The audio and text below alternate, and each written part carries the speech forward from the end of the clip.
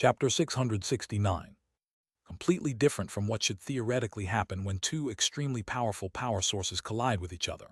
When Crimson Thunder Dragon's last words being wielded by Bai Zemin met the fist of Kang Gying coated by his rank 4 gauntlets, there was no immediate earth-shaking explosion that shocked the earth and deafened the world.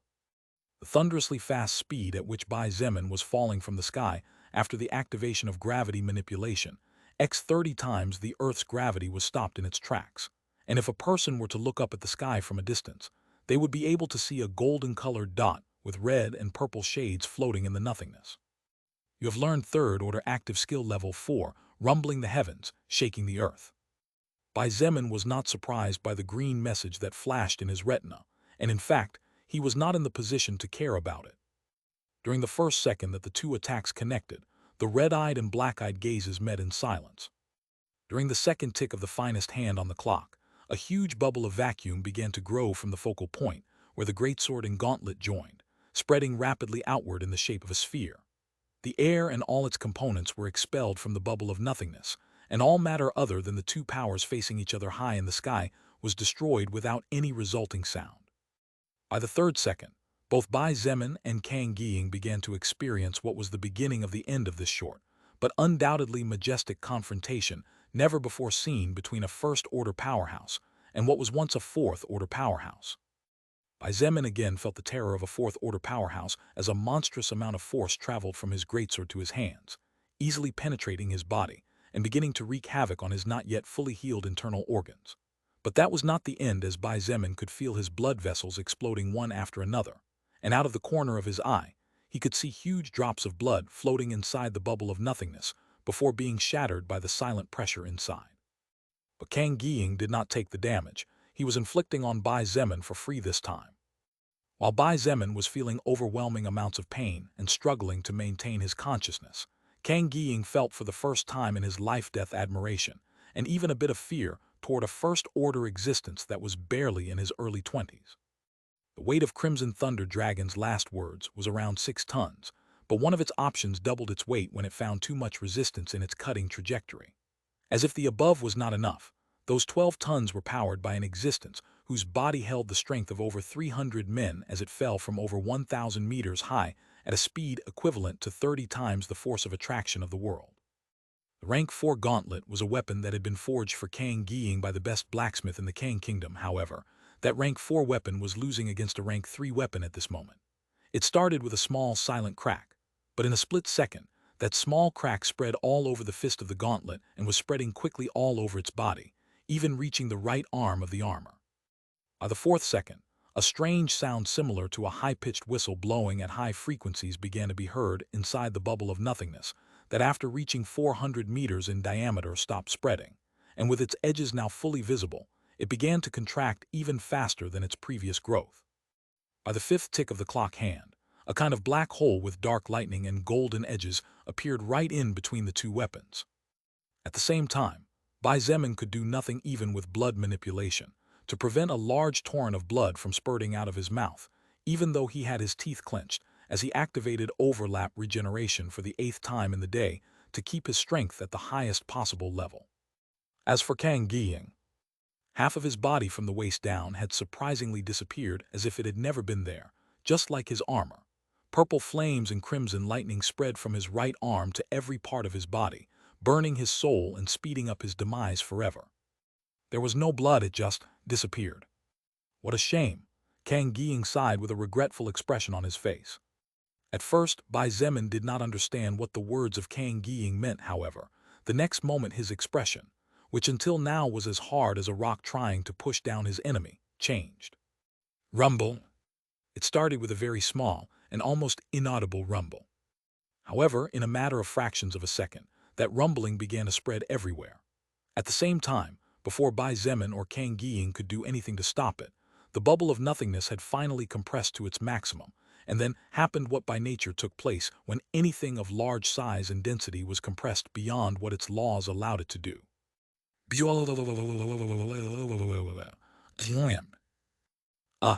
Bai Zemin frowned hard as the armor on his arms exploded, revealing his arms not so pleasing to the eye due to all the blood and flesh revealed underneath the shredded skin. However, the shockwave that swept the sky and wiped away the few clouds within 100 km around did not manage to push back Bai Zemin's body at all, and he continued to push down hard with resolution in his pain-filled gaze. He knew that this was his last chance. If Bai Zemin failed now, then there was no turning back. Therefore, even if his soul was torn apart, he had to endure. The shockwave swept the nearby trees, detaching them from the earth and tearing them apart. The mutant beasts that were hunting or just resting were not even aware of what happened as their bodies exploded into a bloody mess. Parts of the mountains broke off, and the earth split as huge mountain fragments began to fall from great heights. In the stone square, the magic circle constantly glowed, trying to withstand the destructive pressure coming from the sky, but it was clear from the ever-growing cracks that it would soon collapse. At the same time, the ice stronghold erected by Shangyuan Bingzu began to tremble, and the walls strengthened by her mana soon began to lose thickness and firmness. Shangyuan Bingzu had no choice but to grit her teeth, and while the ground beneath her feet shook as if an earthquake was shaking the entire world, she continued to pump her mana into the ice fortification. In the sky, purple flames and lightning began to spread from the impact center outward. More than 3 kilometers were illuminated under the purple and crimson radiance, frightening the most distant mutant beasts that fortunately managed to survive the shockwave, or those that were powerful enough to manage to survive with wounds of varying magnitudes on their hardy bodies. Kang Ying used his tired eyes to stare at the face of the young man in front of him, and he couldn't deny that what he saw pleased him, even though his vision was covered in blood. Bai Zemin's eyes were wide open, and amidst the blood red, those 2 bright crimson eyes were especially striking. But what pleased Kang Ying was the steady, determined look in those eyes. Forget a child of only 20 years old. Even a war veteran who experienced the terror of the battlefield would definitely have difficulty keeping such a firm expression and mentality while every fiber of his body was being torn apart, and his very soul was being threatened to be wiped away. Kang Ying wondered if he would be able to do the same during the early years of his evolution, and it was not difficult for him to find an honest answer to his question. I would really like to stay to see who comes out with the upper hand, but I'm afraid that won't be possible in this life, Brother Zemin. Kang Ying said with a touch of regret as he looked at the stone square on the verge of being destroyed. Bai Zemin's expression changed slightly as he realized the obvious change in the way Kang Ying called him. For a proud and powerful existence who in his lifetime had been the king of hundreds of millions, as well as a great soul evolver of 4th order, to call him brother. It was Kang Ying's way of showing his approval and respect for someone who deserved it from him. Brother Zemin, after this, ignore the 4th pagoda. Kang Ying's voice sounded from behind that black sphere, with lightning that had grown large enough to divide the 2 fighters. The 4th pagoda is actually the key to the 5th pagoda, where the real treasure is hidden. After you fully recover, go to the 5th pagoda. The magic circle will teleport you there immediately. But remember, don't enter before you fully recover, because there are powerful enemies even for you due to their numbers. Bai Zemin opened his mouth to say something, but all he managed to do was to get more and more blood coming out of his organism, along with small fragments of flesh that were swallowed by the black sphere, that was actually an even more terrifying representation of the space cracks. If this world was in its 2nd stage, we could have had more fun, but there is nothing we can do. Brother Zemin, if there is an afterlife, let's drink someday. But don't you dare go unless you die of old age, ha. The pride of my rule, I hand it to you. Leaving those words behind, Kang Ying, who at this point only existed from the chest up, stopped pushing upwards, and immediately the fragment of his soul that was contained within the special armor, thanks to one of its options and the power of a 4th order soul stone, suffered the consequences of the attack pressing down from above. Everything happened too fast. Bai Zemin didn't even have time to do anything when the swing of his greatsword that had been obstructed halfway through was finally completed. Another terrifying explosion shook the mountain range, and from a distance could be seen what looked like a small object being sent flying down, surrounded by flames and lightning, leaving a trail wherever it passed at the same time as another surrounded by a golden aura fell, but far slower in comparison.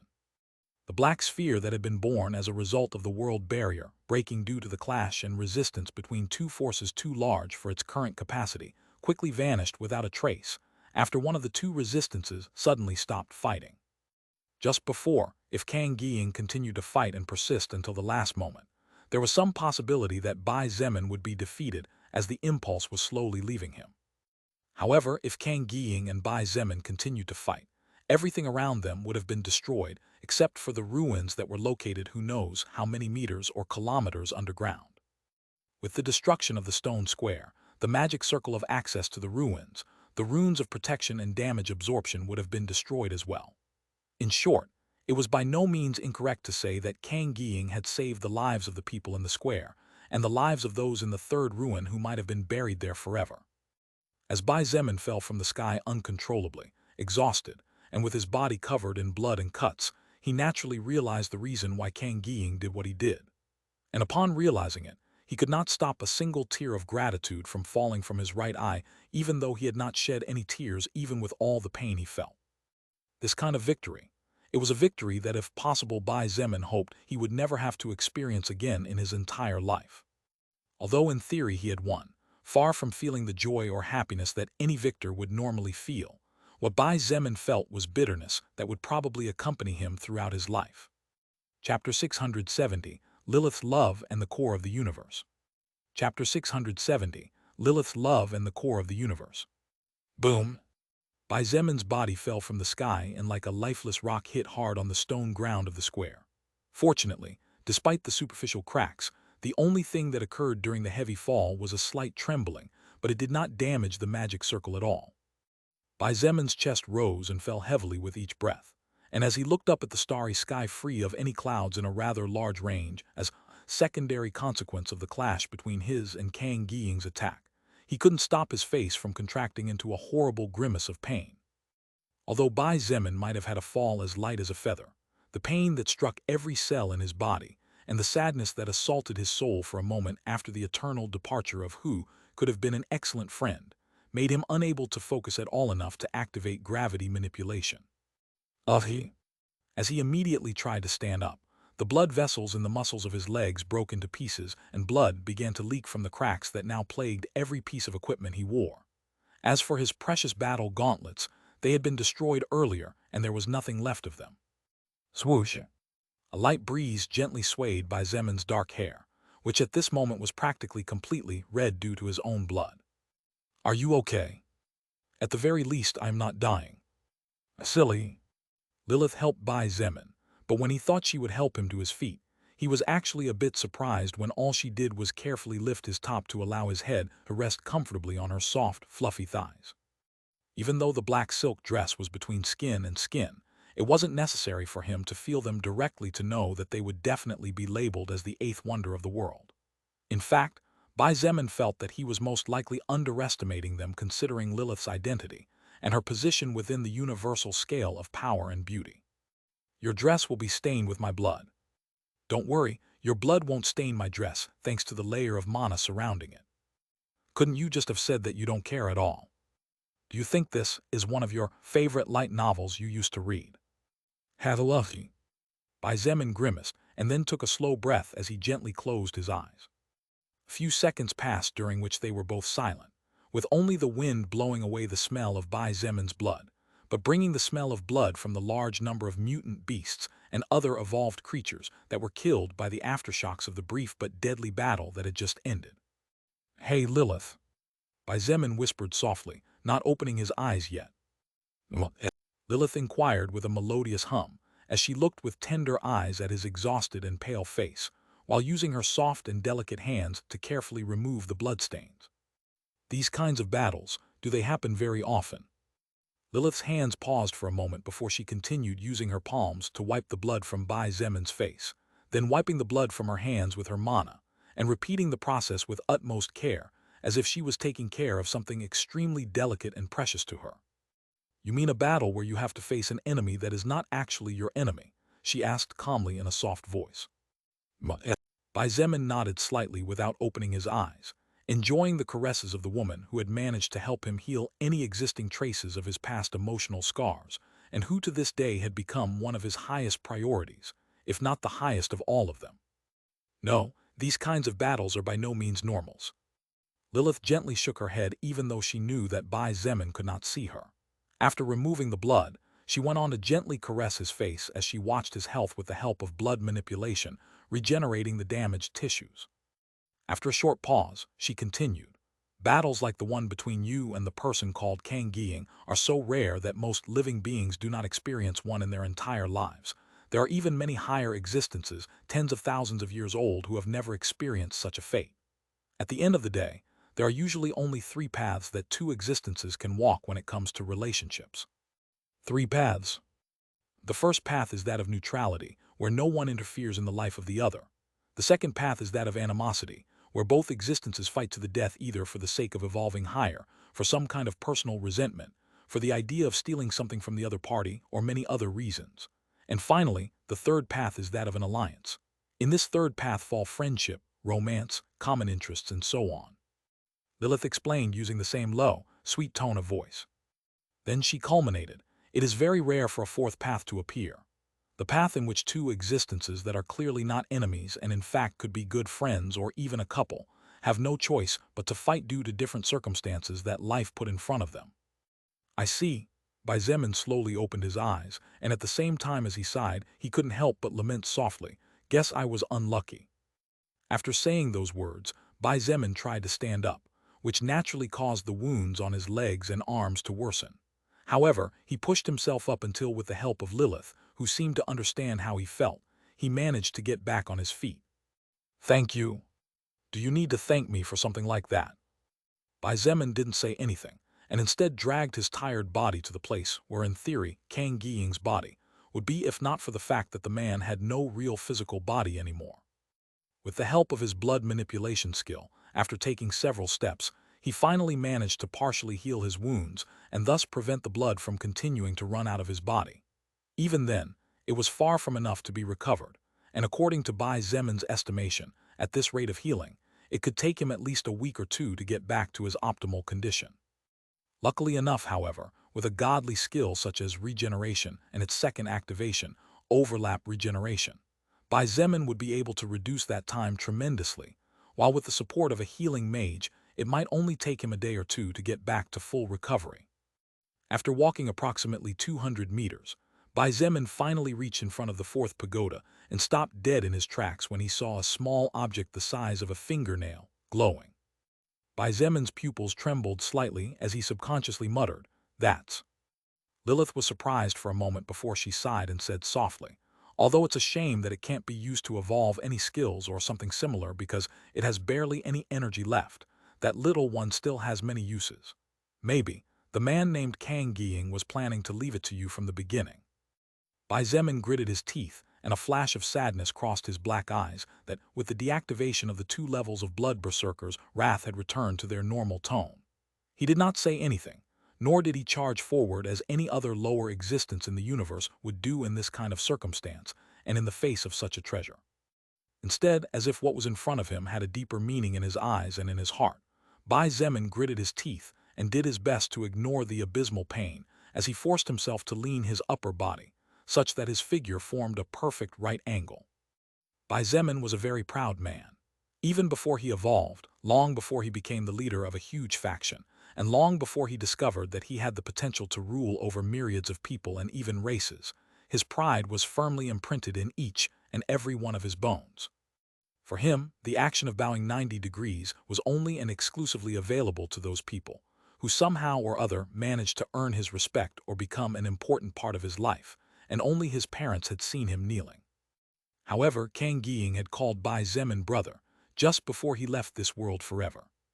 Even though the two had only met for a couple of minutes, even though life had not given them time to chat as they probably both would have liked, Tang Hua and Liang Jing were right when they said that relationships forged on the battlefield were often stronger and firmer than any relationship with years of talk. Kang Gying's principles and ideals seemed to synchronize practically perfectly with those of Bai Zemin. Both were men who fought for the good of their kind, were willing to make sacrifices for a bigger good, had clearly marked bottom lines, with a view on friendship and enmity close enough that both of them, despite not wanting to, faced each other with the intention of destroying the other side, and probably many more. Then, given that a fourth-order existence and someone who had been a true king was willing to call him brother, what reason did Bai Zemin have to refuse?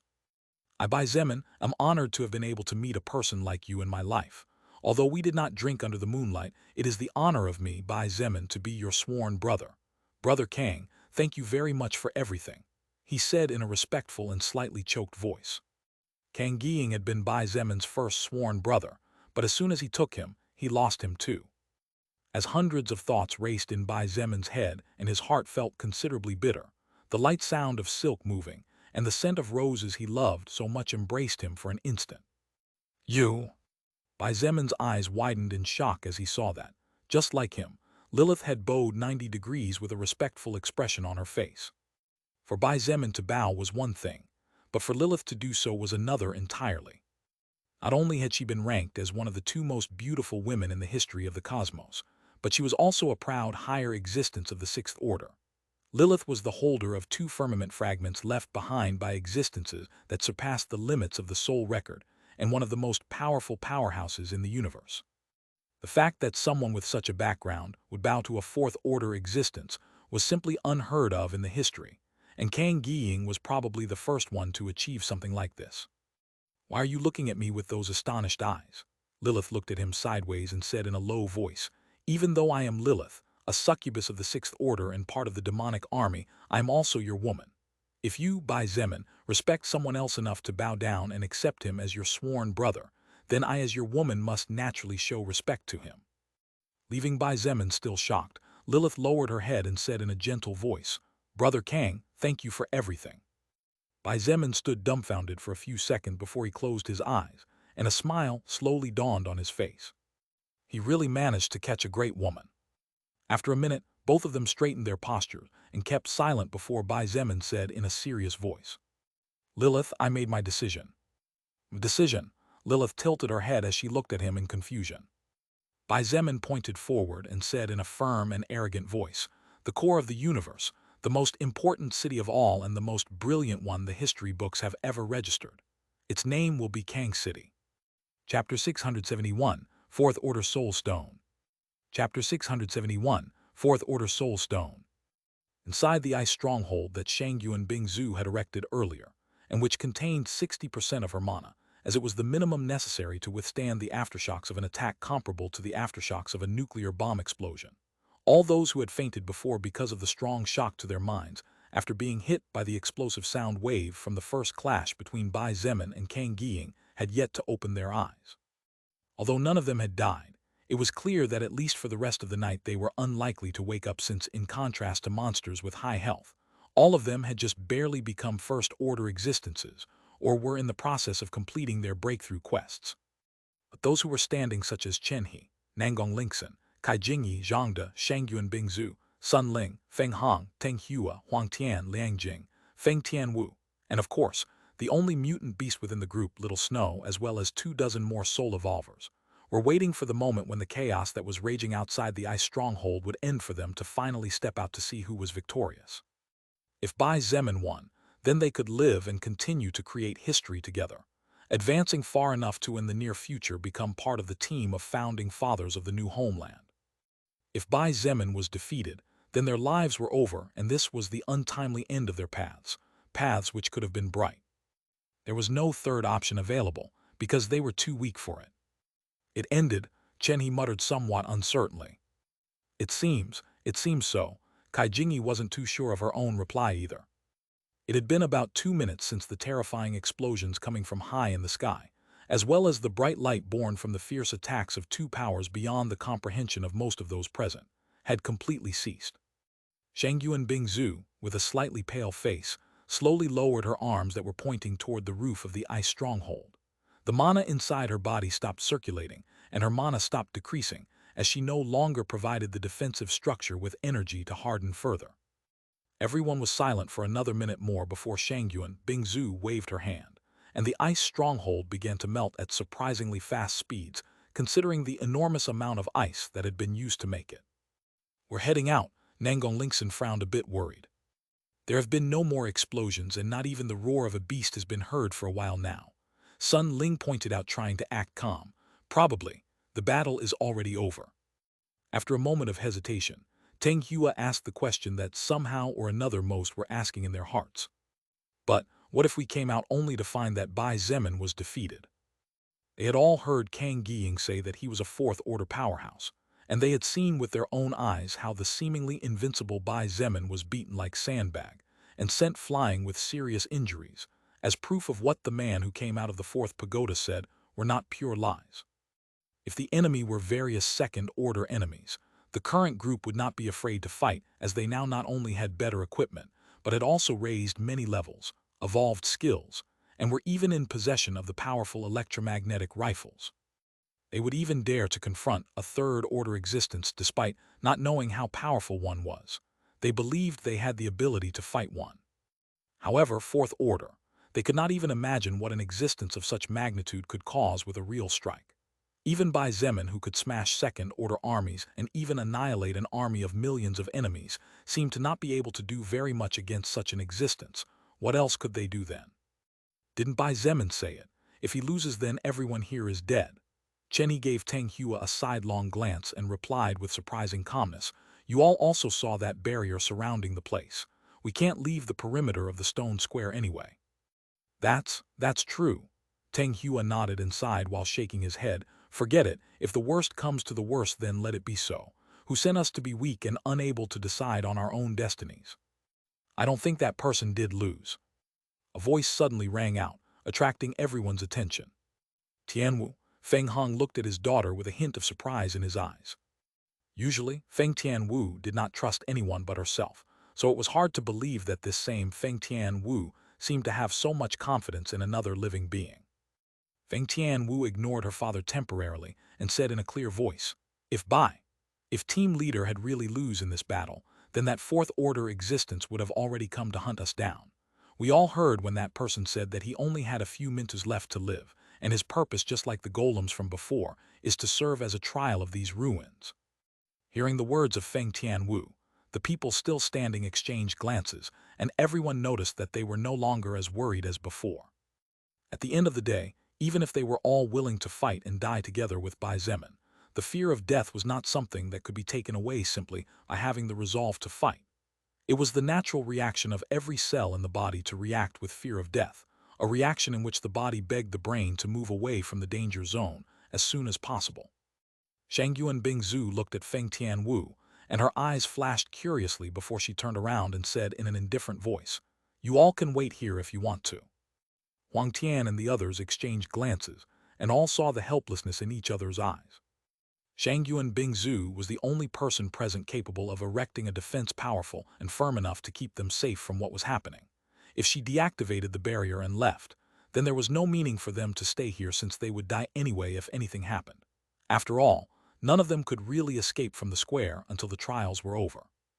Shangyuan Bingzu waited for no one and was the first to leave the now almost completely melted ice fortress. Behind her, the second to move was Ziya. Ziya knew that even if Bai Zemin won, his already previously wounded body would definitely not be in good condition. And even though she was still not in her best condition either after using healing of the cursed 3 times on him, Ziya knew that everyone present needed a supreme powerhouse in order to avoid any danger there might be in this place. Therefore, she gritted her teeth and forced herself to move despite the mental pain still stinging every nerve in her body. Soon, everyone began to move towards the center of the square with slow and careful steps while observing the surroundings with maximum caution. But the more they looked around, the stronger was the disbelief and fear in their hearts. Bai Zemin had already finished paying his respects for Kang Giying, and had also made a vow under the heavens as a witness that someday, in the distant future, the core of the universe would be known by the name of Kang City. Calling the most important reunion point of all in the history of creation under the surname of Kang Giying, and what was once the Kang Kingdom was the way Bai Zemin would show respect, appreciation, and gratitude to King Kang. Even if Kang Giying had died and Bai Zemin could do nothing about it, at least his name would be remembered for all eternity. "I'm sure Brother Kang will definitely be happy from wherever he is watching," Lilith said softly as she felt Bai Zemin's emotions still somewhat unsteady. Bai Zemin took a deep breath and nodded, "I know." Although he wanted nothing more than to lie down to sleep and rest both physically and mentally, there were things to do first. Bai Zemin picked up the small glowing object and fiddled with it in his hand. Despite being only the size of a human fingernail, its beautiful deep blue color was especially striking under the glare of the stars, and even though clearly most of its energy had worn off, That remaining 30 or 40% was big enough that even he couldn't help but feel a little fear at the possibility of all that energy suddenly exploding. It will not happen. Lilith chuckled, not knowing whether to laugh or cry as she understood what Bai Zemin was thinking.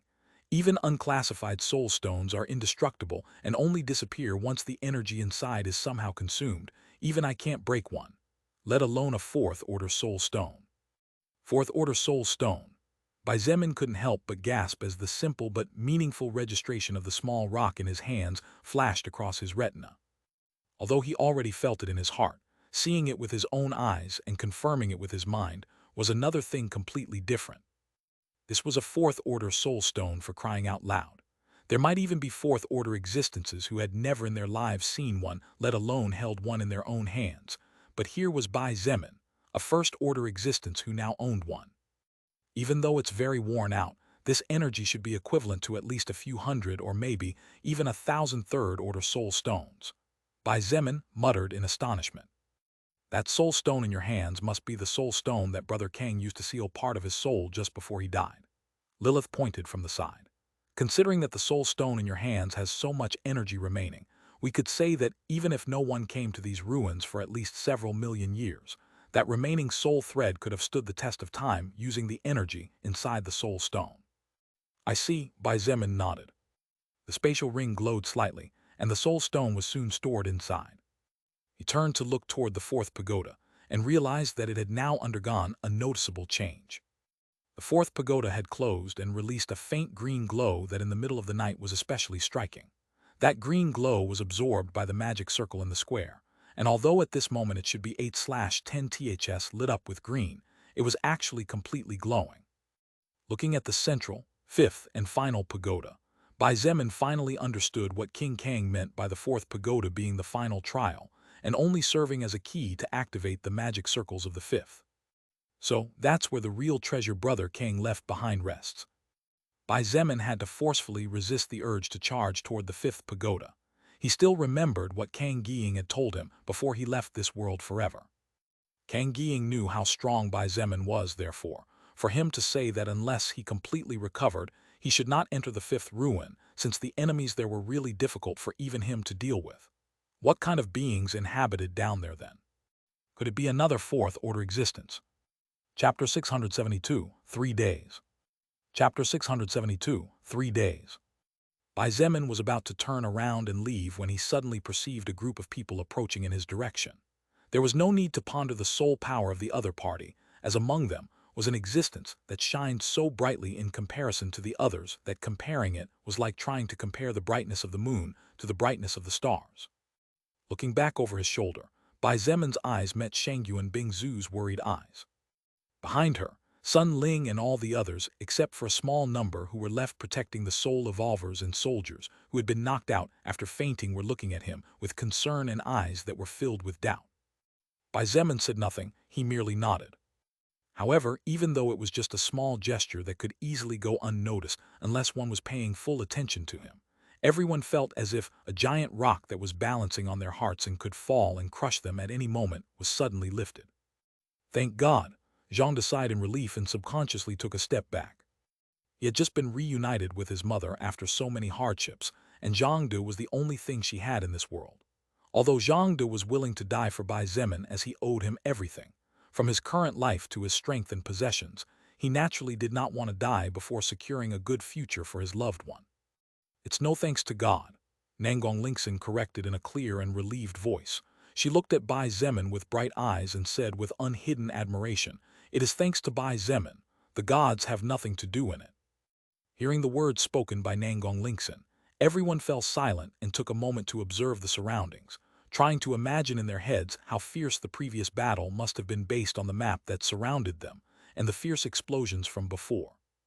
The stone square that could not be damaged even by the attacks of golden golems was so badly battered that it was a miracle that the magic circle was still working properly. Cracks stretched all over the floor, and some of them were even as wide as a grown man's arm. The 5 pagodas that seemed indestructible and had been unaffected even with Bai Zemin's attacks, at this point were covered with cracks, and it looked like a snort could bring them all down together. In the distance, the trees that stood over 600 meters high could not be seen no matter where they looked, and the mountains that rose right at the back of the stone square had been semi-destroyed. They could not even hear the roar of a mutant beast, and the pervasive smell of blood still lingered in the vicinity. Was it really caused by the fight between two humans? No one knew who said those words, but everyone knew that they were the words that no one dared to say out loud. When they looked at Bai Zemin now, it was as if they were looking at a completely different person compared to several minutes ago. Before, Bai Zemin was the incarnation of a god who had descended to the human world to save his race from possible annihilation. However, the current him was basically a true god in the eyes of these people. Even Sun Ling couldn't help but look at him in a new light, and it would probably take her a few days to be able to talk with him again in a natural way. Sweeping everything tens of kilometers away, destroying mountains, obliterating every sign of life for who knows how many kilometers around. This kind of destructive power was currently in the hands of the person in front of them, a power that only the most powerful and destructive weapon in the history of mankind could reach was being wielded by a 20-year-old man at will. Sun Ling and those who were at the welcoming party 2 or 3 days ago could not help but remember the words Chen he had spoken back then. He had asked Wu Keqian in an honest voice to surrender, because Bai Zemin was so powerful that his existence was no different from a moving nuclear bomb, a bomb which could be activated depending on his mood. Feng Tian Wu looked at Bai Zemin with complicated eyes. That young man whom she had disdained and ignored during her years of youth and immaturity had now reached a height so high that she not only could not see but also could not comprehend. They could all feel the traces of mana lingering in the hot air, but none of them dared to try to study it. That kind of vicious mana that had resulted from the collision between two monsters could easily turn their bodies into a mass of bloody mist if they made the mistake of absorbing it. Shangyuan Bingzu ignored whatever the others might be thinking. In her eyes, there was not a powerful man who had just somehow defeated a fourth-order existence but a valuable and important friend who had just engaged in a deadly battle which could have taken his life if he committed a single slip-up. Your body. She bit her lower lip hard as she realized Bai Zemin's current state, and a flash of pain crossed her usually ice-cold and expressionless blue eyes. Among those present, she was the only one who, using quantity and purity, could barely come close to Bai Zemin's soul power. Therefore, only Shangyuan Bingzu could feel how weakened he was at this moment. The current Bai Zemin was so weak that even a first-order existence had no small chance of defeating him in combat. That was how bad his current situation was, and Shangyuan Bingzu could see it after several careful glances. Bai Zemin took a step forward to walk toward them at the same time, as he opened his mouth to tell Shangyuan Bingzu not to worry. However, he was only able to take half a step before he stopped dead in his tracks at the same time, as he grimaced slightly, which muffled his words. The veins in his legs that had just healed blew up again, and as a result, blood spurted all over the floor as well. In addition, when he stopped abruptly, the veins in his arms that had barely regenerated also exploded, and more blood splattered everywhere. The expression of everyone changed abruptly as the smell of blood that was far stronger than the blood in the air filled their nostrils, and as they saw Bai Zemin suddenly turn into a person covered in red liquid, several of them could not help but gasp in shock and fright. Swoosh! Shangyuan Bingzu practically teleported next to him, and with a worried expression supported his body while whispering in a low voice, "Are you okay?" "At least I won't die," Bai Zemin replied before sighing. He smiled bitterly and shook his head as he said in a complicated voice, "The mana and part of Brother Kang's remaining strength is still inside my body, relentlessly wreaking havoc. Right now, my mana, health, and stamina stats are working to expel the two malicious energies, but if I move the progress gets stalled. Even if I use blood manipulation, the improvement is between 10% and 20% at best of best." "Brother Kang," Shangyuan Bingzu frowned uncomprehendingly. "Kang Ying, he and I became brothers." Bai Zemin nodded. Seeing the doubt and even disbelief in the eyes of Shangyuan Bingzu, he slowly explained, "During the previous battle, when my attack and the one of Brother Kang connected, the Earth's spatial barrier was on the verge of collapse and the entire square along with all of you about to be destroyed. But Brother Kang stopped pushing me at the last second just before the energy born from the power of our two attacks burst out, saving all of you. It is also part of the reason why I emerged victorious this time." Bai Zemin's words were no small surprise to those present. The person who was here to kill them a few minutes ago actually turned out to be the one who saved their lives. They all looked at each other with disbelief on their faces. It was hard for them to accept this kind of truth, let alone when they looked at Bai Zemin's miserable condition. Shangyuan Bingzu just shook her head, and instead of saying anything, she pointed to the ground in front of her with her left hand. Swoosh!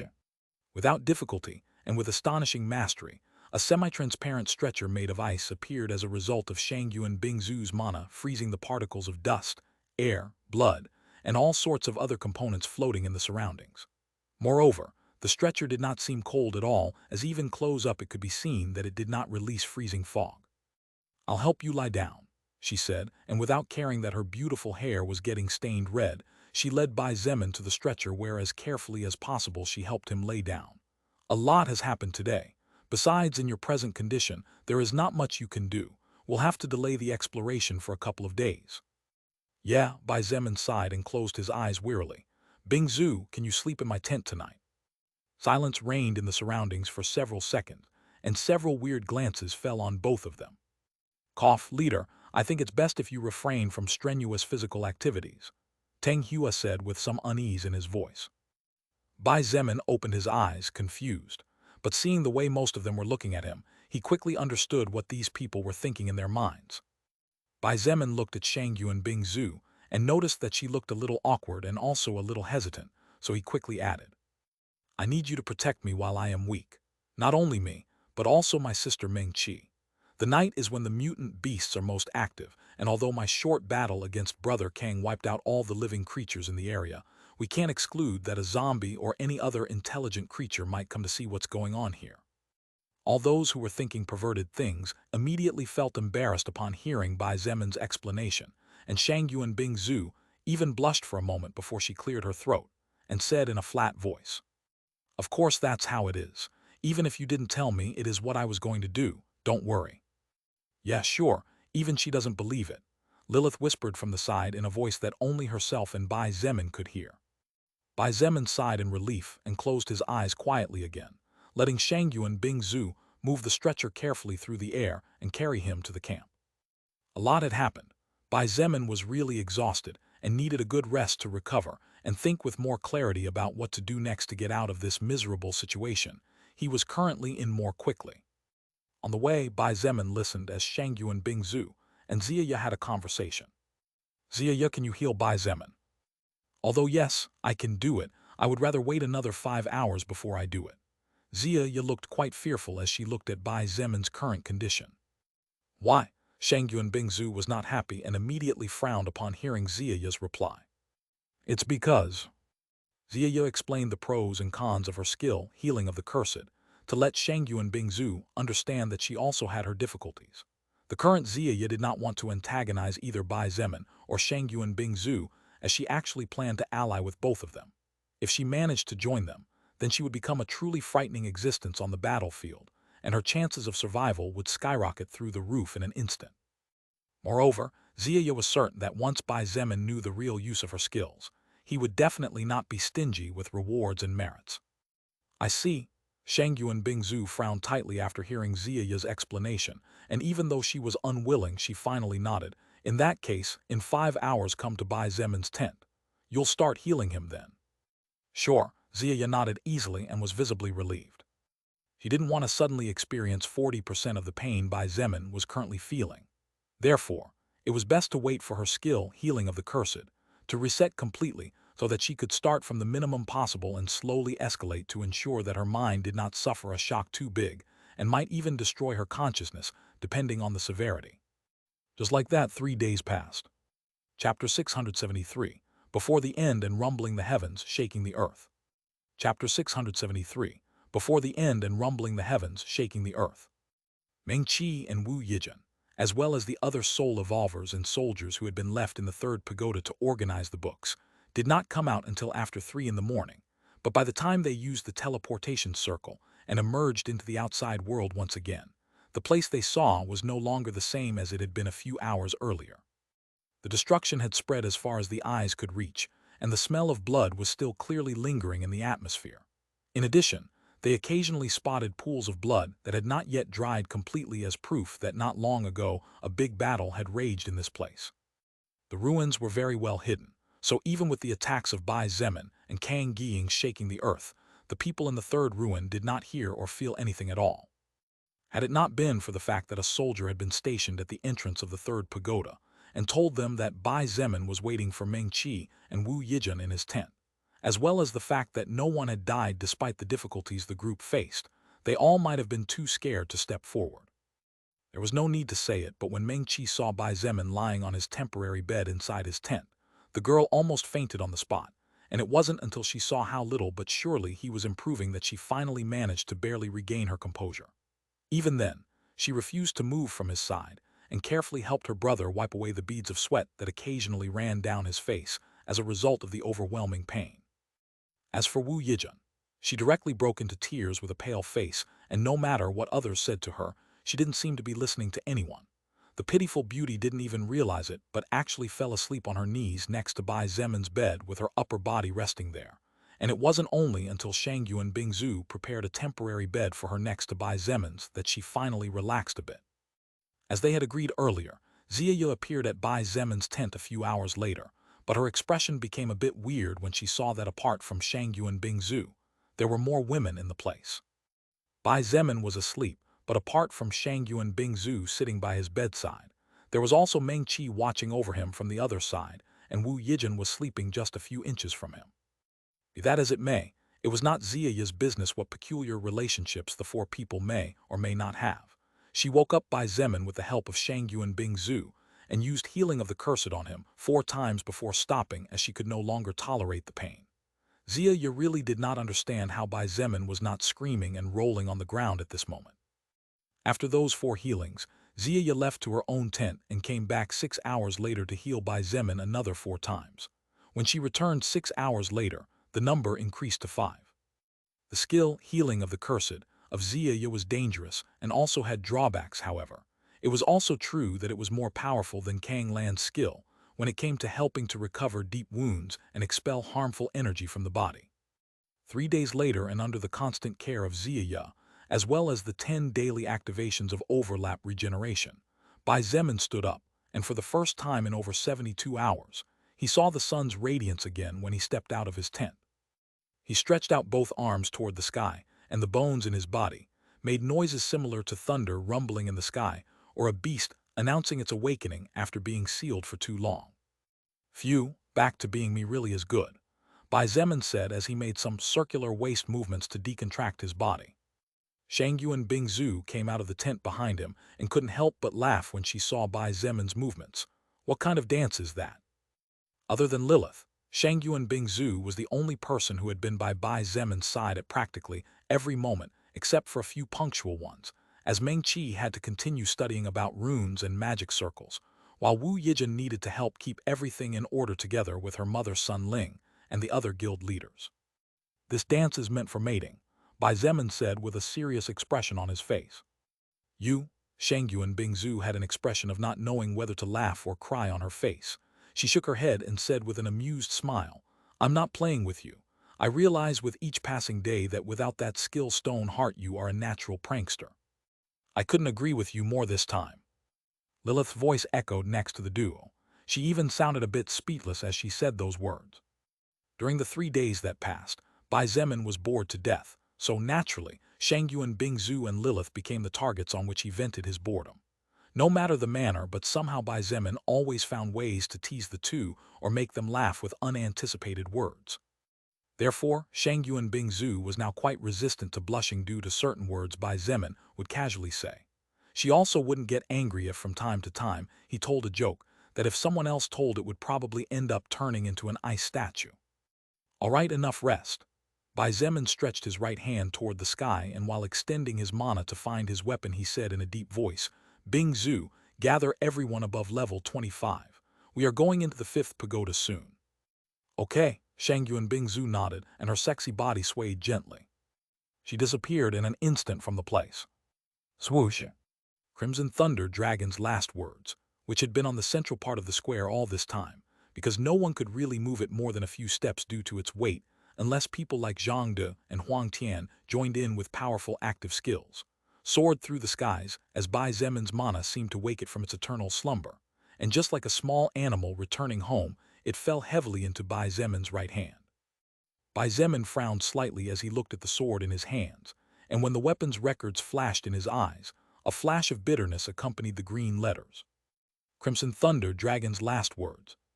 Two-handed sword. Rank 3. Physical attack power, 10,000. Options. 1. Weight increases by 50% when it meets resistance and decreases by 50% in the hands of its creator. 2. Releases flashes of lightning with each swing that have the ability to numb the enemy. 3. The creator can use mana to draw Crimson Thunder Dragon's last words towards him. Durability, 2760/9000. Description. A weapon that was forged by a blacksmith that slowly begins to be worthy of being called by that name. The soul and desire of the creator of this greatsword seemed to have the will to destroy everything, and his desire was granted when he used the power of a second-order soul stone belonging to an existence focused purely on physical strength. But what the hell? Bai Zemin was in disbelief as he looked at the durability of his weapon in shock. Even if the fists of a fourth-order existence were strong and tough, they shouldn't be able to decrease the durability of the Crimson Thunder Dragon's last words by almost 7,000 points with just 2 attacks. If that was the case, then there would be no weapons among the lower existences that could be of any use, as they would all be destroyed quickly. The greatsword was not only coated with cracks, but it was also less shiny than before, and the crimson lightning looked a lot weaker compared to the lightning that always danced around the weapon with high power. Curious, Lilith also touched the hilt of the weapon with her small hand, but when the greatsword's records flashed in her ruby eyes, she couldn't help but frown slightly. "How strange," she mumbled in confusion. "What's going on here?" Bai Zemin suddenly frowned and said in a low voice, "Could it be?" Lilith looked at him in confusion, but Bai Zemin said nothing, and instead searched through his latest recently obtained records. He ignored the healings received and activations of other skills, only focusing on his deepest soul records, so it didn't take him long to find what he was looking for. During the past few days, he had spent most of his time resting both physically and mentally, so he didn't even for a moment think about past events. He only focused on recovering as fast as possible using blood manipulation, overlap regeneration, and receiving healing of the cursed from Zeaya. Here it is. You have learned third-order active skill level 4, Rumbling the Heavens, Shaking the Earth. Rumbling the Heavens, Shaking the Earth, third-order active skill level 4, mass destruction skill with a single target as the main focus. At its peak, this skill has the ability to make the heavens cry and the earth beg for mercy in the face of its power. Activation requires a heavy blunt weapon of great weight and size with more than 5,000 durability points, a flame of third order or higher, 3,000 strength points or more. Effect 1. Destroys all life within 100 km around that the user identifies as enemy, and whose general stat points are less than 50% compared to those of the user. Effect 2. Suppresses by 20% the target enemy's physical attack power during the moment of impact and decreases the physical defense by 30%. Increases the attack power of the weapon wielded by the user by 100% for 6 seconds. Consumes 4,000 durability points 10 seconds after the skill triggers. Bai Zemin's expression was uncertain after reading the records of his skill learned in the middle of combat, but after several seconds it turned bitter and considerably ugly. Great, another mass destruction skill. He nodded under his lover's confused eyes and said in a growling voice, "A skill that my current self can't use at will because I don't have the necessary stats, and that consumes 4,000 durability points of my weapons per use. Cool." Bai Zemin shared the records of the skill, Rumbling the Heavens, Shaking the Earth with Lilith, and when she saw it, she finally understood the reason why he said those words a moment ago. That skill is really scary, mainly due to the fact that in your hands with your stats, there will come a point where even Lilith stopped midway and changed what she was going to say. But it's really a shame that you can't use this skill now. Besides, that consumption of 4,000 durability points is really insane, taking into account that the durability of your greatsword is considerably high even for some rank 4 gears. Simply put, even if I get a better weapon, I'll only be able to use this skill a couple of times at most. Bai Zemin sighed before thinking aloud. Looks like I'll have to use Annihilation of the Falling Sky in that case. Lilith's pupils trembled slightly, and a flash of surprise shone in her eyes when she remembered that in Bai Zemin's possession was an indestructible weapon.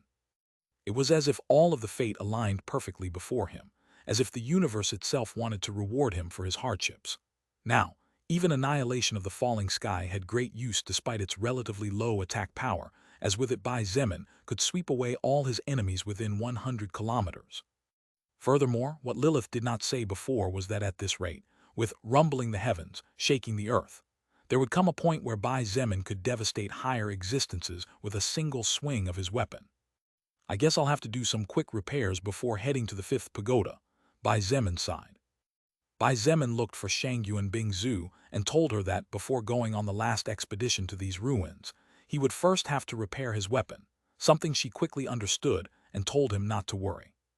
He thanked her and Sun Ling before heading to one of the ice wagons, the one containing the forging tools. Who would have thought that the first use of these precious tools would be to repair a weapon and not to forge a new one? Chapter 674, Everything in this life is reusable, everything. Chapter 674, Everything in this life is reusable, everything. Bai Zemin did not even bother setting down the forging tools he had obtained from the second ruin, and instead, he just decided to work on the ice wagon that Shangyuan Bingzu had created with her skill ice maker. Shangyuan Bingzu had become very adept at controlling her skill. Not only was she much more proficient at creating different lifeless things using her ice maker, but she was also able to do it a lot faster and had better control over the temperature of what she created. Therefore, even a normal human would not feel cold when touching the ice wagon, let alone Bai Zemin, whose physical body had long ago left the level that a human would see as human. The first thing he did was, of course, to put his weapon down on the worktable. Then, Bai Zemin took a couple of minutes to stroke the cracks that covered practically the entire blade of the greatsword as he thought about what to do next. While he decided which option to take, Lilith next to him tried to give him ideas as they casually chatted with each other. Will you forge a new greatsword? With these forging tools you'll surely be able to make something better, won't you? That's without mentioning the good materials you got from that hidden room in the second ruin. To be honest, I'm not so sure. Why? To begin with, forging a greatsword will take me at least several hours. Even if with these tools the process speeds up, the truth is that the better the weapon, the more work it takes to create it, so in reality it will still take me several hours. Considering that I want to finish this exploration as soon as possible so I can focus on conquering the rest of China once we solve the personal problems of each of us, and taking into consideration that my Crimson Thunder Dragon's last words has 10,000 physical attack damage, I don't think it is necessary. I don't think it's doable to forge a new weapon. Maybe you're right. Not to mention that even if you forge a new greatsword, you probably won't be able to use it at will if it turns out to be more powerful than your current one. Besides, my current self has no confidence in forging something better than this Crimson Thunder Dragon's last words, even with better tools and materials. In fact, this greatsword of yours is really powerful. I still don't understand how you could forge something like this. Rookie's luck, I guess. It's good that you know it. Self-honesty is an important factor after all. In truth, there wasn't much to think about, so after a brief chat with Lilith to clear up all his doubts, Bai Zemin decided to go for what was relatively simpler and faster compared to forging something completely new and from nothing. Let's repair it, Bai Zemin announced, walking over to the forging furnace near the worktable. He pointed toward the fireplace and said under his breath, "Little blue, time to get to work." Swoosh! The small deep blue flame shot out from Bai Zemin's finger, and as if greeting him, raised its temperature several times before standing still waiting for orders. Good day to you too. Bai Zemin nodded as he touched the forge furnace, and the record slowly flashed in his retina. Volcano furnace. Special object. Rank 3. Durability, 30,000/30,000. Options. 1. Keeps the heat of the flames within the limits of the furnace, without affecting the temperature of the environment. 2. Reduces mana consumption by 20% when activating a fire-type skill. In the case of possessing a natural spiritual flame, the energy consumption of the flame is reduced by 40%. 3. It becomes easier to control the temperature of the fire. Description: a forge furnace created with the intention to help all blacksmiths who are new at playing with flames. Be thankful, now you won't have to leave with burnt hands. Not as much as before. Bai Zemin ignored the description and nodded in satisfaction before pulling out 2 fragments of lapyadite, the same rank 2 metal with which his greatsword had been forged, and the only metal in Bai Zemin's possession with the ability to double its weight per piece, depending on the gravitational force of the world it was born in. You can communicate with your flame now. Lilith raised an eyebrow in surprise at the small interaction between him and the endless lotus blue flame. No, not really, but I think it was waving at me. Bai Zemin shook his head. Aha, Lilith nodded despite not understanding what he was saying. He had been feeding his flame all this time. Every day he would give it at least 100 unclassified soul stones and a dozen first order. Therefore, while sometimes Bai Zemin was involved in tough battles that ended up draining the endless lotus blue flame's power too much since the fire was an important part of his total power, the soul power of the endless lotus blue flame had been steadily increasing. At least now, the little blue flame was significantly more lively compared to the past, when Bai Zemin formed a soul contract with it for the first time. The first thing Bai Zemin did was damage his greatsword even more. What are you doing? Silence Lilipedia, watch and learn.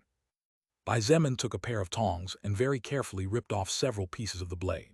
The process would have been especially strenuous had it not been for the fact that the tongs he was using were actually a special rank 3 item, and one of its options was to cut through any metal of rank 3 and below with 60% ease compared to any other tongs. Approximately 10 minutes later, the small cracks that covered the body of the greatsword had disappeared. Instead of the small cracks, 2 huge cracks ran the length of the weapon, one on each side of the blade.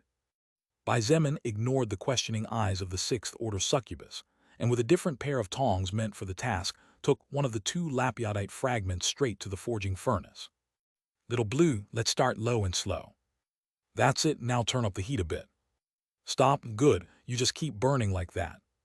Just 60 seconds later, Bai Zemin moved the tongs away from the furnace with the red-hot metal and quickly placed it inside a pot, a rank 3 pot with 50% fire resistance, also found inside the second ruin. Then, he took the pot into the furnace and waited 120 seconds before taking it out. All of the lapiodite had turned into a liquid similar to burning lava. Man, it sure must hurt like hell if this stuff gets on your skin.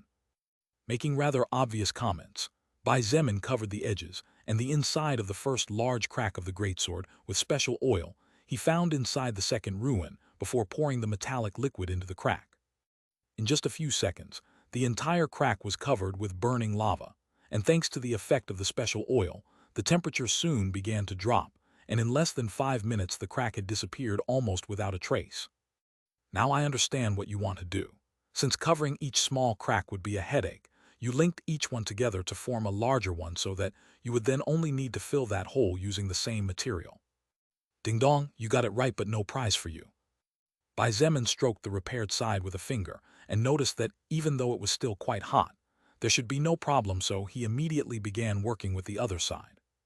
About 10 minutes later, the greatsword that was on the verge of collapse about 20 to 30 minutes ago had been completely repaired by Bai Zemin. Bai Zemin checked the records of the weapon and nodded in satisfaction. See, it only took me a few minutes to repair it, way easier than forging a new one. Yes, well, it's very good that you repaired your weapon and everything else, but Lilith pointed to the worktable littered with small metal pieces and said, puzzled, what are you going to do with those?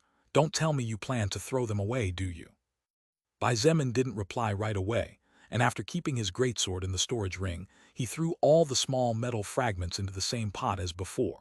Then, he took them to the furnace, and after telling the flame to burn at a low temperature, he began to narrate a rather peculiar story. Lilith, during my freshman year of college, I had as a roommate a guy who loved the parties. Turns out that guy had once sneaked a girl in from the doorman, and after doing his thing, he actually called me on the phone to ask me if I had any rubbers since he had just used the only one he had left. And what did you tell him? Of course, I told him I didn't have any of those. As expected from a full-fledged virgin. HMPH, at least I'm not a century-old virgin. I'm not 100 years old.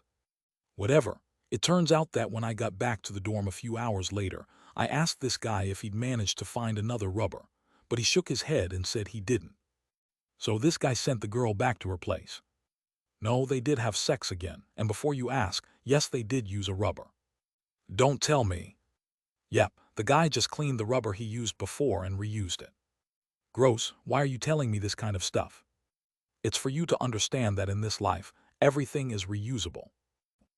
Bai Zemin ignored Lilith, who was constantly telling him that she would definitely not let him do that kind of disgusting thing in the future, no matter what.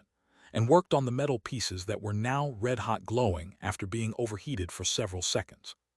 He set the pot down on a corner of the worktable, and with the tongs picked up a fragment. Then, he took the hammer and very carefully began to shape the burning metal fragment in such a way that, in just a few moments, it acquired a long and incredibly thin shape.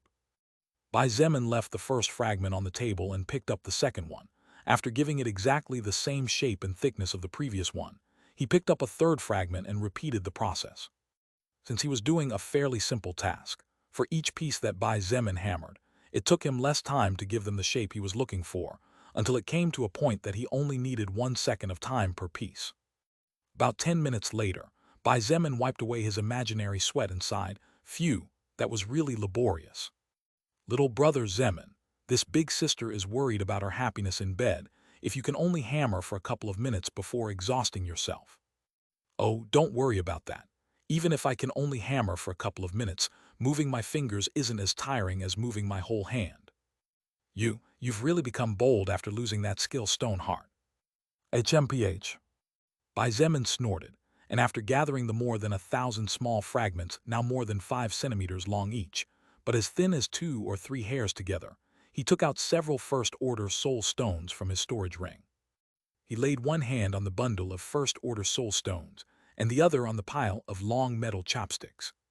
Bai Zemin closed his eyes and focused entirely on the correct application of the magic smithing process over the objects on the worktable. He imagined the assassins throwing weapons he saw in movies when he was younger or read about in some light novels. Long, thin, sharp objects capable of penetrating even the stoutest defense, piercing through even the most valuable armor, and claiming the life of enemies silently with a single sweep. Soon, the multiple first-order soul stones joined together to form a ball of multicolored light, and under Bai Zemin's control, the multicolored light flew toward the pile of chopsticks, surrounding them and penetrating their bodies. Chapter 675, New Challenge and New Weapon. Chapter 675, New Challenge and New Weapon. When the multicolored light of the first-order soul stones disappeared, the small, thin metal fragments underwent a slight but noticeable change to the naked eye. Before, except for their thinness and length, there was not much that a person could appreciate.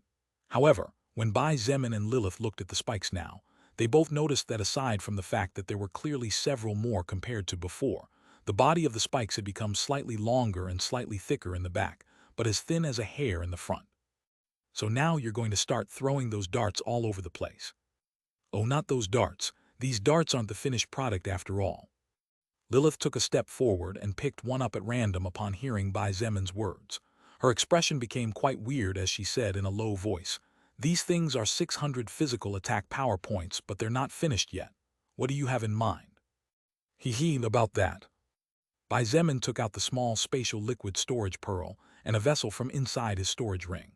At his command, a strange blackish-purple colored blood began to flow out from the liquid storage pearl, and as it fell into the vessel and fluttered, the smell of fish immediately filled the air.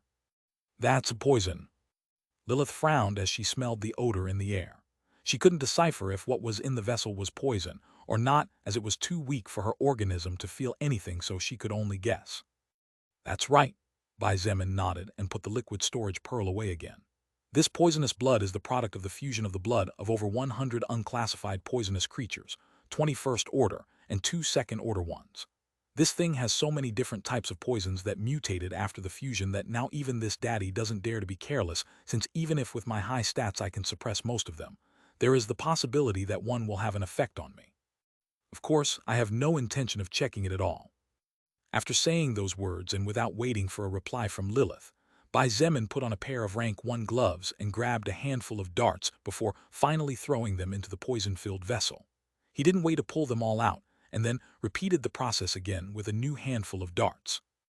Approximately 2 or 3 minutes later, all the darts had been dyed purple-black. At the same time, the rank 1 gloves that Bai Zemin was wearing had to be thrown away, as the mutant beast material that had been used to make it had been corroded to the point that it was not worth trying to use it again on something else.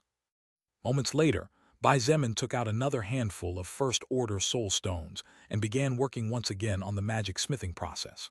About a minute later, he opened his previously closed eyes, just in time to see the multicolored light disappear after being absorbed by the darts. And to think that 2 months ago you were reluctant to spend even a single first-order soul stone, but look at you now, spending several of them at the same time as if you were eating candy. There will come a day when I'll even use sixth-order soul stones, as if I were eating candy. For some reason your words are offensive to me, but I can't understand why.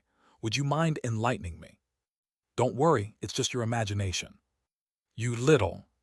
Bai Zemin didn't hear what Lilith said next as he was focused on the darts before him, which had just undergone another change. The color of the darts before was slightly amethyst, as during the semi-fusion process the color of the lapyodite had returned to them. However, the color of the darts had currently turned blackish with purple tints, and occasionally a thin amethyst-colored lightning could be seen flickering from the thinnest tip to the thickest part at the back. Bai Zemin was satisfied with the appearance of the darts. After all, while appearance was a secondary thing, wouldn't it be nice if his weapons were all gloomy and majestic looking? With entertained thoughts like that, he picked up the first dart and inspected the records of his new creation. Dart of the Plague. Throwing weapon. Rank 2. Physical attack power, 1200. Magical attack power, 999. Durability, 500. Options. 1. Any existence below level 60 has a 100% probability of suffering one of the following status effects: temporary blindness, paralysis for 2 seconds, blood corroding for 5 seconds, corruption for 3 seconds, serenity for 2 seconds. The 100% probability of the effect decreases by 10% for each level the enemy exceeds the indicated limit. 2. Can be repaired automatically when absorbing poison. Description: throwing weapon forged en masse by a novice blacksmith unwilling to miss even the smallest opportunity. Under the bath of several poisons, what were previously fragments of a rank 2 metal turned into deadly weapons for his enemies. Good luck digging them out of the flesh of your enemies. Seriously, what the hell is up with these descriptions? Bai Zemin's expression was quite amused as he read the end of the records.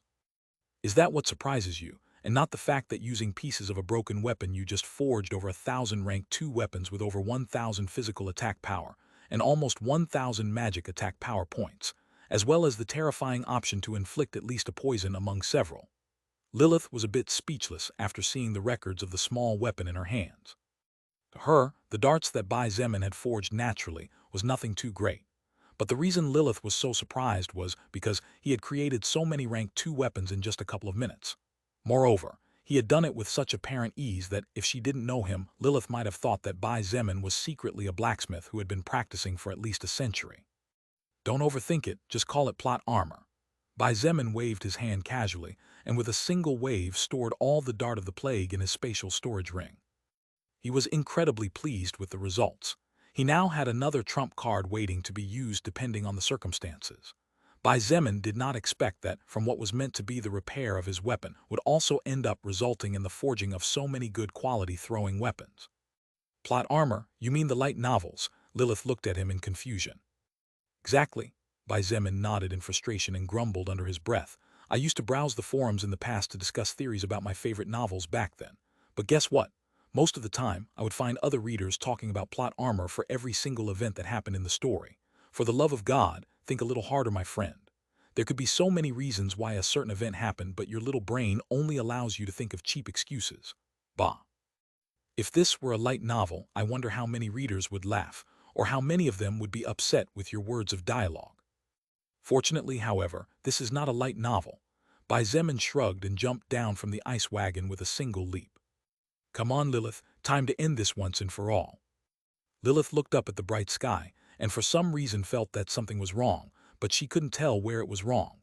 Finally, she looked down into the underground and her ruby eyes glowed strangely as she whispered, "Shouldn't be a problem considering his actual power." Did you say something? Bai Zemin turned around and looked at her in confusion. No, it's nothing. Lilith shook her head and said with a smile, "Let's go." /////. After Bai Zemin finished doing what he had to do, he personally gathered the troops that, under the organization of Shangyuan Bingzu and Sun Ling, who had practically given up her position as second in command for Shangyuan Bingzu to take over after witnessing her power and efficiency in giving orders, had already been ordered, as Bai Zemin had requested earlier. He looked at the faces of the people in front of him carefully. Bai Zemin took more than 5 minutes before finally opening his mouth and saying loudly, "All right, everyone. As each of you probably already know, This will be the last ruin and then we can go home. Let's give it all we've got to get it over with as soon as possible so we can get back to having a good night's sleep in our beds next to our loved ones. Bro, I really want to see my wife. It's only been about 5 days since we left base, but it feels like an eternity. A level 27 soul evolver smiled as he clenched his sword tightly. Well, we have fought a lot during this time, and none of the battles we experienced were easy. Another level 30 soul evolver commented, stroking his spear that had several drops of dried blood on it. Ha ha ha, when I return, I'll take it upon myself to challenge that little bitch Zyokeo to a friendly battle. This old man has now become a first-order existence after so many battles together with Team Leader. Team Leader, open the way, please. With you at the helm, do we have anything to fear? Even a fourth-order existence couldn't stop our footsteps. I refuse to believe we have to face anything bigger than that.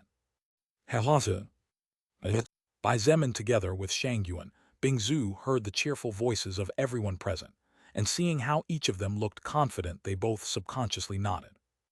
Morale is high, Bai Zemin said, satisfied. It was to be expected. Shangyuan Bingzu chuckled and remarked, even a fourth-order existence could not stop the person leading them. With a capable leader willing to step up before the rest, the troops will naturally be willing to do anything. Bai Zemin nodded silently. He was the type of person who believed that in order for subordinates to perform well, it was first necessary to have someone capable to lead. In chess, the king was the most important but at the same time the weakest piece of all. Therefore, it was not good to leave it alone in the open of the enemy pieces, but it was also not good to leave it in the allied base, as that would mean leaving behind potential powerful attackers who could help bring down the enemy. Therefore, Bai Zemin believed that the best move was to always advance the king together with the subordinates. Bingzu, did you finish what I asked you to do for me? Bai Zemin said suddenly. Oh, don't worry. Shangyuan Bingzu nodded after realizing what Bai Zemin was talking about. Even though I don't understand why you are being so cautious when the person named Kang Giying said that he was the final trial, I did what you asked me to do, although I don't think it will have any use since we will probably take out all the enemies underground. I hope so. Bai Zemin nodded after a moment of silence and continued, but it doesn't hurt to be a little careful and expect the worst. Shangyuan Bingzu shook her head gently. Although in fact she believed that Bai Zemin was overthinking it, she was also aware that it was precisely that meticulous and pessimistic thinking and expecting the worst of situations in every event that had allowed Bai Zemin to become the outstanding warrior and mage that he was today, as well as the reason why he was still alive. Everyone move. And just like that, Bai Zemin led his troops directly toward the central pagoda. The last of the 5 pagodas, where the real treasure was hidden, as well as a new challenge. Chapter 676, The Last of the 5 Ancient Ruins. Chapter 676, The Last of the 5 Ancient Ruins. On the way to the central pagoda, the 5th and last of the 5, Bai Zemin could not help but remember the battle that took place 3 days ago on this site. Even though it was only 2 attacks, even though it was all over in less than 10 minutes, his confrontation against King Kang Giying was undoubtedly Bai Zemin's toughest battle to date. Even his clash against the First Order Blazing Beetle during his time at the university compound had not come close to taking Bai Zemin to his grave, although it was significantly tighter. The battle between Bai Zemin and Kang Giying was a battle that literally shook the earth, illuminated the skies, and destroyed mountains. Leaving aside the first attack that nearly turned Bai Zemin into a corpse, the second clash between the two men was destructive as few would probably be for years to come. Ironically enough, however, it was also the battle in which Bai Zemin did not have the power to choose whether he wanted to fight it or not, as well as the battle in which he lost someone who unexpectedly ended up becoming important to him. We are here. Shangyuan Bingzu's voice snapped Bai Zemin out of his daze, and as he looked ahead, he realized that at some moment the group had arrived before the 5th pagoda of the 5 silver pagodas. Bai Zemin took a deep breath and nodded before turning around and saying with a serious expression on his face, although in theory the trial is over, and at this moment we should be claiming what rightfully belongs to us as victors, it seems that more enemies await us ahead. According to King Kang Giying, creator of these ruins and previous owner of everything around here, the number of enemies awaiting us in the final ruin is definitely not small. They all listened in silence and with serious expressions on their faces. Although none of them believed that they would lose now that they had overcome so many difficult trials and hardships along the way. It was precisely because they had faced so many difficulties to get this far that they knew that underestimating what they might encounter one step ahead could be the cause of their downfall. During the battle to come, I want the following people to form the second front line in this assault. Shangyuan Bingzu, Chen He, Zhang de Kaijingyi Wu Yizhen, Sun Ling, Huang Tian, Feng Hong, Feng Tian Wu, Teng Hua Lang Jing, Nangong Lingxin, Ziya Zheng Yun. Bai Zemin called out the names of over 40 soul evolvers who were above level 40. Among them, there were even mages like Feng Tian Wu, Feng Hong, Zheng Yun, Ziya, and there were also archers like Chen He and a few more. However, surprisingly, none of the mages or archers who were called to the second front line were scared or incredulous, even though the most rational thing to do would be to station them at the back of the group, just behind the melee fighters with higher defensive capacities by nature. This was because each and every one of them, regardless of whether it was a mage like Feng Tian Wu or an archer like Chen He, possessed skills that allowed them to fight enemies at close range, or that prevented their enemies from getting too close. There were also others like Chen He himself, who in addition to being proficient with ranged attacks was a great melee fighter, and whose stats were high enough above average to allow him to fight against a second-order existence. Seeing the indifferent and confident expressions of all those who had been called out by him, Bai Zemin nodded with a slight smile of satisfaction on his face. These people in front of him, even though they had fought by his side, relatively little when compared to the colossally higher number of battles Bai Zemin had fought alongside other soul evolvers and soldiers of his transcendent faction, were all brave warriors worthy of trust on the battlefield. Bai Zemin really hoped that none of them would die in combat, as they would definitely make good brothers and sisters to fight shoulder to shoulder in the future. However, even though he was confident in himself, that same uneasiness he felt on the first day when they went deep into the forest to reach the 5 silver pagodas came back to him. Does anyone have any questions they would like to ask before heading into the ruin? Upon entering, I expect everyone to focus 100% on whatever is going to happen in there and forget about anything that doesn't have to do with exploration, combat, and survival. Bai Zemin said, his eyes sweeping over everyone present for the third time. Bai Zemin did not take long to see Feng Tian Wu raising her hand gently, just like a student during high school waiting for the teacher's permission to speak, so he nodded in her direction. Go ahead. Feng Tian Wu lowered her hand and said with a firm expression on her face, even though we all probably already know the answer to this question, but just to be sure, who will be the first front line? Bai Zemin nodded and said in a confident voice, of course, the first front line is composed of me and no one else but me. Feng Tian Wu nodded. Her expression did not change upon hearing what in her heart she already knew. In fact, everyone nodded as if it was natural after hearing Bai Zemin's words. Any other questions? After several seconds of silence, Bai Zemin took the first step, and just before his body was teleported to the final ruin, he said loudly, "Move! ///." Just like well-trained machines, when the group led by Bai Zemin was teleported after stepping beyond the entry door of the 5th pagoda, all of them immediately took attack or defense positions depending on their role to play in the team while observing the surroundings very carefully. This place was completely different from any of the other 3 ruins Bai Zemin had seen before. The first ruin was a large room with several partitions where there were many pills. The second ruin was a small smithy with tools and materials destined for forging or construction. The third ruin had turned out to be a big library, whose books ranged from history to recipes for preparing potions, which detailed even the smallest of details necessary for the preparation to have a good chance of success in the hands of a novice. However, regardless of whether it was the first ruin or the third ruin, both paled to the point of no comparison when they looked at the place they had been teleported to.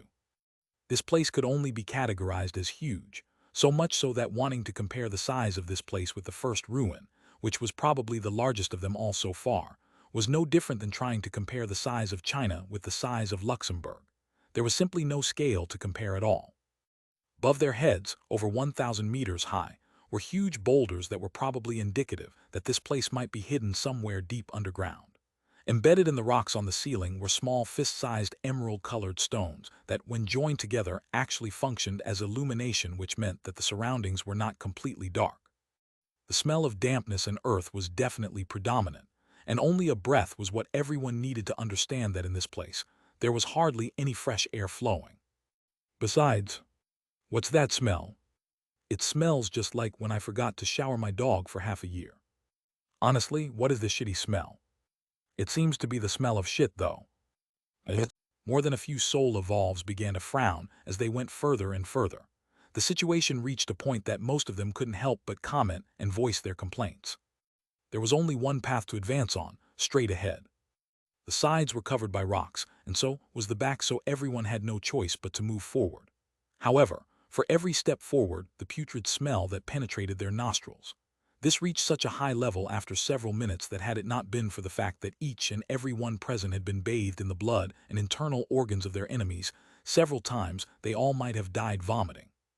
It really is just as I suspected, Bai Zemin said with a slightly worried expression on his face as he moved forward, leading the team a few meters behind him. What is it? Shangyuan Bingzu grunted. Her beautiful face was scowling at this moment, and from the flame of anger burning in her blue eyes, she did not seem to be in any way pleased with this place. This smell is the excrement of an animal, Bai Zemin said in a low voice that accompanied the echo of everyone's footsteps. So far, all we have met in the previous ruins were golems created by human hands, which is why we did not get any soul power when we defeated them. However, King Kang warned me of the danger inside this fifth ruin, even though it should be empty after overcoming the final trial of the fourth pagoda. Animal excrement. How much must those animals have defecated for the smell to spread everywhere? This place is huge after all. Zhangde couldn't help but grumble through gritted teeth. Shut up, Zhangde. Nangong Lingxin frowned in a bad mood. No, you shut up, surnamed Nangong. But Zhangde was in no mood to stay silent either, so he also retorted. The two seemed intent on continuing, but when they looked ahead and saw the cold gaze of Bai Zemin, who was looking over his shoulder at them, they froze for a moment before closing their mouths and continuing to move forward. Bai Zemin kept his gaze on both of them for a few seconds before turning his eyes forward and continuing his theory.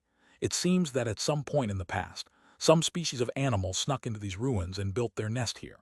Now, the number of creatures needed to impregnate this place with this foul smell must definitely be in the millions, considering the size of the cave. Millions? Chen He suddenly opened his eyes in shock and said loudly, "Weaver ant." Hearing Chen He's gasp, everyone froze. It had been 4 days since they fought against the Weaver ants, but that great war was still fresh in everyone's memory. A war in which, if not for Bai Zemin and Shangyuan Bingzu, the human squad would have been annihilated down to the last man. Weaver ant. Bai Zemin nodded, confirming what everyone feared.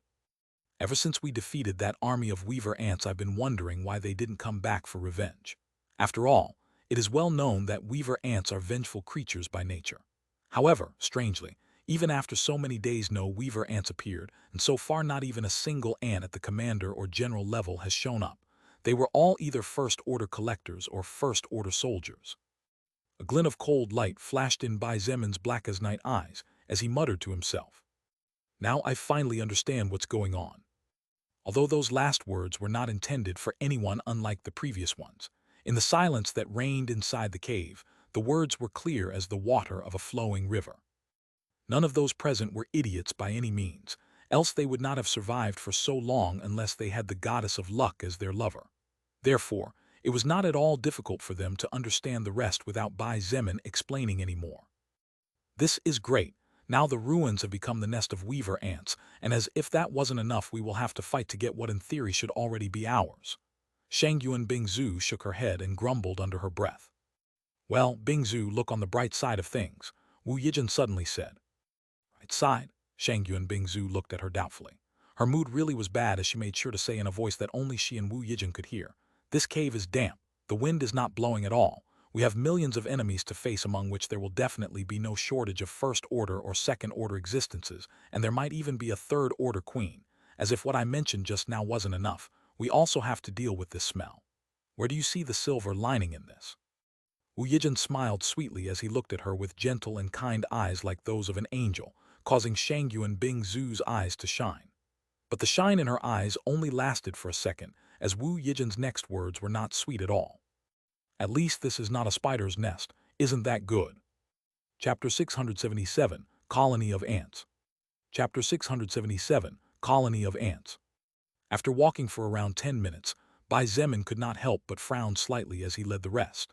They had been walking for at least 1.5 kilometers at a brisk pace from the point of view of an unevolved human, keeping their guard up at all times, but so far they had not even seen a single ant or any other species of enemy. Had all the ants died, or maybe there was no one at home? Just as such thoughts were going through his head, and Bai Zemin was turning the corner as all that lay ahead was a wall of stone and earth, his steps stopped dead in their tracks as he found the answer right before his eyes. A green-colored weaver ant was walking calmly in the direction of Bai Zemin's group. Its body was about 1 meter tall, and its antennae were as long as the body of a grown human. But the most terrifying thing was undoubtedly its powerful legs that with every step they took left small cracks in the ground, and whose destructive power was more than enough to tear a military vehicle into pieces. The weaver ant and Bai Zemin froze at the same time, and used their eyes to measure each other for a second, as somehow neither of them expected to see the other party in this place. But the weaver ant was the first to come out of its daze when it saw more humans suddenly appearing around the corner. The creature that was actually a first-order scout soldier immediately opened its mouth wide, preparing to let out a furious shriek with the intention of alerting the nest of the enemy invasion. Bai Zemin's expression changed slightly as soon as he noticed the weaver ant's intention, and without even a second thought he dashed forward. His body exploded with over 1,000 points of agility, and like a shadow appearing and disappearing, he closed almost 100 meters distance in an instant. The weaver ant was about to fulfill its purpose when it suddenly felt as if two huge and frighteningly powerful hooks were forcing its mouth shut. By the time its eyes cleared, the creature saw the human from before disappearing and appearing right in front of it and forcing its mouth to close.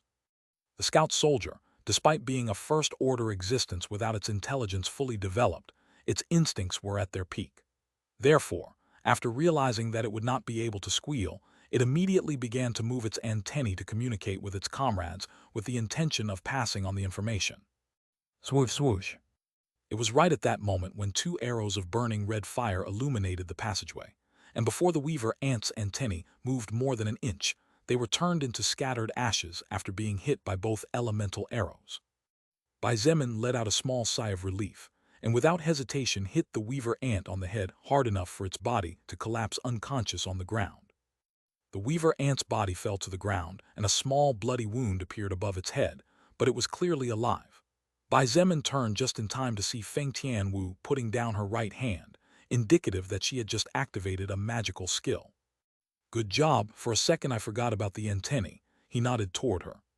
It's nothing, Feng Tianwu nodded as well. Bai Zemin did not linger and immediately looked at Little Snow, who was looking at the weaver ant with shining eyes. The big white dog was restless, and her eyes darted back and forth between the mutant ant and Bai Zemin at the same time as her drool dripped like a waterfall from her mouth. Seeing the white mutant dog that he had picked up from the street years ago looking at him, as if asking for forgiveness, Bai Zemin couldn't help but chuckle and nod. Little Snow immediately put all hesitation aside and turned into a white shadow, dashing forward at full speed as if she could not wait for a second longer. In an instant, the weaver ant's blood dyed the ground green, but it was quickly stored by Bai Zemin in the liquid storage pearl. The eyes of Little Snow sparkled with excitement after claiming the life of the first-order existence, and used her head to rub against Bai Zemin, as if she was thanking him in the only way she knew how.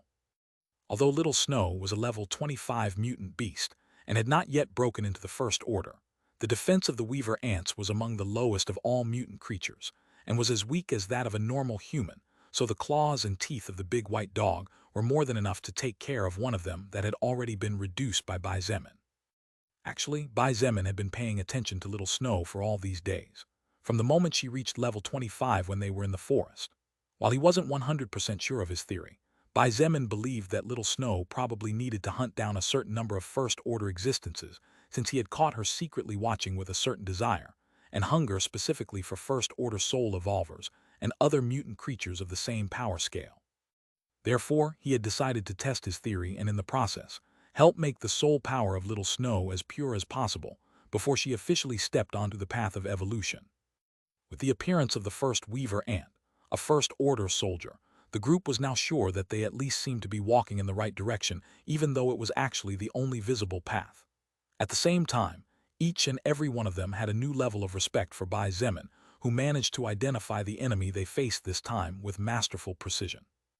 After making sure that the weaver ant had no soul stone in its head, Bai Zemin drained all the blood from its body and ripped off its legs as they were good material for forging new equipment intended for attack. "Let's get moving," he ordered and immediately took the lead again. "Let's pick up the pace a bit." Little Snow, excited, stopped eating the weaver ant's flesh and ran off after him. She seemed eager and started acting all flirtatious and innocent, as if she wanted to get his favor all for the sake of having a chance to devour another good quality prey. Bai Zemin knew that after the first run-in of his group with a weaver ant, it would only be a matter of time before the whole colony would know of their arrival, so this time, he was moving at a speed of 60 km/h, as that was the speed at which everyone present could keep up with him without using up too much stamina. After several turns and circles, entering and exiting into new passages, Bai Zemin had knocked out more than 20 first-order weaver ants. Each and every one of them was handed over to Little Snow and Meng Qi. Moreover, his group was not idle either, as there were more than a few occasions when they met first-order soldier rank weaver ants leading small squads of 100 or so unclassified worker and scout ants. Approximately 30 minutes later, Bai Zemin stopped in front of what appeared to be a lugubrious-looking stone room. The room had no door. It was more like an extension of the cave as it was built into the wall. He noticed large amounts of excrement and white bones belonging to other mutated creatures, even a few human bones in there, including small, fragile bones clearly belonging to children. "These damn ants," Huang Tian gritted his teeth and his whole body trembled as he said with anger, "they don't even spare children. This is the difference between them and us after all." All of those present were soul evolvers who had gone through certain tests and examinations before Wu Keqian accepted them into his power regime in the Chinese Renaissance faction. Therefore, while they were not saints, at least each and every one of them had a certain line that they never crossed, nor did they plan to cross. Then, seeing the bones of children there, the collective anger naturally began to grow. Bai Zemin surveyed the surroundings of the room silently, noticing that apart from the excrement and bones, there were also pieces of torn cloth and dirty shoes. "Let's go on," he said after standing up. They all followed him in silence. Most of them slowly could not help but notice that the person leading them was clearly angry, even though his expression was indifferent and indecipherable. But how could they not notice it? Bai Zemin almost completely changed his ways compared to the moment he entered the nest. He went from playing it safe and defensive to becoming the wolf that sneaks out to hunt its prey during the night. And of course, those who followed him became the pack of wolves that gladly and happily devoured anything that crossed their paths. Arriving at a crossroads with 3 different paths, Bai Zemin did not even hesitate when he ordered in a deep voice, "Bing Zhu, you go with Liang Jing and Kai Jingyi to the right side. Chen He, Sun Ling, and Wu Yijun, the 3 of you will lead another team on the left path. Except for Feng Tian Wu, Nangong Lingxin, Meng Qi, Little Snow, and Zheng Yun, the rest of you divide into 2 and follow the orders of the 6 people I named at the beginning." Zheng Yun took a step forward and said in a clear voice, "Team leader, only the 5 of us will be advancing together with you along the middle path." "That is correct," Bai Zemin said and asked, "Any problem?" Zheng Yun chuckled and shook his head. "No, actually I'm eager to try." Bai Zemin smiled slightly and said in a serious voice, "Everyone, we will meet in this place in 30 minutes. If something bad happens somewhere, any of you can launch a powerful attack against the wall to call for help, and I will be there as soon as possible." After making sure everyone understood his words, Bai Zemin took the 3 evolved women, the evolved man, and the white mutant dog down the middle path. As they advanced down the middle path, Meng Qi looked over her shoulder and could not help but frown when she saw Feng Tian Wu following them from behind. She approached Bai Zemin and whispered softly, "Big brother, why did you bring this woman? You could have chosen anyone else after all." Bai Zemin was surprised for a moment before smiling bitterly in his heart. Although Meng Qi was speaking softly, the levels of Nangong Lingxin, Feng Tian Wu, and Zheng Yun were much higher than their current level 29, so they were naturally able to hear her words loud and clear. In fact, looking over his shoulder for a moment, it was not hard for Bai Zemin to notice how Feng Tian Wu's expression changed for a moment before she recovered her usual stoic expression. On the other hand, Zheng Yun and Nangong Lingxin looked at Feng Tian Wu with surprise. The 2 of them could not help but wonder what kind of history there was between Bai Zemin and his sister with the beautiful and powerful fire mage of the Feng family, since they apparently knew each other from before, and the memories did not seem to be pleasant. Bai Zemin continued to move forward, and as he looked straight ahead, he said in a clear voice for all to hear and understand his thoughts. Nangong Lingxin possesses defensive and offensive skills capable of blocking and returning enemy attacks of great power. Zheng Yun is a mage with outstanding crowd control skills. And lastly, the magic attack power and fire skills of Feng Tian, who are excellent for taking out large numbers of enemies at the same time. That's why I brought you all with me, since you all in your own way can play a great role without getting in my way. Hearing his words, a flash of weird light shone in the eyes of Feng Tianwu.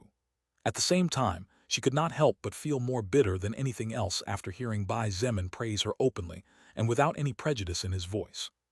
The more indifferent Bai Zemin acted as if he really had nothing against her, and as if he did not know her at all, treating her as he treated any other soul evolver, the more Feng Tianwu felt uncomfortable in her chest. Be that as it may, Meng Qi also understood her big brother's thoughts upon hearing his explanation. Meng Qi couldn't help but blush a little as she realized that perhaps she was the only one who still kept the past present, so she quickly decided to change the subject a little bit. Big brother, what about me then? You've said the good point of the three of them, but not mine. Meng Qi puffed out her cheeks in an adorable pout and acting like a younger sister wanting to be pampered. Bai Zemin didn't know whether to laugh or cry seeing the usually mature Meng Qi acting like this. He ruffled her silky hair a bit and said with a faint smile, "If any magic circle appears, the only person I can trust is naturally you. This is a field where even I can't step into." He, Meng Qi immediately felt a little pleased with herself and smiled happily as she nodded. Woof. Bai Zemin turned to his left and said in confusion, "Little Snow, what's wrong?" Woof. Little Snow looked at him with her bright blue eyes wide open, and even put out her tongue cheerfully, as if she was waiting for something. Bai Zemin looked at the big white dog in confusion. PFFFT, Nangong Lingxin could barely contain the urge to laugh and said in a choked voice, "Team leader, you might want to praise your pet a little." Bai Zemin immediately realized what was going on after listening to Nangong Lingxin, and seeing Little Snow's bright eyes, he couldn't force a smile on his face. Of course, our Little Snow is very skillful at hunting those mutant ants, moving as fast as lightning. She'll definitely be of great help since she's about to evolve. Woof woof. The big white dog barked twice low enough not to alert anyone, and her eyes shone brightly, clearly satisfied with what she was hearing. This time, Nangong Lingxin really couldn't hold back the urge to laugh, and had to cover her mouth so as not to make too much noise. But she was not the only one, as Zheng Yun and Meng Qi were the same, and even Feng Tianwu had a trace of an amused smile on her face. Bai Zemin shook his head and continued to lead the small group. On the way, they ran into more weaver ants compared to the past. In just 5 minutes, and while occasionally exchanging a few words with each other, they had already hunted down more than 300 weaver ants, among which there were 5 soldiers. It seemed that little by little, they were approaching the core of the ant colony. Chapter 678, The Awakening of the Queen. Chapter 678, The Awakening of the Queen. Another 5 minutes passed when the group of 4 humans and 1 mutant beast led by Bai Zemin suddenly found a wide-open space before them. However, none of them had time to stop to appreciate what kind of place this was, and the only thing they really had time to appreciate was that before they were enemies in large numbers, and that it was also a damp place. Particular weaver ant caught Bai Zemin's attention. This ant was clearly different from the first-order soldier weaver ants and unclassified workers. Its body, covered in a kind of dark red skin, was about 5 feet tall. The glint in its black eyes clearly showed the creature's intelligence, and the 2 sickles protruding from the sides of its mouth were especially gloomy, moving in a continuous opening and closing motion. When the red ants saw Bai Zemin and his group, instead of behaving like all the other weaver ants, and trying to alert the entire colony using the group link they all shared with the Queen, what it did was to rush forward. Second order, HMPH. Bai Zemin snorted as he saw the red shadow charging toward him with a movement speed of at least 300 points of agility. In the eyes of Bai Zemin, who altogether with the treasures he had in his body possessed over 1,000 points of agility, the second-order weaver ant was moving as slow as a snail. He even had time to activate blood manipulation and prevent the other weaver ants from alerting the colony at the same time, as he shouted a simple but concise order. "Kill all these goddamn ants." But Bai Zemin's order was not necessary. He was not the only one who was furious with the weaver ants after finding the tiny bones belonging to infant lives. The first to move was Feng Tianwu, who after Bai Zemin had the highest level, being currently a level 49 soul evolver on the verge of level 50 and getting her breakthrough quest. She stomped hard on the ground she stood on, and with her amber eyes focused on a group of over 10 First-Order Weaver ants, she called out in a confident and powerful voice. Chains of Agni. Bang bang bang bang bang bang bang bang bang bang. In response to Feng Tianwu's call, 100 chains broke from the ground like subway monsters. The chains were bright red in color, and their temperature was so high that all the dampness in the place began to be swept away as soon as they made their appearance. It was not difficult to notice that, at the sudden appearance of the burning flames, all the Weaver ants became anxious, as even the red ant charging toward Bai Zemin stopped for a moment before continuing its advance after identifying him as the most dangerous person among the human group. Bai Zemin did not immediately strike with his greatsword and instead clenched his left fist, at the same time as he took a small step forward and punched using 70% of his total strength. He imagined gloves similar to a dragon's claws, and just as a golden flash gleamed on his hands, his attack met head-on with the red-colored Weaver ant's attack. Boom! Bai Zemin's fist covered by a majestic-looking golden glove that he had transformed annihilation of the falling sky into easily blocked the onslaught of the second-order Weaver ant, and after a powerful explosion, the creature's body was sent flying backward. Boom! The red-colored Weaver ant destroyed several ball-like objects half a meter high and at least a meter in diameter after being sent flying by Bai Zemin's punch, before slamming hard into the stone wall, hidden behind what appeared to be a huge white spider web. Damn, are all these stuff eggs? Bai Zemin cursed as he looked at the not yet fully developed larvae that after losing the warmth of the eggs died on the spot. The room was at least 500 meters long and about 1,000 meters high, but it was almost completely filled with those balls and spider webs. It was then that Bai Zemin remembered the reason why the Weaver ant was called the Weaver ant. Ha ha ha ha, all right. Bai Zemin laughed heartily, and while pointing to the ceiling said with anger in his voice, "Since you slaughter the children of my human race, then I guess no one can complain if I do the same, right?" Surprisingly, the red-colored Weaver ant had not died after taking Bai Zemin's attack, and except for a crack in the sickle on the right side of its mouth, it seemed to be fine. When the red ant managed to crawl out of the wall where its body had been buried, and saw the blue flame dancing on top of Bai Zemin's golden dragon claw-like glove, its black eyes trembled, and as if realizing something it tried to open its mouth and move its antennae to communicate with the rest of the colony. But to its horror, it found that it was not possible. The red ant had lost certain abilities after Bai Zemin cunningly snuck his mana inside its body, and with the use of blood manipulation, prevented it from being able to move its antennae to send messages or open its mouth to screech. Burn! The words of Bai Zemin had just rang out when the endless lotus blue flame flew from his palm, and after hovering 500 meters above the ground, it began to glow brightly. Swoosh, swoosh, swoosh, swoosh, swoosh, swoosh, swoosh, swoosh. Hundreds and then thousands of bright blue fire arrows shot out from the blue fireball floating in the air, and those fire arrows indiscriminately hit the webs covering the larvae eggs, as well as the eggs themselves. The bodies of the baby ants that were still in the process of development exploded and turned into a pile of mortal remains as they were engulfed by the blue flames that kept spreading throughout the room, living up to its name as an endless flame. Bang bang bang bang bang bang bang bang bang bang bang bang bang bang. Such a beautiful fire, Feng Tianwu whispered with dreamy eyes as her pupils reflected the blue flames. She was surrounded by chains of bright red fire, and seemed to be quite adept at using them, as she had currently already finished off the 10 First-Order Weaver ants with the help of Zheng Yun, and was currently about to help Meng Qi, Nangong Lingxin, and Little Snow. But she couldn't help but pause to see what was going on as the room was dyed blue. The endless lotus blue flame was one of the most eye-catching and beautiful flames of all due to its color and brightness, so it was only natural for Feng Tianwu to be dazed at the sight of it, considering that her class was Fire Worshipper. Meng Qi, who under the protection of Nangong Lingxin, and with Little Snow's help, was wreaking havoc among the 5,000-plus unclassified Weaver ants, paused as well. She had not wanted to lose to Feng Tianwu, despite knowing that in terms of ability, she was currently unable to match her, so Meng Qi had made use of some runes she had managed to learn, and which had taken her almost 2 whole days to draw on her combat boots and armor to boost her physical ability and defense to the point of matching a soul evolver almost 10 levels above her. But like Feng Tianwu, She was amazed as this was the first time she had seen her brother's flame. "What's wrong, insect? Can't you call your friends?" Bai Zemin sneered at the red ant, who was looking at him with eyes filled with murderous intent. Bai Zemin began to walk toward the red ant, his eyes blazing with the same anger and murderous intent that the creature had.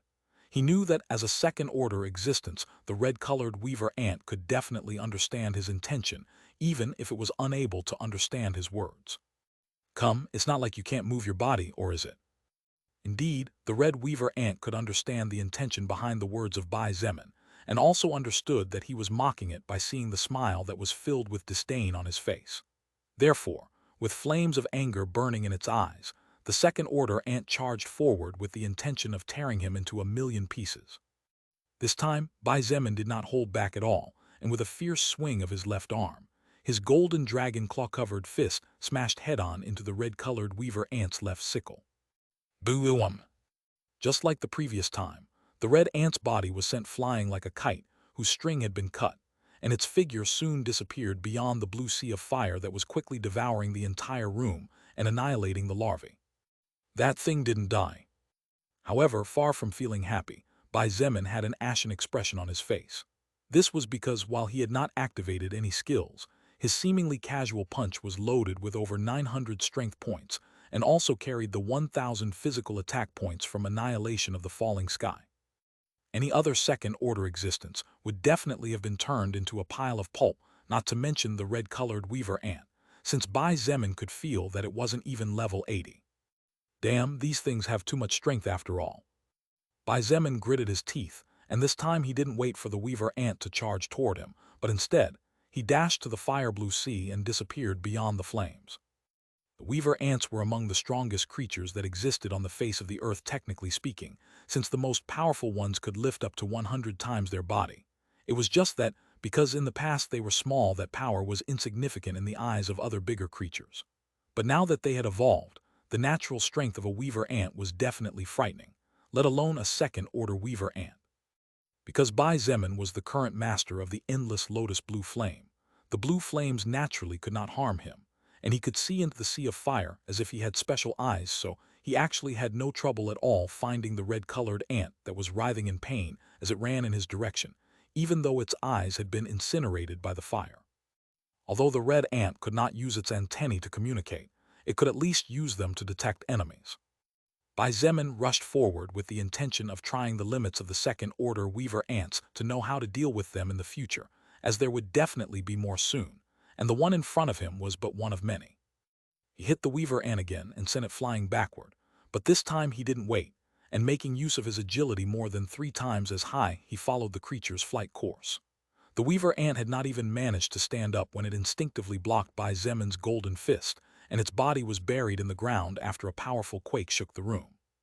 Bai Zemin raised his right hand clenched into a fist, and without giving the second-order ant time to recover, he struck downward ferociously with a gaze that was filled with murderous intent.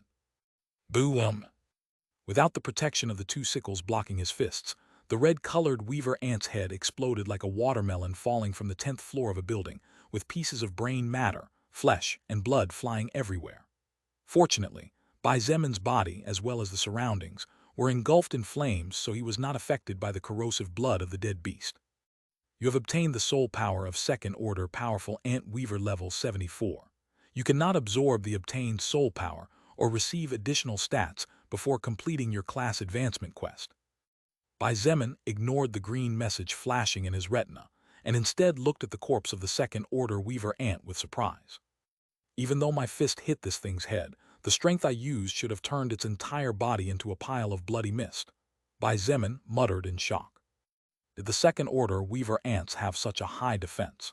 If that was the case, then this mission could be way more difficult and dangerous than he initially figured it would be. Bai Zemin was completely confident that if given some time he would be able to annihilate even a few thousand red ants. But he was not 100% confident in protecting the people behind him if within the ant colony there were more than 200 ants and they were all attacking at the same time. More important, Bai Zemin was surprised to find out that if a third-order weaver ant appeared, purely based on the power of the red-colored weaver ant he had just killed, he might have to bring out several of his trump cards or he could end up in trouble. At the very least, Bai Zemin was sure that the endless blue lotus flame would be crucial in this raid. I'd better hurry. Bai Zemin frowned and began to worry about the other two teams. The thought that splitting up was a bad idea began to grow within his heart, even though each of the other two teams was being composed of powerful existences like Shangyu and Bing Zhu, who was capable of fighting against an initial third-order existence, or like Chen He and Xia Ya. Bai Zemin cut off the two red-colored ant sickles, as they were clearly good material for forging weapons, and also took the soul stone that had fallen a short distance away after he exploded the creature's head. When he emerged from the sea of blue flames a minute later, the battle was already ended. With Feng Tianwu and Zheng Yun leading the attack and with Meng Qi, Nangong Lingxin, and Little Snow acting as support, all the weaver ants were annihilated in no time. Feng Tianwu looked especially eye-catching with the huge, thick chains of deep red fire dancing around her as if they were worshipping her. Big brother, Meng Qi sighed in relief as she saw the silhouette of a person becoming clearer and clearer amidst the sea of blue fire. Moments later, the figure of Bai Zemin emerged from the fire. Team leader, is that red ant a second-order existence? Zheng Yun asked with an excited smile. This had been by far his most satisfying battle to date. Having powerful teammates really made everything easier, and he could make use of his mass control skills perfectly. It was. Bai Zemin waved his left hand, still surrounded by the golden dragon claw, and in response the sea of blue fire shook, flying toward the small ball of deep blue fire that silently hovered 500 meters above. That red ant was really powerful. Hearing Bai Zemin's words, everyone subconsciously looked at the now visible headless corpse and couldn't help but think that the red ant didn't seem to be that strong considering it was sent flying at every crash and defeated in less than 2 minutes. But in fact, they did not know that Bai Zemin was not joking. The red-colored weaver ant had really alerted him. Bai Zemin took a last look around the room and saw that everything had been turned to ashes. He, with the help of his team, quickly collected all the soul stones and was about to walk toward the exit of the room when his footsteps stopped abruptly, and he quickly turned to face the side wall as if he wanted to see beyond. Screech!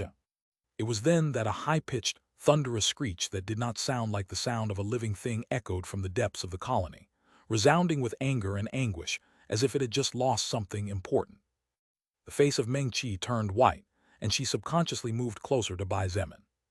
Even Feng Tianwu and Zheng Yun's expressions turned ugly. Was that the queen? Nangong Lingxin said with a serious voice and a frown. Bai Zemin narrowed his eyes before turning around and ordering in a deep voice, "Let's get moving." The surprise element was no longer on their side. This was now going to be a two-way war. Chapter 679, Humans vs. Weaver Ants, Fierce and Deadly Battle, Part 1. Chapter 679, Humans vs. Weaver Ants, Fierce and Deadly Battle, Part 1. Although Bai Zemin was worried about the rest of the team, he did not immediately leave the central passage through which he had entered in the company of 4 soul evolvers and a mutant beast.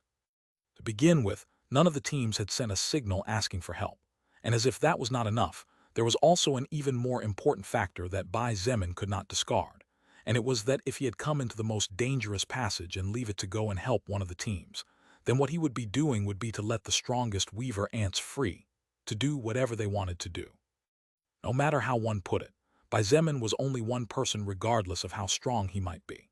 Bai Zemin had no way of splitting his body in two to help the two teams at the same time since, in this kind of situation, even sending a clone of him, using the skill lightning movement, the uses would be quite null considering that in front of the red-colored weaver ants a clone would be shattered in a matter of seconds. Therefore, after leaving the previous room in which at least several million enclosing larvae were killed by Bai Zemin's endless blue lotus flame, what he did was to lead his team of 5 deeper into the central passage. Big brother, more weaver ants. Meng Qi pointed to the front where a huge number of green dots were approaching at full speed, raising a cloud of dust behind them. I've got it covered, Bai Zemin calmly replied as he pointed ahead. Burn. Bang. A whirlwind of blue flames shot forward from the middle of his palm, and in an instant covered the 100-plus meter width of the passageway. Surprisingly, however, the temperature of the place did not seem to have risen at all. The firestorm of blue fire exploded with great power, and when the flames were reflected in the large eyes of the army of weaver ants, they did not even have time to comprehend what was happening, as their bodies were engulfed by the blue flames. The torrent of deep blue fire spread along the entire length and breadth of the passage, extending more than 5 kilometers and incinerating everything that crossed its path. The bodies of the green-colored weaver ants exploded as soon as they came into contact with the flames of Bai Zemin and turned into a pile of mortal remnants. Even the first-order weaver ants were not spared. Approximately 5 seconds later, all that remained on the ground were several piles of soul stones glowing amidst the gloomy atmosphere of the cave. Amazing! Zheng Yun sighed in admiration as he looked at the massacre Bai Zemin had just carried out with a seemingly simple attack. What skill is that? Feng Tianwu couldn't help but ask due to the shock she felt. What Bai Zemin had just slaughtered was not a few tens of weaver ants. It was at least 20,000 of them. 20,000 enemies in less than 10 seconds. This skill is called Endless Blue Lotus Flame. Bai Zemin replied without saying anything else. He would not tell anyone. He did not completely trust that his blue flames did not come from a skill, but were the product of a natural treasure that in the past had been one of the few divine flames in the universe. Although Bai Zemin had just annihilated a large number of weaver ants, he did not order his team to stop gathering the soul stones because time was crucial at this moment. Besides, when this battle against the weaver ants ended, everything inside this huge cave would be theirs, and the soul stones would certainly not be walking anywhere. 20 minutes passed, and during that time the group led by Bai Zemin found a total of 5 more rooms, and all of them were filled with weaver ant larvae eggs. In addition, in those 5 rooms, there were also red ants guarding the developing larvae. However, no matter how strong the second-order weaver ants might be, in the face of Bai Zemin's overwhelming power, they were nothing. Therefore, the 5 rooms became the burial place for a few 100,000 weaver ants along with millions and millions of larvae. During that period of time, Feng Tianwu reached level 50, and she had currently become a truly formidable existence on the verge of evolution. As for Nangong Lingxin, she had reached level 48 and was second only to Feng Tianwu if Bai Zemin was left out of the equation. Zheng Yun was in 3rd place and was currently level 47, only 1 level below Nangong Lingxin. Meng Qi had managed to reach level 34 and Little Snow was still in the process of evolving, so considering the large amount of soul power she had been accumulating so far, she would definitely jump at the very least to the level of Meng Qi when she completed her first-order requirements. Let's go all the way back. Bai Zemin ordered as he realized that the time limit for returning to meet the rest was approaching. None of his team said a word, and instead of wasting time, they quickly followed him. Although they had not gone all the way through the passage, they had all agreed to meet again at the place where the path diverged into 3 branches so that it was impossible to continue unless they wanted the others to think that something bad had happened, which could have serious consequences. The way back was naturally a lot smoother. After all the weaver ants had been eliminated. Bai Zemin and the other members of his team realized that apparently the entire colony was connected by several paths, but they probably all led to a single direction at the end, or otherwise, more weaver ants would be waiting for them in the rear. Looks like Chen He and Bing Zhu's team are doing well. Bai Zemin sighed in relief. So far there had been no sign of help, and there were also no weaver ants that had sneaked in from the other passages, so at least it was a good sign. However, Bai Zemin spoke too soon, as just as they were halfway back, a thunderous explosion seemed to shake the entire cave. Boom! It's the group of Wu Yijun and the rest, Nangong Lingxin cried out in worry. Bai Zemin had put Wu Yijun, Sun Ling, and Chen He on the same team since leaving aside Shangyu and Bing Zhu. They were among the most powerful people in the entire human team. Moreover, he was sure that Shangyu and Bing Zhu had also sent Ziya with the other team, since other than herself, Ziya was the only second-order existence capable of holding another second-order existence, and even helping in times of need thanks to her class. Bai Zemin's expression changed. He said nothing, and with a single thought, the liquid storage pearl came out of his pocket. What is this? Bai Zemin ignored the screams behind him, and after activating blood manipulation to create several giant red hands to grab each of his team members, he shouted out loud. All of you, hold on tight and close your mouths so that you don't bite your tongues. Feng Tianwu opened her mouth to ask what was going on, but suddenly her vision went blurry. The explosive forward movement caused her mouth to close abruptly, and as a result, she ended up biting her tongue. Tears of injustice filled her eyes, but she wisely did not try to say anything else this time, and obediently did what Bai Zemin told them to do. With over 1,000 points of agility, Bai Zemin's movement speed was just monstrous. His body was like a ghost that appeared and disappeared, as if he was teleporting as every time his figure became clear. It was every 100 meters, but that figure only lasted for an instant before being replaced by a new one 100 meters ahead. Backslash backslash backslash. About a minute before Bai Zemin sped up with no intention of wasting time after receiving the signal for help. A really bloody battle was going on in the passage on the left side.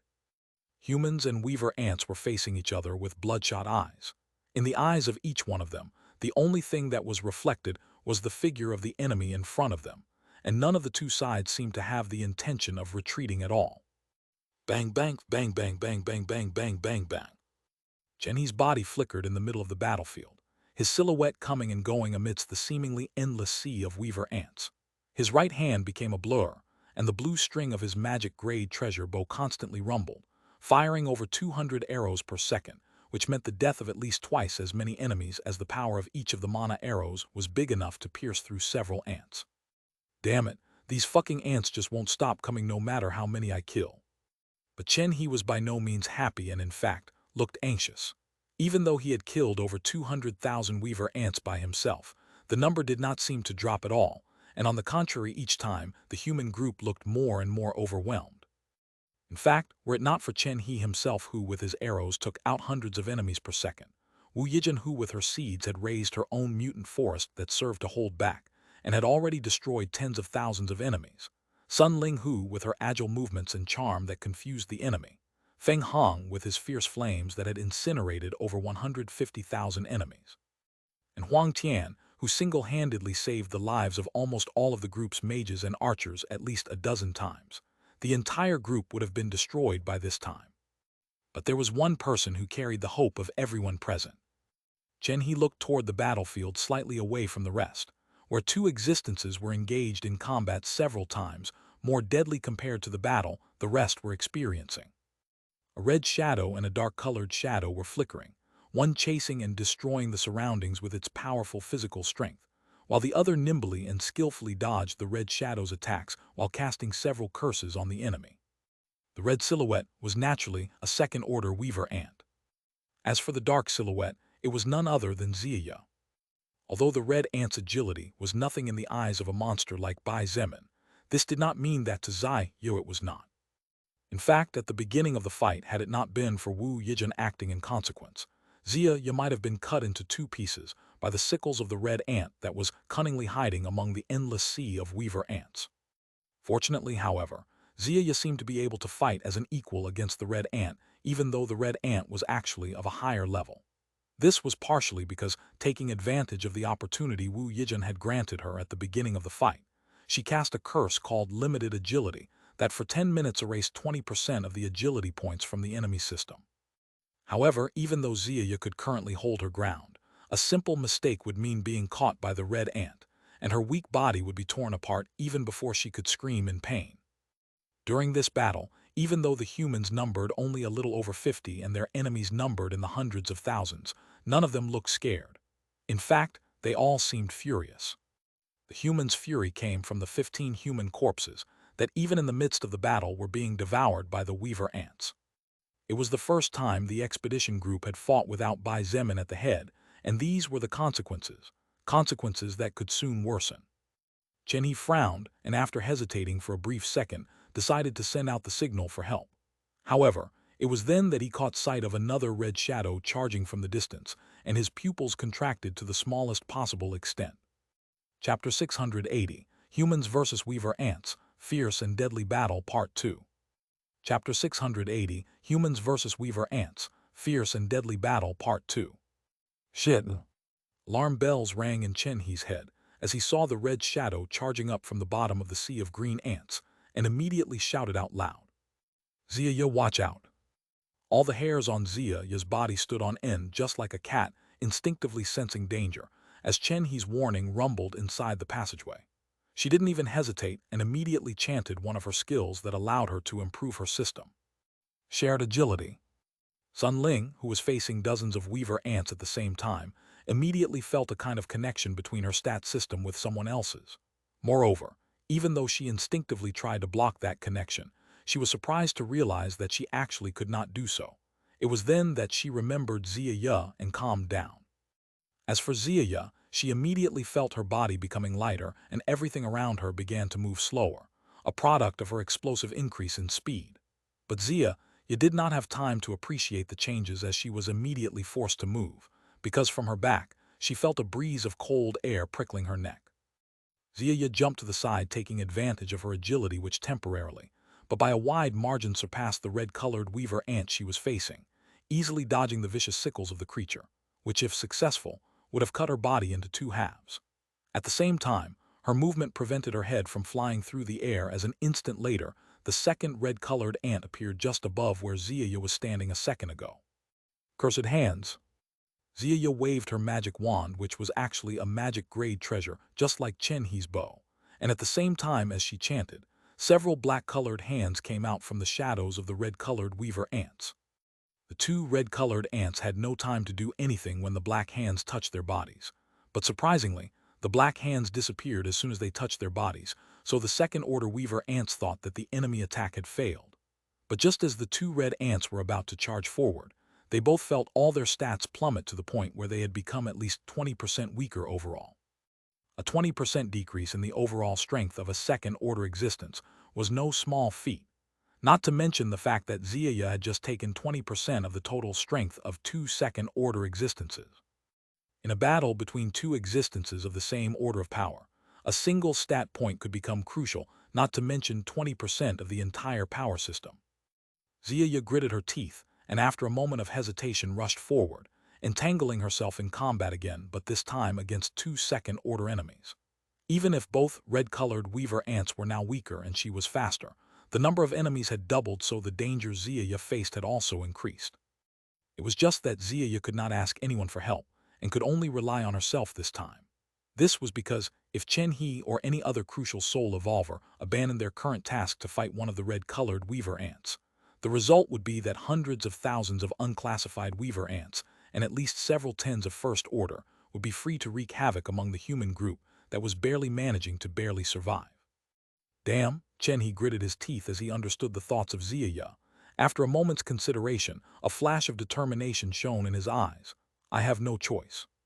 He leaped several hundred meters into the air, moving away from the battlefields for a moment, and immediately pulled his bowstring back to the maximum. He directly channeled 50% of his mana and activated the most powerful skill he currently had in his arsenal. Ziya moved back quickly. Ziya looked up for a moment, and her pupils contracted as she saw the silhouette of a white bow behind Chen-He, as well as an arrow at least 5 meters long and 1 meter wide glowing amidst the darkness. She didn't even think twice as she cast a binding curse on the two red ants and quickly retreated without looking back. Chen-He gritted his teeth and with a pale face shouted, "Sacred arrow!" Bang! He released the arrow from his bow, and at the same time, the image behind him responded in sync. The air exploded as the huge white arrow broke the sound barrier, and before the two red ants could react, they were hit head-on by the white arrow. Boom! A thunderous explosion shook the cave at the same time as a huge cloud of dust rose everywhere, blocking everyone's view. At least 150,000 weaver ants were shattered on the spot after being hit by the violent shockwave resulting from the explosion. Ziya, who had retreated nearly 1,000 meters in a matter of seconds, looked back with a pale face and could not help but tremble at the thought of being hit by such an attack. Worst of all, if not for Chen-He's attack being focused to the opposite side, she would definitely have been hit by the shockwave. Chen-He landed on the ground again, right next to Ziya. "Are you okay?"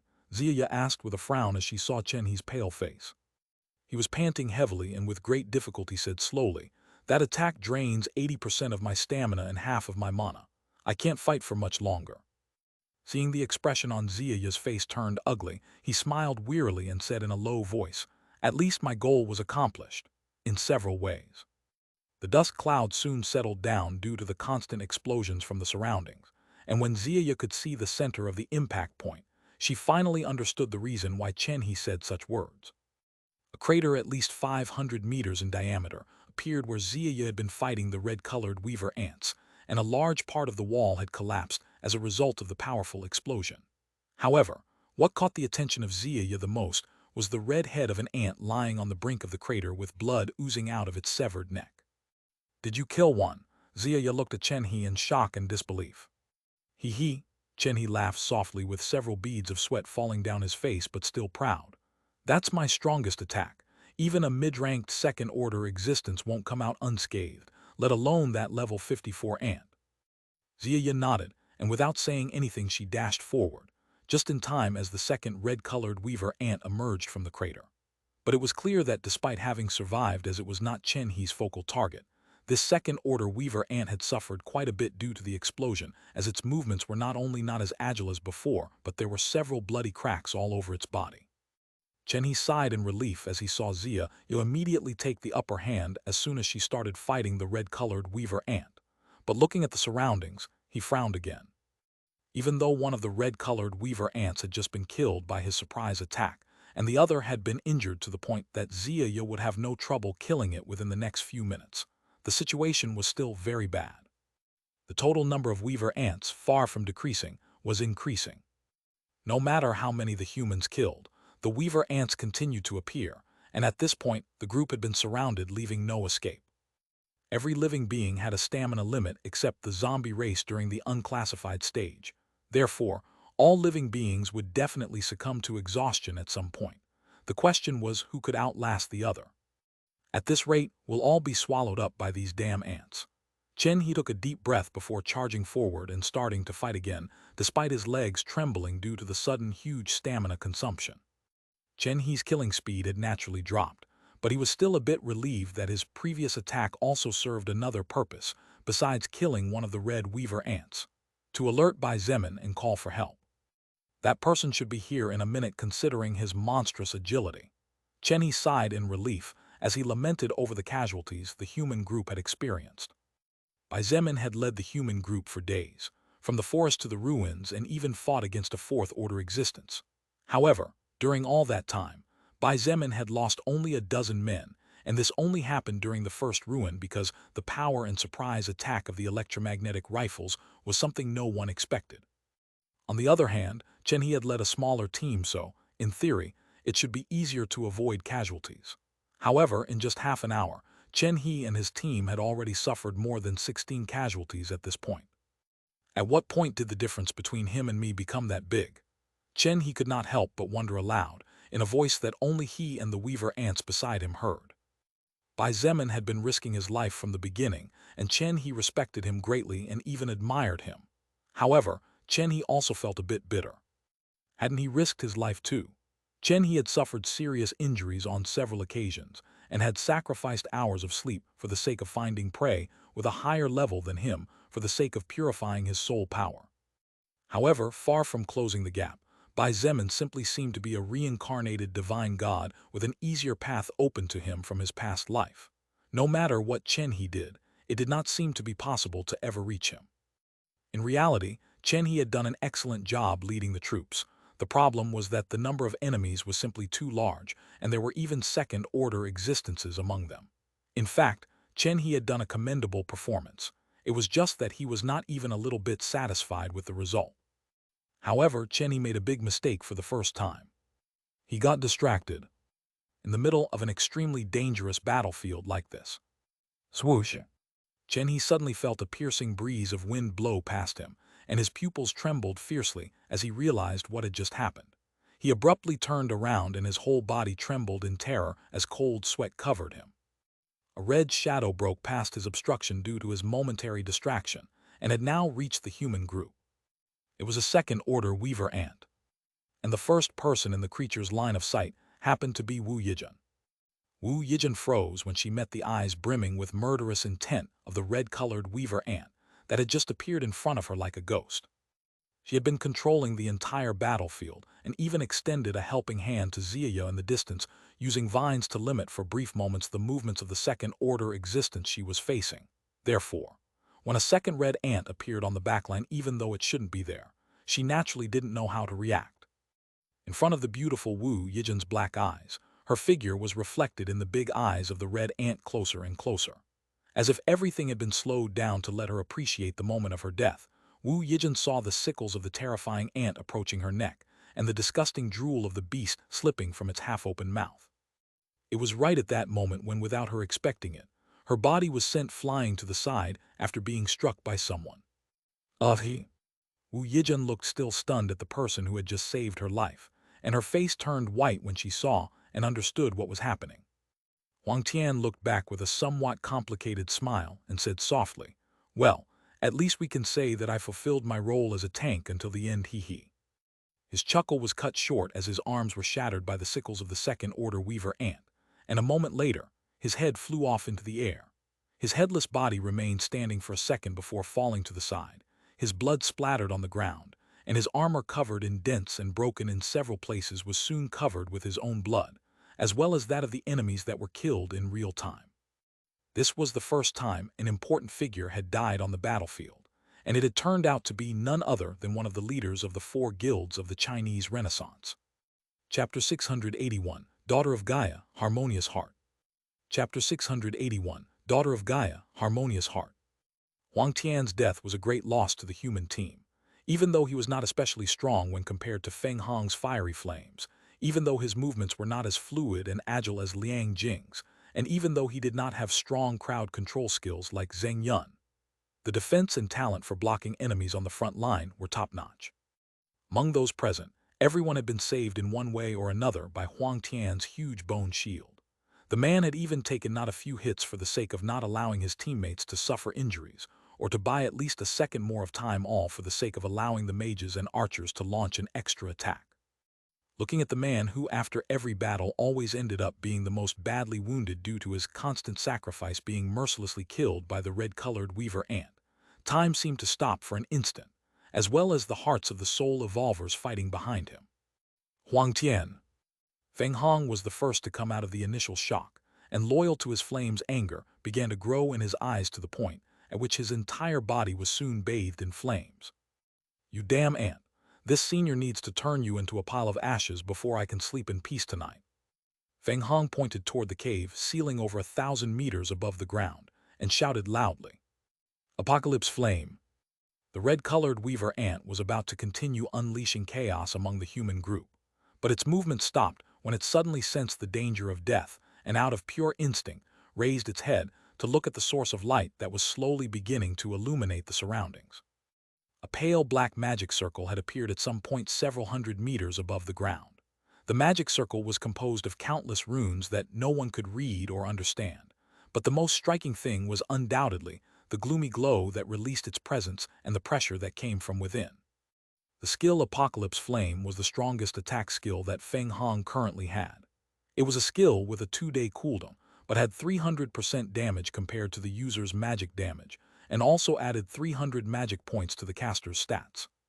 Considering that fire was undoubtedly the ant's weakness, and taking into account that Feng Hong was a soul evolver, who during the current battle had managed to break the second order after completing his breakthrough requirements, Feng Hong's skill actually had the ability to end the life of the red-colored weaver ant. However, Feng Hong hesitated at the last second.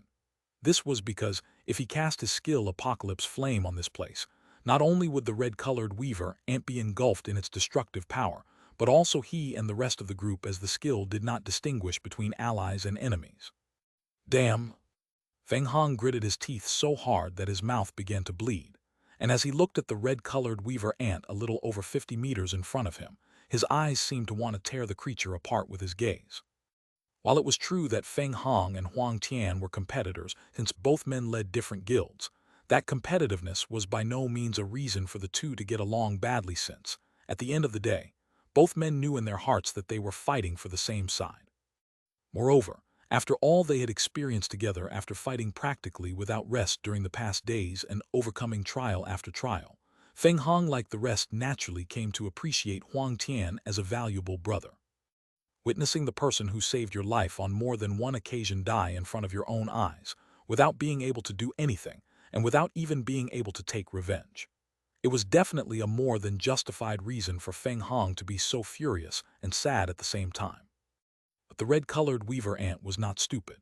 In contrast to the light green unclassified and dark green first-order weaver ants, as a second-order existence, the red-colored weaver ant was as intelligent as a normal human teenager, so it was not hard for it to understand that Feng Hong could not finish the activation of the skill that could end its life. Swoosh! Even though things were like this, The red-colored weaver ant naturally would not let such a great danger exist, so it immediately charged toward Feng Hong, and in just a second closed the distance between the two of them. Far from feeling fear, what Feng Hong felt the most was anger, frustration, and sadness as the two sickles of the red-colored weaver ant slashed toward him. His eyes were steady as he glared into the black eyes of the second-order ant, and if glares could kill the weaver ant, it would have died at least several thousand times by now. Unfortunately, glares did not kill. At least, Feng Hong did not have the ability to do such a thing. Daughter of Gaia, harmonious heart. A beautiful and melodious voice rang out just then, making itself heard even amidst the mess that was slowly growing due to the loss of the main tank. The surroundings suddenly lit up with a warm, faint emerald green light. For a moment, everyone could not help but feel warm inside, and the murderous intent that blocked their senses seemed to disappear. Of course, the weaver ants suffered the same fate as the humans. Feng Hong, who was about to lose his head, and the gates of heaven seemed to want to pull him in like an endless black hole, seemed to wake up when the red-colored weaver ant stopped at the last second just when the sickles were an inch away from his neck. Feng Hong, loyal to his position as the leader of the Phoenix Guild, and the third person with the highest destructive power in the entire Chinese Renaissance faction, smiled fiercely and placed both hands on either side of the red-colored weaver ant's head. Devil's blazing arrow. Midst the momentary silence that had covered over 1,000 meters, Feng Hong's low but deep voice was as clear as the sun's arrival after the night's time limit. Boom, boom. Two thunderous explosions shook the ground, and all those closest to Feng Hong fell on their butts. The panic screams from humans and shrieks of the weaver ants broke the silence that the skilled daughter of Gaia, harmonious heart, had brought to the war zone, but even that only lasted for an instant as everyone calmed down again a moment later. The flames engulfed Feng Hong and the red-colored weaver ant, raising the temperature of the surroundings more than a few degrees, and had it not been for the fact that all the humans present were powerful soul evolvers, whose minimum level had already broken beyond 30 after so many weaver ants killed, they would have turned to ashes. Approximately 5 seconds later, the flames disappeared just as the effect of the skilled daughter of Gaia, harmonious heart, ceased to affect everyone. Strangely, however, even though the effect that soothed and calmed the hearts and souls of everyone present had stopped working, for 2 seconds, the battlefield continued to be silent. There was only one sound heard in the midst of the silence. Bang! Feng Hong straightened his posture and took a deep breath. As he watched the headless corpse of the red-colored weaver ant fall at his feet, all that anger that clouded his mind gradually began to recede to be replaced by calm and sadness. He looked at the person who had activated the skill, daughter of Gaia, harmonious heart, directly saving his life and indirectly saving the lives of the entire group, as the red-colored weaver ant would definitely continue to wreak havoc after cutting off his head. Feng Hong said nothing. He just nodded, and in return, the other person also nodded without saying anything. This person was none other than Wu Yijin. Wu Yijin was sad. She also felt guilty about what had just happened. However, the present Wu Yijin was no longer that naive girl who had come out of college with unrealistic dreams or who saw the world as if it was all rainbow-colored. Wu Yijin had seen death up close many times, and the number of lives that perished in front of her was by no means few.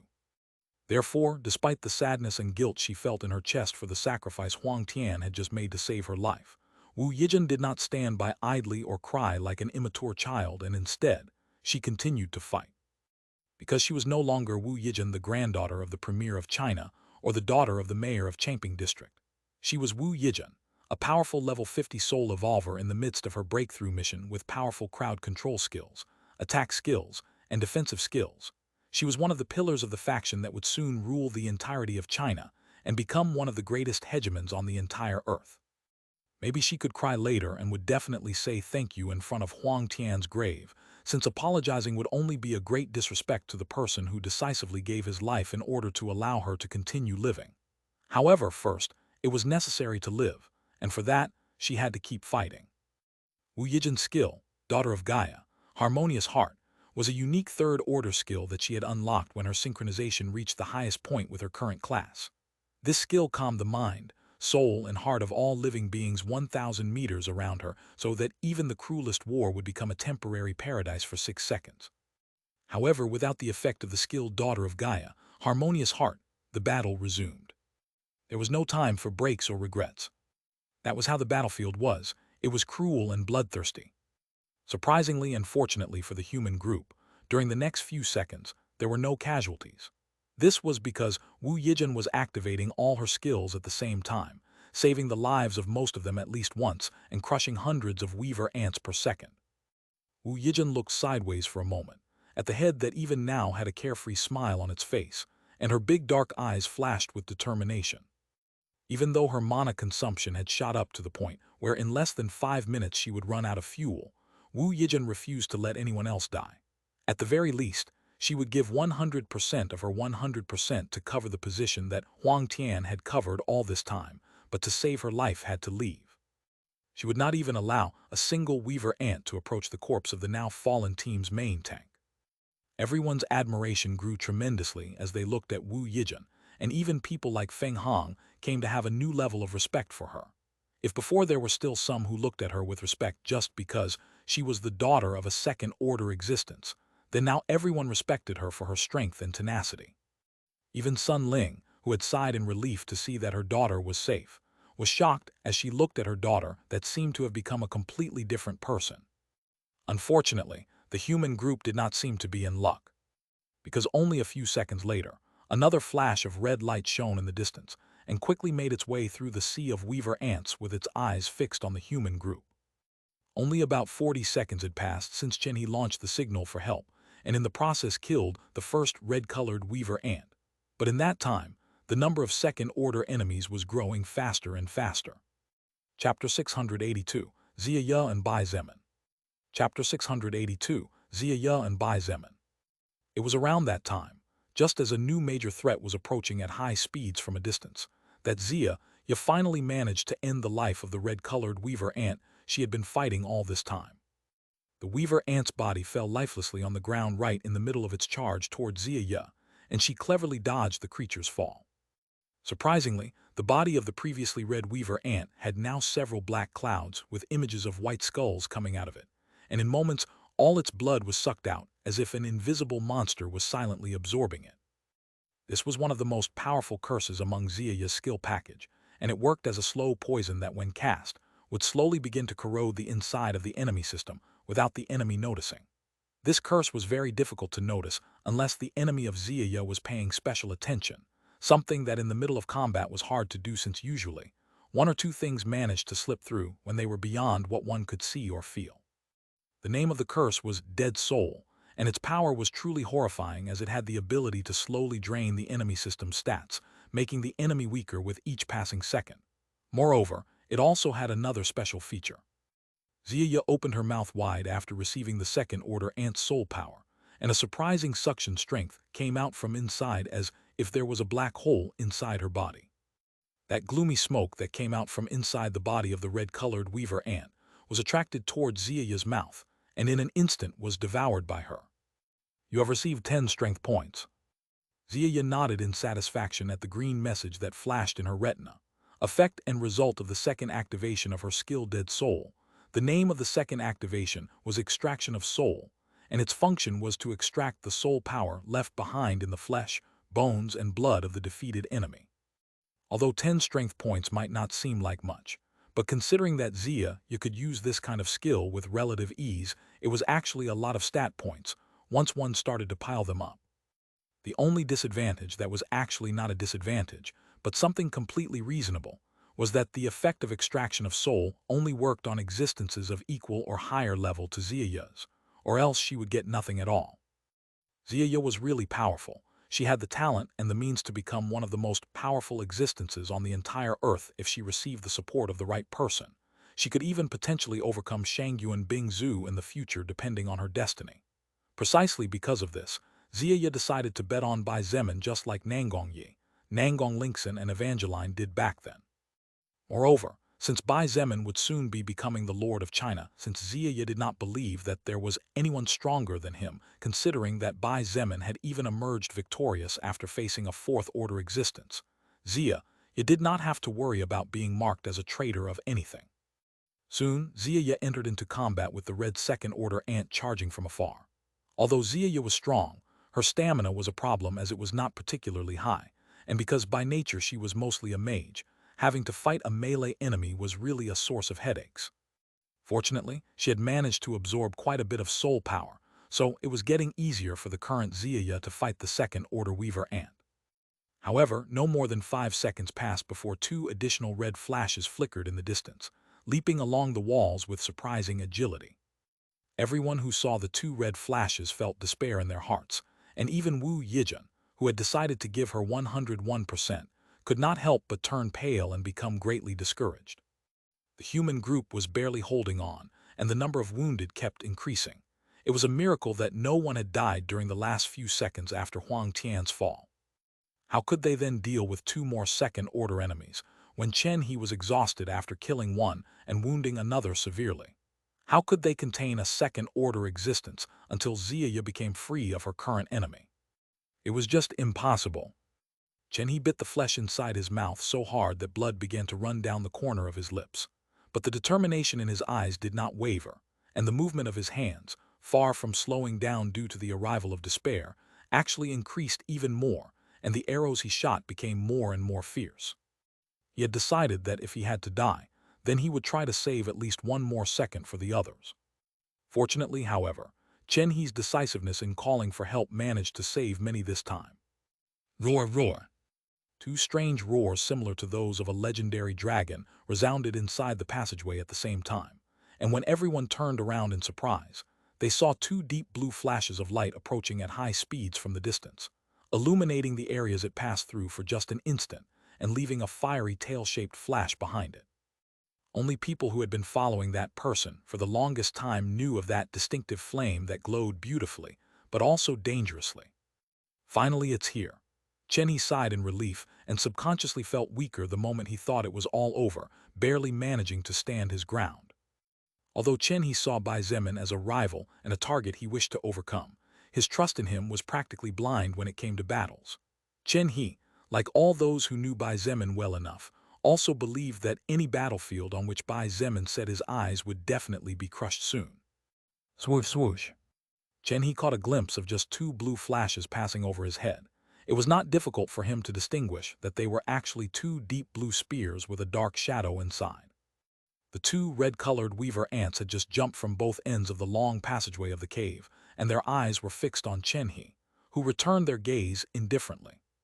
In the middle of the jump and with no chance to change their trajectory, the big eyes of the red-colored weaver ants reflected the 2 big fire spears for an instant before everything disappeared. Bang, bang! The 2 bodies of the second-order weaver ants exploded, but not even a drop of blood fell to the ground, as everything disappeared after being hit by the fire spears. Besides, the power behind the spears did not stop as it continued to charge, and as if they had a mind of their own, they began to slaughter thousands of weaver ants per second, with fist-sized flames falling everywhere and spreading out rapidly, increasing from thousands per second to tens of thousands per second and rapidly growing to hundreds. Except for Zeaya, who was still fighting the other red-colored weaver ant, they all watched with complicated expressions on their faces because, in a matter of a few minutes, all the ants before them disappeared without even a trace of them except for small soul stones glowing amidst the sea of blue flames. They had fought to the bitter end practically, but they failed to win and could barely resist the annihilation. However, the casual attack of one person had just annihilated the frontal army so easily that it was hard for them to comprehend. Even the new weaver ants appearing from deep within the colony were being burned alive as they charged stupidly into the still burning sea of deep blue fire. Looking back, they all saw the sea of weaver ants that had surrounded them exploding in numbers of several 100,000. The smell of blood and the fragments of broken bodies flew everywhere, creating an image similar to the hell described in stories and the Bible. On one side was the beautiful but powerful sea of blue flames. On the other side was a hell of blood and flesh. Bai Zemin, in the company of his small group, walked amidst the constant explosions, destroying all the weaver ants that came within range of his small domain of control. Considering that the passage was not particularly wide, and taking into account that each step they took actually crossed at least several meters due to the speed at which they moved, the number of ants that fell within Bai Zemin's control domain was always replenished before the previous number exploded. You have killed 2 second-order existences using blood manipulation. Count 262,000. Before they walked into this ant colony, which was actually the main ruin,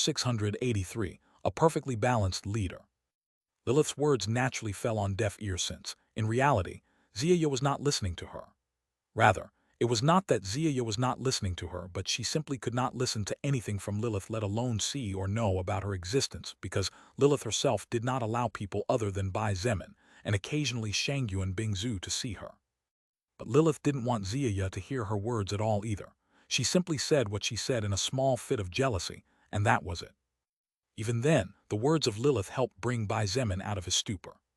He looked at Ziya with surprise in his eyes and said, trying to act calm, "Ziya, what is this?"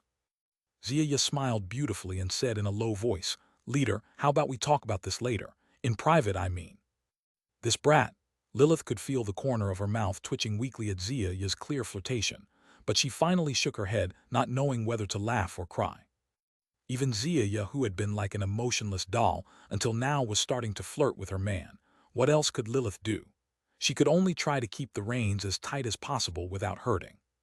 However, Ziya's words sounded different in Bai Zemin's ears.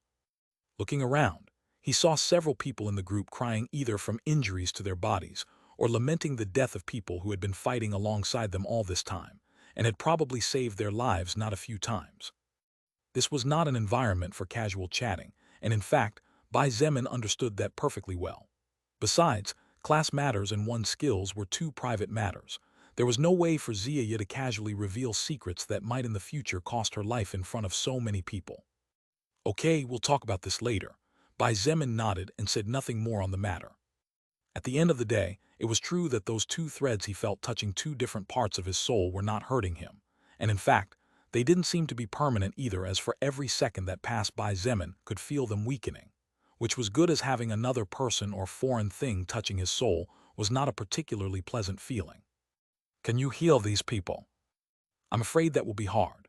Ziya shook her head and sighed as she slowly explained, "My skill, Healing of the Cursed, is a powerful healing skill without a doubt. However, unlike normal healing skills out there, my skill is more focused on a single target. That is to say that when several injured people appear in front of me, I can only choose to heal one, and I will only be able to heal another 1 hour later." After thinking about it for a moment, Bai Zemin nodded with a trace of regret on his face. It was only natural for a skill like Ziya's to have its limits, or else it would simply be insane for a second-order existence to have such a crazy healing skill like hers that depended on the target's health percentage aside from her own stats. "If only I had more healers on my team," Bai Zemin lamented in his heart. Healers were still a rarity. In the entire faction of Bai Zemin, there were only 5 of them as proof of this, and among them, Kang Lan was the undisputed leader. As for how many more healers would be joining him when Bai Zemin gained control over the Chinese Renaissance, that needed to be studied carefully in the future.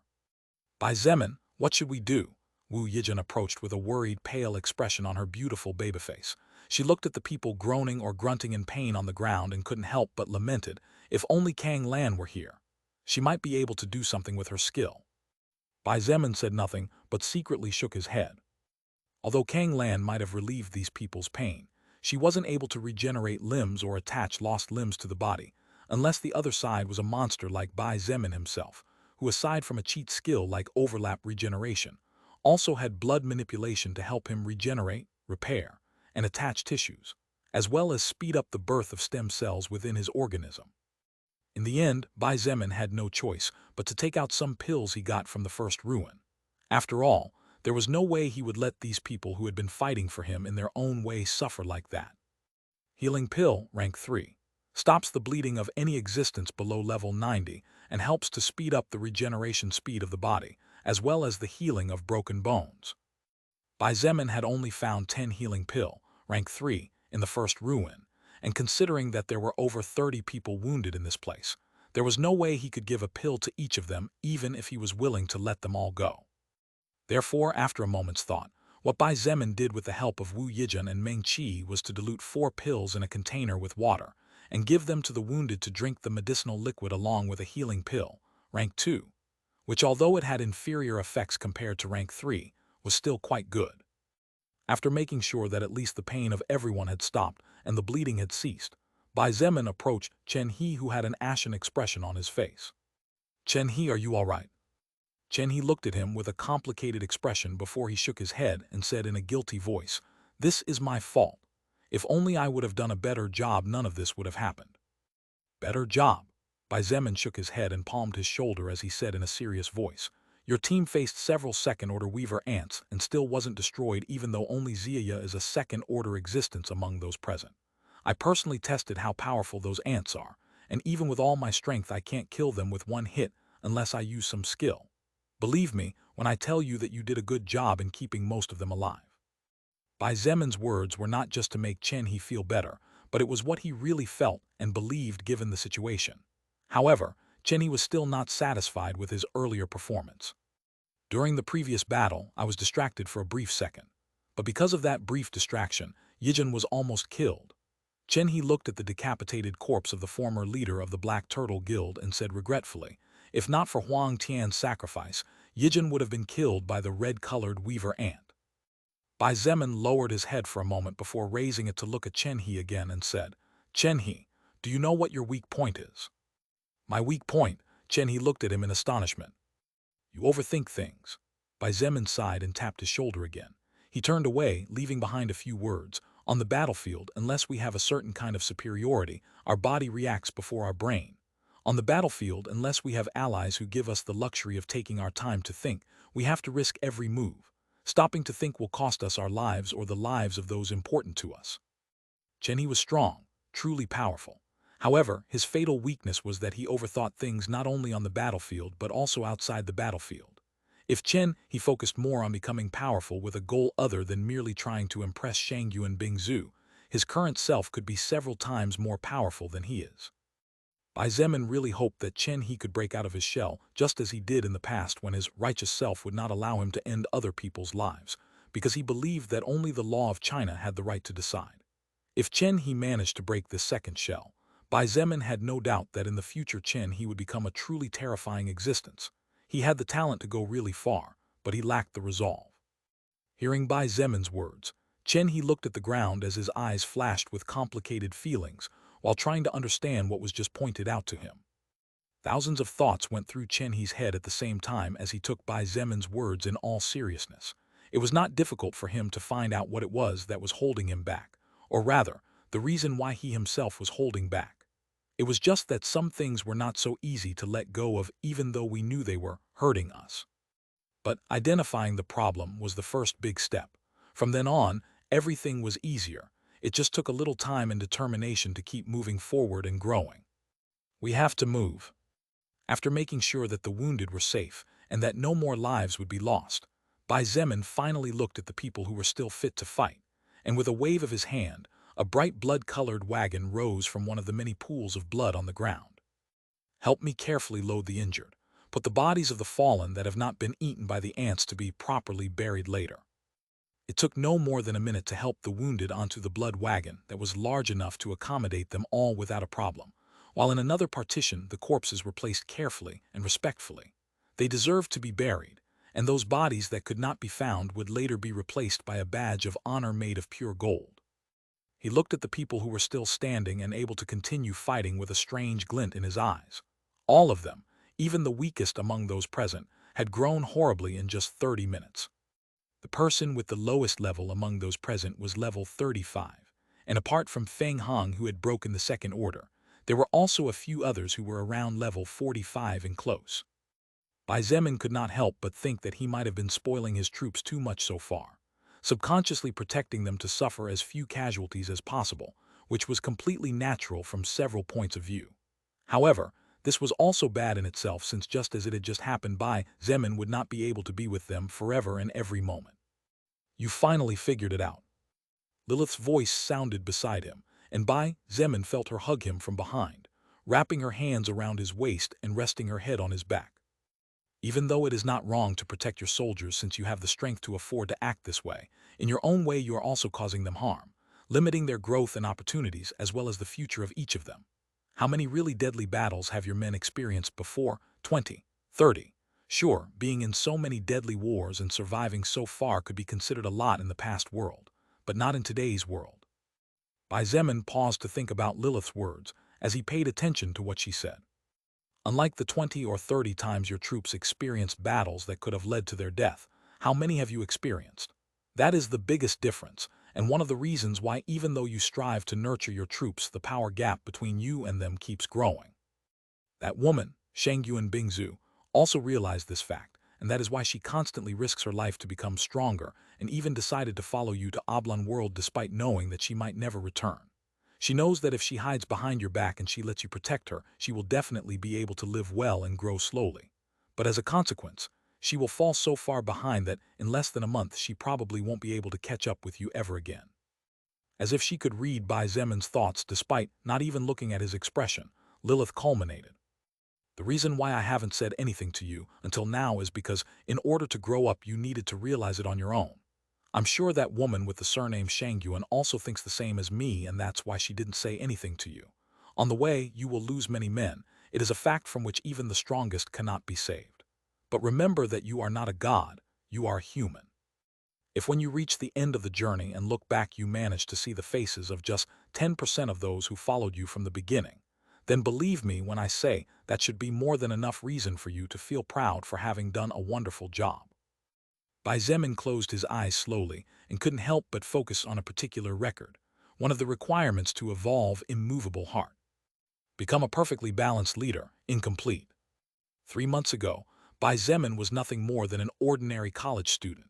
Even his background was nothing worth mentioning or remembering. Today, 3 months later, he was technically the leader of more than 300,000 people. Although it had been a long and hard ride, he had improved a lot. However, he still had much to learn, and little by little, he was growing not only in strength but also in character. Just as Chen he had his weaknesses or disadvantages, Bai Zemin also had his areas for improvement. Chapter 684, Mighty Ziya and Wolfpack. Chapter 684, Mighty Ziya and Wolfpack. By the time Bai Zemin began to lead the team previously led by Chen He, and the rest back through the passage to meet with the team of Shangyuan Bingzu, there were many weaver ants that got in their way. It's probably because the weaver ants in the central passage finally started to slip in everywhere. Bai Zemin murmured with a strange flash of light in his eyes as he watched the huge sea of ants charging toward them. This time, he did not plan to continue making the same mistake as before. Therefore, while he could take down all the enemies before them, Bai Zemin took a step back and ordered in a firm voice. Fighters in front, archers and mages behind. Ziya, you will be the main source of attack this time. Is something wrong? Sun Ling looked at him in confusion. But Sun Ling was not the only one who felt confused, as everyone felt that the commands from Bai Zemin were a bit weird. This time I won't intervene unless one of you is very close to death, Bai Zemin said in a firm voice. I want you to pretend as if I am not here, and if one of you relaxes just because you are aware that behind your backs there is me, then I will not protect that person. Everyone immediately had changes in their expressions, but seeing Bai Zemin closing his eyes and folding his arms as if he didn't even have any intention of intervening in the incoming combat, they had no choice but to grit their teeth and start forming a tight circular formation in order to protect the backs of each other. Lightning arrow, bloody rose, fireball, ice spike, earth spear. Several magical skills were activated almost at the same time, and immediately the passageway lit up with different colors. The different magics flew through the air and began to slam indiscriminately into the midst of the seemingly endless army of weaver ants. Bang, bang, bang, bang, bang, bang, bang, bang, bang, bang. Even before reaching the group, the number of weaver ants that were torn apart and turned into a pile of meat paste after receiving dozens of attacks from first-order existences was definitely not small. At the very least, several tens of thousands of unclassified weaver ants were destroyed on the spot by either magic skills or powerful shockwaves. However, none of the soul evolvers of the human group felt happiness in their hearts, as not even a second later that hole left behind, by the tens of thousands of fallen ants, was easily filled by the weaver ants behind them.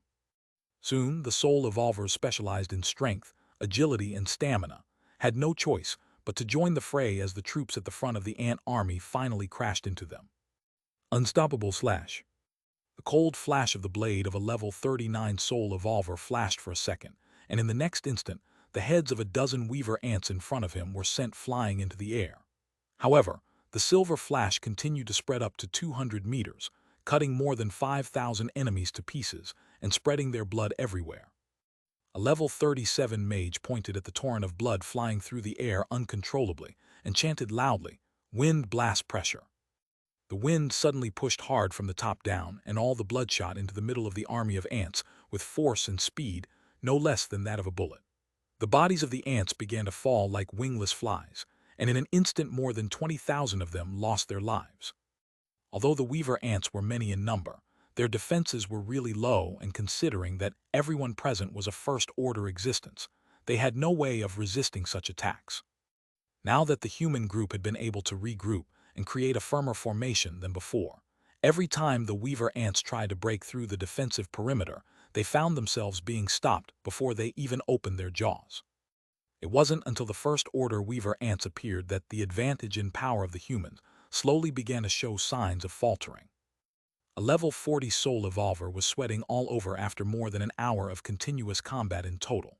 Seeing the dark green weaver ant charging toward him, the man gritted his teeth and forced his tired body to move while raising his sword to block the legs of the enemy. Boom!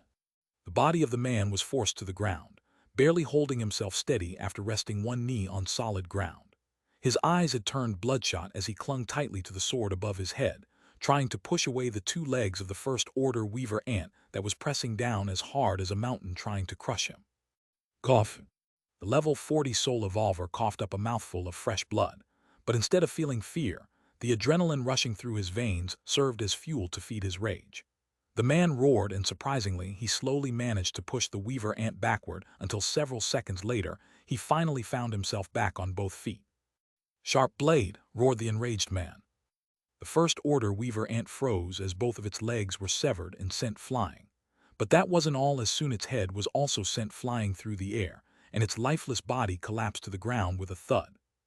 The momentum of strength gained through the momentary adrenaline rush soon began to wear off, and the man immediately felt the consequences of the shock his organs received during the previous impact against the first-order weaver ant.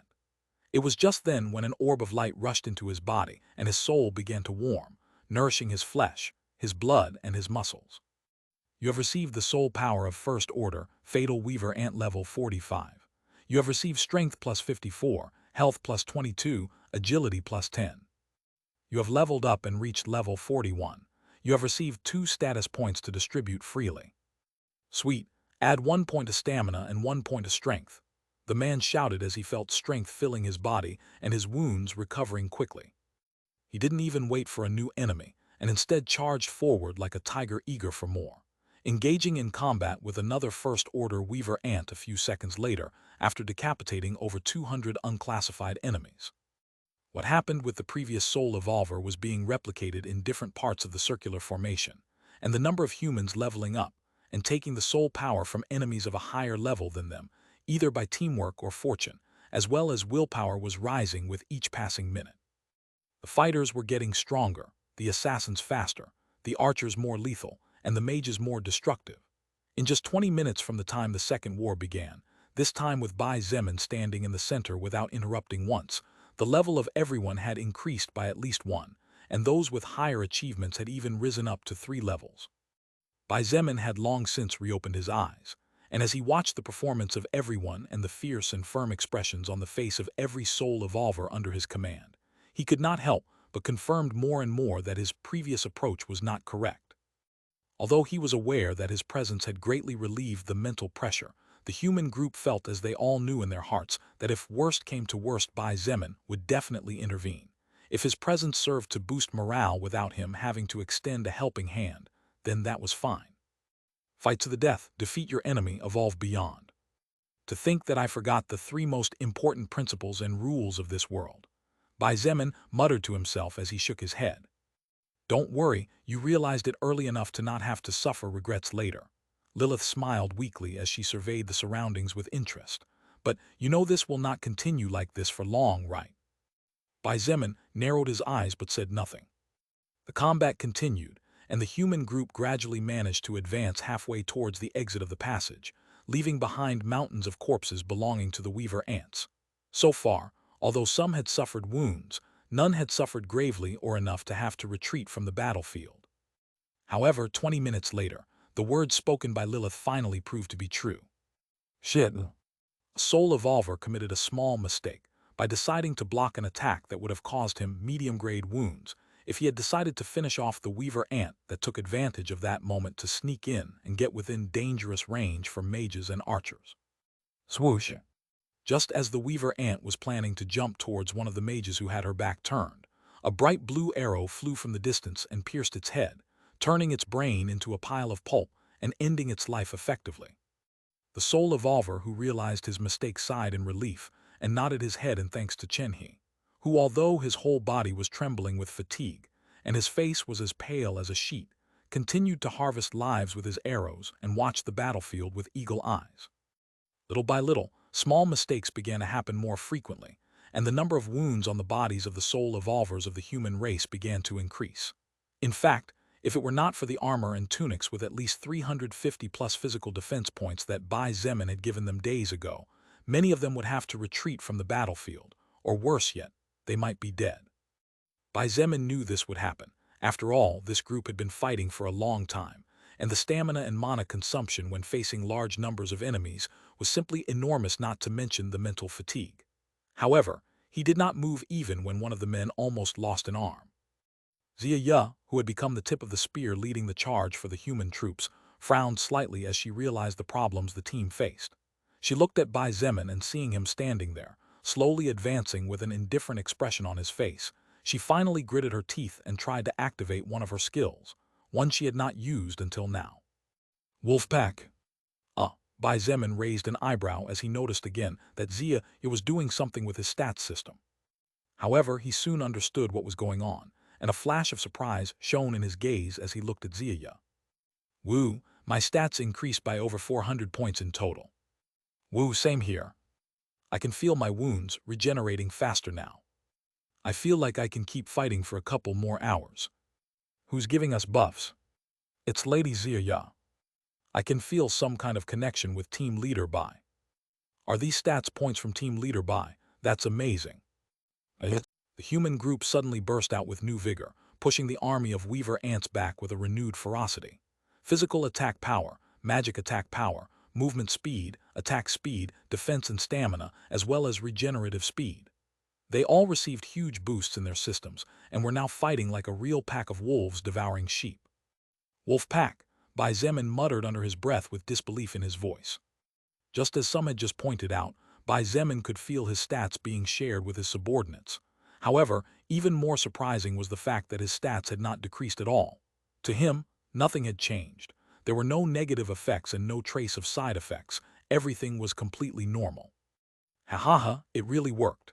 Zia laughed happily as she cast a curse and ended the lives of over 15,000 ants in an instant. She turned for a moment to look at the surprised Bai Zemin and said in a sweet voice, "Leader, you said you wouldn't intervene in this battle unless it is absolutely necessary, right? Don't worry, you won't have to move even a single muscle now." Lilith looked at Zia with wide eyes, and as she watched the craziness unfolding right in front of her, she couldn't help but mutter to herself, "What the? Who the hell is this woman?" Lilith's shock was so strong that it had even faintly touched the shock she felt in her heart. The first time the soul record appeared on Earth, modifying Bai Zemin's body from the inside out. Wolfpack, what kind of nonsensical and broken skill was that? Lilith had never heard of a skill capable of doing anything like what the skill of the woman called Zia was doing. Chapter 685, Lilith's Mysterious Discovery. Chapter 685, Lilith's Mysterious Discovery. Lilith had seen all kinds of skills throughout her life, and among those skills were definitely not lacking some that could simply be described as heaven-defying skills. Among all the existences she had met so far, be it lower existences or higher existences, the existence with the highest number of heaven-defying skills was undoubtedly the man who stood next to her physically and in her heart emotionally, Bai Zemin. The skills of Bai Zemin, besides being extremely powerful and destructive to the point of inflicting fear just by the aura of their activation, were so well complemented that, when one was used in conjunction with another, the result of the stronger skill would be far more brilliant or terrifying than normal. Bai Zemin was undoubtedly the existence that, in the eyes of Lilith, had the highest chance of reaching the true perfection in both body and soul, and finally unveiling the mysteries of the cosmos. After having met Bai Zemin and following his records with every step he took, Lilith thought that she definitely could not be so surprised by another existence, let alone a lower existence. However, she was clearly wrong. As she watched the terrifying power with which the group of humans before her burst out, pushing hundreds of thousands of enemies back with at least 5 times the previous speed, Lilith's eyes flashed with astonishment, impossible to hide. She silently activated a skill, and 2 small magic circles of a slightly darker color than the natural ruby color of her eyes, and immediately noticed several auras surrounding every fighter, mage, assassin, and archer in the group. They are all linked to you. More like it's as if they're using you as fuel. What? Bai Zemin looked at Lilith, who was glaring at the surroundings. Lilith deactivated her skill and asked in a serious voice, "Little brother Zemin, try to check if you can break your connection with them." Bai Zemin nodded as he perceived Lilith's serious voice and quickly focused on the several tens of threads touching his soul. He tried to sever the connection with one, and it didn't take him long to realize that if he wanted to, he could easily crush each thread at will. "Yes, I can do that." Lilith sighed in relief and nodded slowly. "That's good, that's good." "Lilith, what's going on with Ziya's skill? How can there be such an unbalanced skill like this?" Bai Zemin frowned as he asked in a low voice that was easily swallowed up by the explosions, shouts, and shrieks from the battlefield. However, Lilith shook her head in response. "Don't ask me. This is the first time I've heard of or seen a skill that, using records of one to potentiate others." Suddenly, the eyes of Lilith widened as she realized something, and subconsciously sucked in a breath of cold air as she thought of something. "Lilith, is something wrong?" Bai Zemin couldn't help but panic as he saw Lilith's sudden change in attitude. This was one of the few times he had seen her behaving like this, and the first time she did it for something that was somehow not closely related to him. Suddenly, however, Lilith chuckled and then began to laugh out loud, surprising Bai Zemin even more. "Ha ha ha, what's happening with this? It's really funny. How can something so interesting be happening over here? Ha ha ha ha." Lilith's laughter was as beautiful as her voice, even when she laughed out loud. Her laughter was not loud, noisy, but was like silver bells jingling amidst the summer breeze right under the eaves of a holiday house. However, Bai Zemin was so surprised by her sudden outburst that he had no time to appreciate even the beautiful sight of her upper body shaking and bouncing. On the contrary, he even wondered for a moment if someone had cast an illusion-like skill or something. Approximately a minute later, Lilith's eyes were on the verge of tears, and her stomach hurt from laughing so hard. She somehow managed to slowly get herself under control, and as she used her flawless long fingers to wipe away the teardrops catching on her long eyelashes, she sighed. "It's been a while since I've laughed so heartily. It really is refreshing." Bai Zemin looked at her with bitter eyes and growled under his breath, "Miss Sixth Order Succubus, could you explain so we can all laugh together?" Lilith looked at him, slowly regaining her composure. Her voice turned slightly serious, but the joy was still noticeable as she slowly said, "Little brother Zemin, all you have to do is to put a leash on that woman Ziya." "A leash?" Bai Zemin frowned. "What I mean is that you can't let her go. No matter what, you must keep her by your side," Lilith pointed out, her voice growing a bit more serious as she looked at Ziya fighting in the front line. "Even though she's unlikely to betray you or try to hurt you, considering how happy she is right now, just like someone who found what she had been looking for her whole life, just in case it would be good if you used your loyal follower skill on her." "Even if you didn't tell me, I was planning to do it anyway." Bai Zemin looked at Ziya with complicated eyes and sighed. "Even though she will soon be my subordinate, I don't know Ziya well enough to trust her. Besides, there's no way I would allow someone with such dangerous and mysterious skills to roam free so that one day it might turn around and bite me in the ass." Bai Zemin knew that he was powerful and he feared no one. He even dared to take 2 attacks from a fourth-order existence head-on. However, even though he knew he was strong and feared no one, Bai Zemin did not see himself as an invincible being, even on Earth.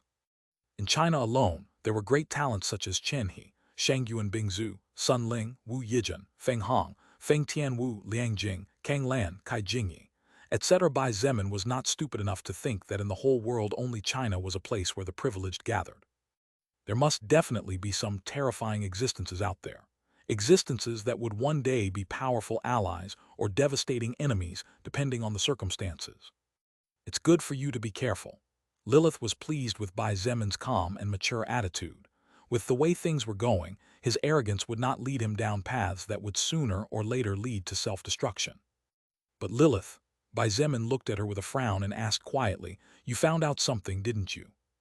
Lilith just smiled and said mysteriously, "Little brother Zemin, sometimes I really can't help but wonder how high your luck can be. From terrifying skills that complement each other to obtaining divine treasures that even higher existences would drool to obtain. And now, another treasure has just been sent into your hands of its own free will. Could it be that instead of being the reincarnation of Sirius, you are secretly the reincarnation of the god of good luck? Did such a god really exist? Who knows? I have no idea. You.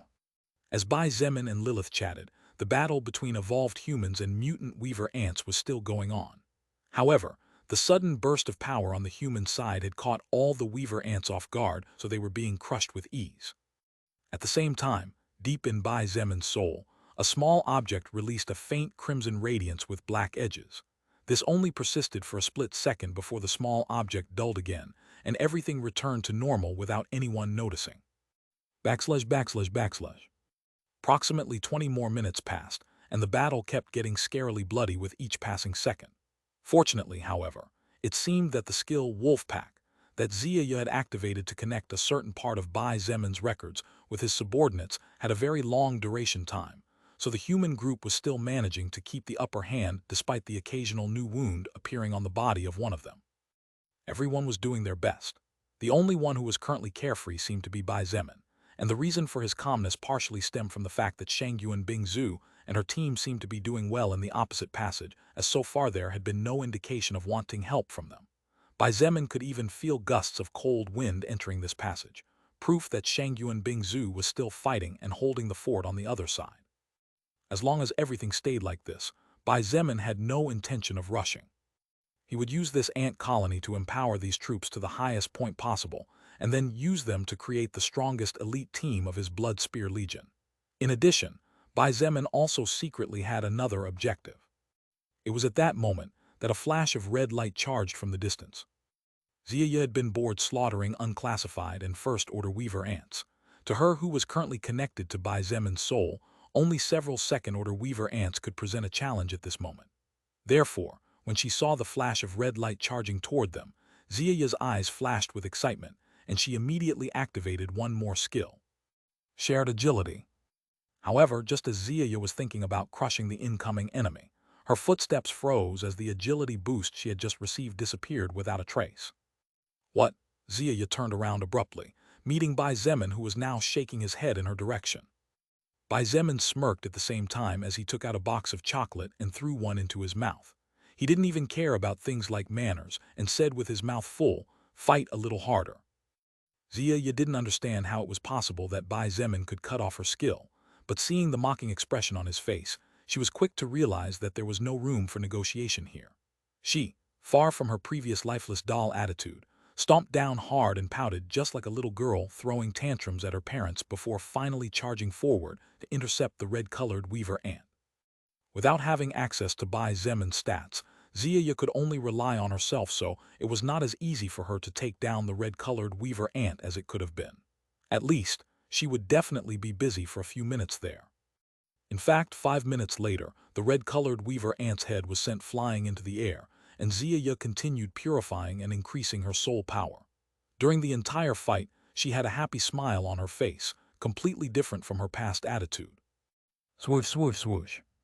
Amidst explosions and flashing magic lights, 3 howling wind sounds swooshed from the distance, and everyone's expression changed as they noticed 3 red-colored weaver ants charging in their direction with brimming killing intent.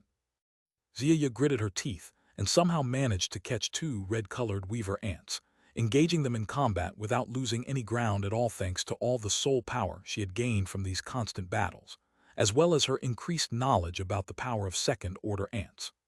However, there were 3. This meant that one of them continued to charge toward the human group. It was just as the red-colored weaver ant was about to cut off the head of an assassin-type soul evolver that several blood chains wrapped around its body tightly, slowing its movements. However, the red-colored weaver ant's strength was truly amazing, as soon the blood chains began to crack as if they were going to break at any moment. It was at that moment that a new change happened. The blood chains suddenly lit up with a glow of deep blue light, and the red weaver ant began to writhe as it shrieked in terror, as if it had just encountered something dreadful. However, it only took an instant for its body to be engulfed in blue flames, and a moment later only a small soul stone remained as proof that it had ever existed. Some soul evolvers could not help but pause briefly as they watched one of the blood chains surround the soul stone that had just fallen from a second-order existence, and as if it had a life of its own moved towards the center of the circular formation. Bai Zemin took the second-order soul stone, and as he fiddled with it through his fingers he muttered to himself, 261 out of 2,000. I wonder how many second-order ants are in here. There must definitely be a few hundred. Bai Zemin planned to make use of the fast evolution and numbers within this ant colony to increase his progress in his class mission. He believed that, at the very least, he would complete 1/4 of the 2,000 second-order existences requirement, considering that they had not yet reached the end, but the red-colored weaver ants kept arriving. A few hundred. Lilith secretly shook her head after hearing Bai Zemin's words. Chapter 686, A Battle Between Weirdos. Chapter 686, A Battle Between Weirdos. Approximately 2 hours later, Bai Zemin threw the last of the chocolate into his mouth, and while observing the surroundings with lazy eyes, turned the second box into a pile of ashes using his beautiful blue flame. That's right, it had been 2 hours since Zia had activated the skill Wolfpack, and during those 2 hours, the skill had surprisingly been latent at all times, greatly surprising everyone. In the process of devouring the content of his second box of chocolates, Bai Zemin even couldn't help but wonder if the skill Wolfpack would be active forever or what. Looks like this is everyone's limit after all. Bai Zemin muttered as he clapped his hands in an attempt to wipe off the traces of chocolate left there. Lilith looked at him with weird eyes and couldn't help but pointed out, "You know, I've met all kinds of people in my life, but this is the first time I've seen someone eating chocolate while his subordinates fight to the death against enemies that don't seem to have an end in sight." Ha ha ha, I bet I'm the weirdest person you've ever met in that case. Bai Zemin laughed, very pleased with himself.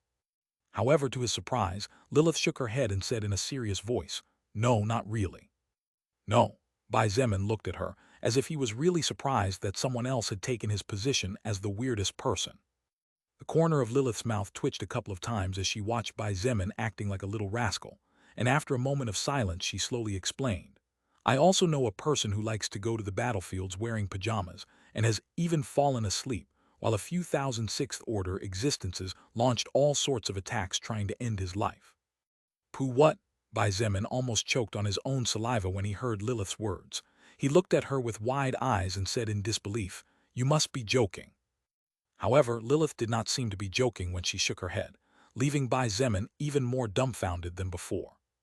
A person had thrown himself into the middle of a battlefield wearing pajamas, and even had the nerve to fall asleep, while a few thousand superior existences launched attacks. Bai Zemin couldn't help but feel that someone was challenging him. HMPH, what's so great about showing up wearing pajamas on the battlefield?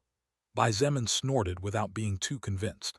He began to walk to the front with the intention of leaving the central and most protected area of the circular formation as he confidently said, "There will be a day when this daddy will go to the battlefield in a bathrobe, with wet hair, and with a toothbrush in my hand. I will use a toothbrush to kill several thousand sixth-order existences, while dodging several thousand attacks." Lilith began to cough furiously when she heard Bai Zemin's words, and her face turned red due to shortness of breath. She watched his back in disbelief, and for several seconds couldn't help but wonder if it would have been better not to say anything. Lilith knew that Bai Zemin was a competitive person by nature, but wasn't this a bit too much? /////. Cram World, Castle of the Demon Lord and leader of the demon army. In one of the rooms on the highest floor of the magnificent castle, the darkness was so dense that a normal person would not be able to see their own hand, even if they waved it before their eyes. Actually, the room was really spacious, so much so that it could easily be a house in itself. However, the room was really very plain, and it even felt desolate and cold, because except for the huge bed in the center, there was nothing else to appreciate. If someone could see beyond the darkness, that person would be able to see that on the huge bed was a figure that looked too small in comparison to the bed, that was over 7 meters long and over 7 meters wide. This figure had hair as bright as gold, and a face beautiful enough to make a fool of even the most beautiful woman on earth. Its slender body looked so delicate that it evoked a desire for protection in the heart of anyone who looked at it, and its sleeping posture was so elegant that if a painter were present, they would definitely want to immortalize this moment forever. This figure, however, despite its beauty, was actually a man. Icho. The silence that had been present for a long time was broken when the sleeping figure sneezed noisily, and his body trembled as if he was suffering from chills. Lucifer slowly opened his sleepy eyes, but he immediately closed them again and covered his eyelids with his forearm while muttering under his breath, "Too much light." Such were the demon lord's first words after awakening from his sleep, even though there was actually not even a speck of light inside the room. A few minutes later, Lucifer slowly sat up, and after a couple more minutes dragged his body out of his comfortable bed. He almost fell to the floor but fortunately managed to stay steady as he walked to the door of his room and muttered some strange words under his breath. Lucifer left his room and walked down the long corridors of the castle, walking down a few floors without even seeing a single demon, until he finally reached the third level where several individuals immediately began to greet him. Lucifer approached a pretty succubus and asked with lazy eyes and a low voice that was too respectful to be a leader, "This, pretty miss, do you know where Fire Sorrow is?"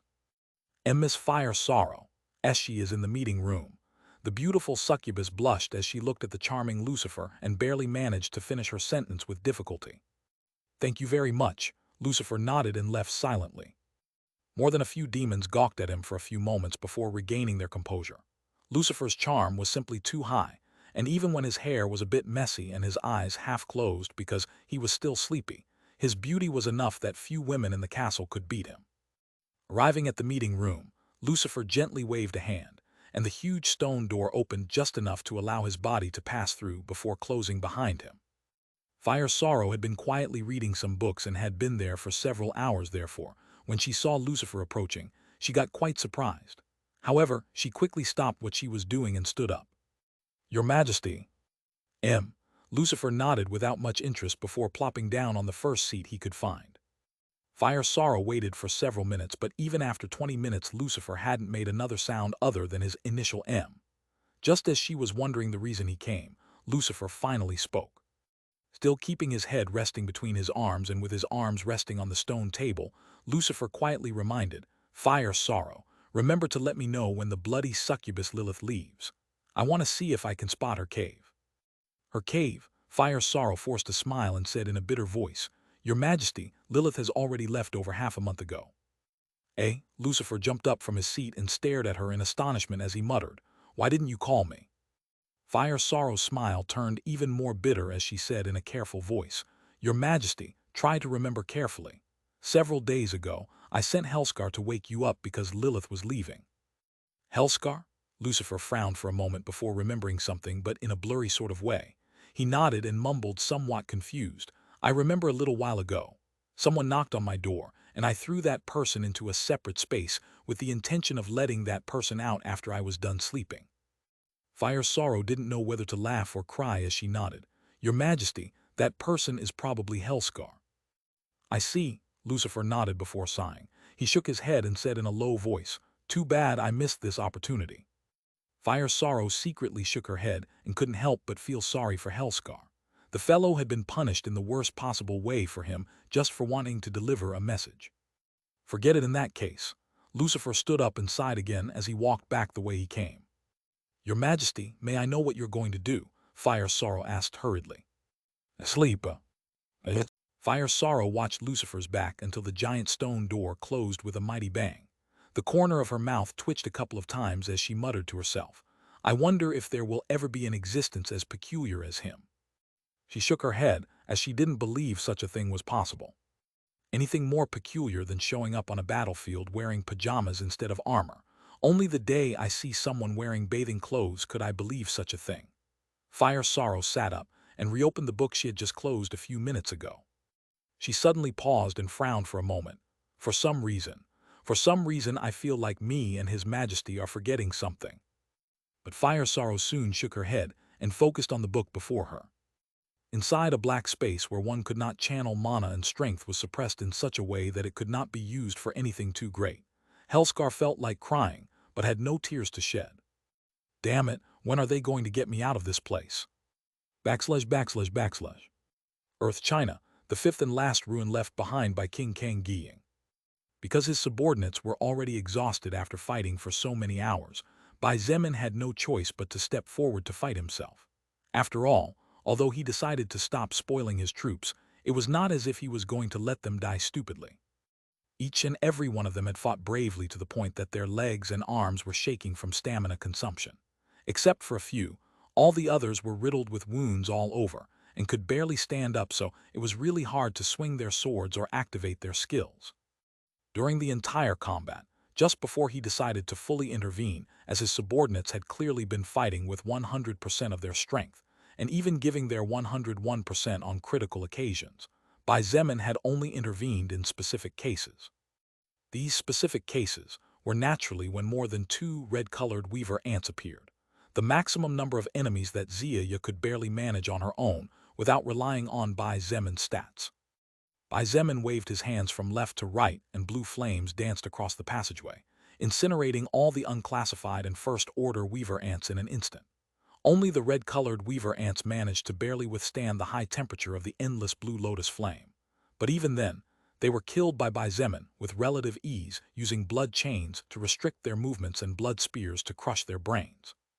By the time Bai Zemin led his group back to the branching location, before finally entering the passage where Shangyuan Bing Zhu's group was, he had already made considerable progress on one of the requirements he needed to complete to become a second-order existence. Kill second-order existence single-handedly using blood manipulation. 424/2000. At this rate, will I not end up completing at least half of this damn requirement by the time this stupid battle is over? Bai Zemin asked himself in a low voice as he opened the passageway and got closer and closer to Shangyuan Bing Zhu. Upon entering the passage, it was not difficult for everyone to notice how the temperature plummeted, and as they looked at the stone walls they easily noticed several layers of ice covering the surroundings. Furthermore, from the distance, they could hear constant explosions, and the gusts of cold wind continued to come from the front, along with the endless sea of ants that continued to appear like an ever-present plague. Indeed, even though he already knew it, Bai Zemin could not help but sigh in relief when several minutes later, he and his group found Shangyuan Bing Zhu.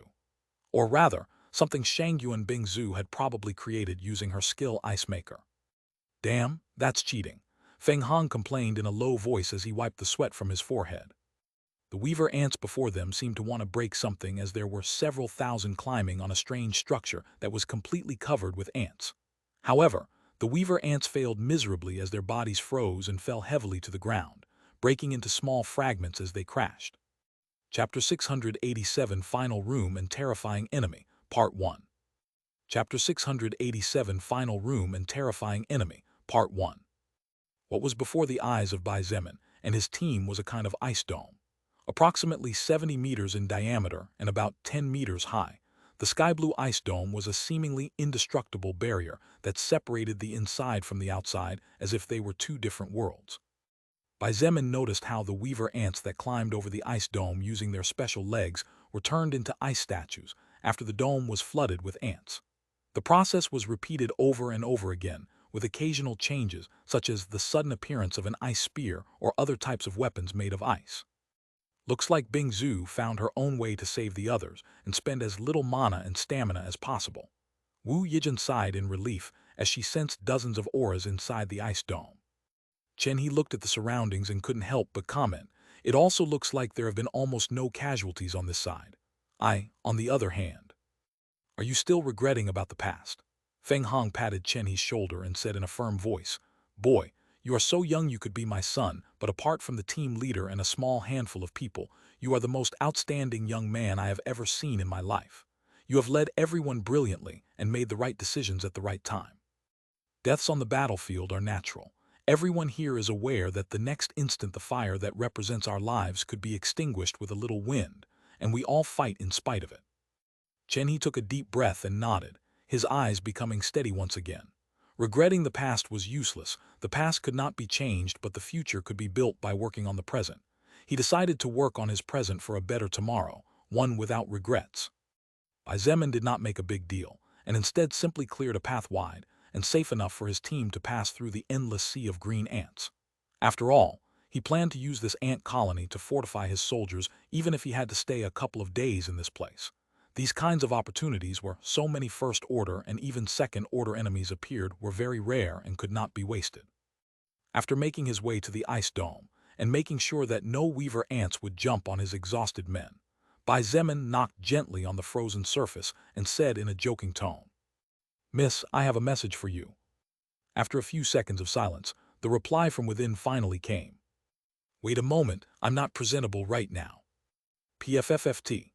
Bai Zemin almost fell to the ground upon hearing Shangyuan Bingzu's reply and finally couldn't help but burst out laughing.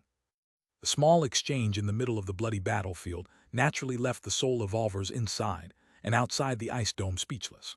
While the weaver ants were frozen to death as they climbed the ice dome or turned to ashes by the blue flames, the ice princess and the flame lord looked more like a flirtatious couple than soldiers fighting for their lives. The most surprised were naturally those who knew Shangyuan Bingzu's personality well. However, this time there was no surprise in Wu Yijin's eyes or in Chen He's eyes. In fact, when the two heard the brief exchange between the two people, Wu Yijin and Chen He exchanged glances, and although neither of them said anything, they understood what the other was thinking. Even a fool would realize after so long that Shangyuan Bingzu definitely treated Bai Zemin differently compared to how he treated other people. Even Wu Yijin did not get as many jokes from her good sister, let alone as many smiles. It was not very difficult to understand that at some point, Bai Zemin had managed to sneak into Shangyuan Bingzu's heart so strongly and firmly that now even Wu Yijin doubted who was the most important person for her childhood friend. Part of the ice dome facing Bai Zemin's group melted, and soon a space opened up, large enough for 5 people to pass side by side without any problem. On the other side, the beautiful Shangyuan Bingzu was radiant with a faint smile on her face, and her eyes shone with a peculiar light when she saw Bai Zemin. Bai Zemin looked inside the ice dome as his blue flames danced around and incinerated thousands of weaver ants per second. Inside the dome, he saw several dozen people, and except for a few wounded he found no dead bodies. At the very least and from a first glance, Bai Zemin estimated that Shangyuan Bingzu had managed to keep everyone safe. "Are you guys going to stay outside?" Shangyuan Bingzu raised both eyebrows and placed both hands on her hips, looking especially pretty as she looked at Bai Zemin with questioning eyes. Bai Zemin looked at the people behind him and ordered in a serious voice, "Everyone, get into the ice dome. I will stop the weaver ants in the meantime." No one said anything and they hurriedly began to enter the ice dome that was, surprisingly or not cold at all from the inside in contrast to the large amount of frost-like energy it released on the outside. Bai Zemin was extremely pleased to see the orderly manner in which everyone entered the ice dome. After experiencing so many battles together, these people had come to understand each other so well that they could probably understand each other's thoughts with a glance in the midst of combat. Such a kind of characteristic was simply invaluable and difficult to acquire unless through countless deadly battles. After everyone entered the dome, Bai Zemin slowly backed off while setting fire to all the mutant ants that tried to sneak in, until the opening was finally sealed again by Shangyuan Bingzu. The first thing Shangyuan Bingzu did was to check Bai Zemin for any injuries, and only then she approached Chen He and Wu Yijin. Her slight move probably done subconsciously made Sun Ling sigh in her heart, and she ended up shaking her head as she realized that maybe her daughter might have a lot of competition to win Bai Zemin's heart after all. Shangyuan Bingzu did not know about other people's thoughts. She frowned slightly as she looked at the clear lack of soul evolvers, and her blue eyes widened slightly as she noticed Huang Tian's absence. In fact, when the other members of the Black Tortoise Guild noticed Huang Tian's absence, all of them lowered their heads.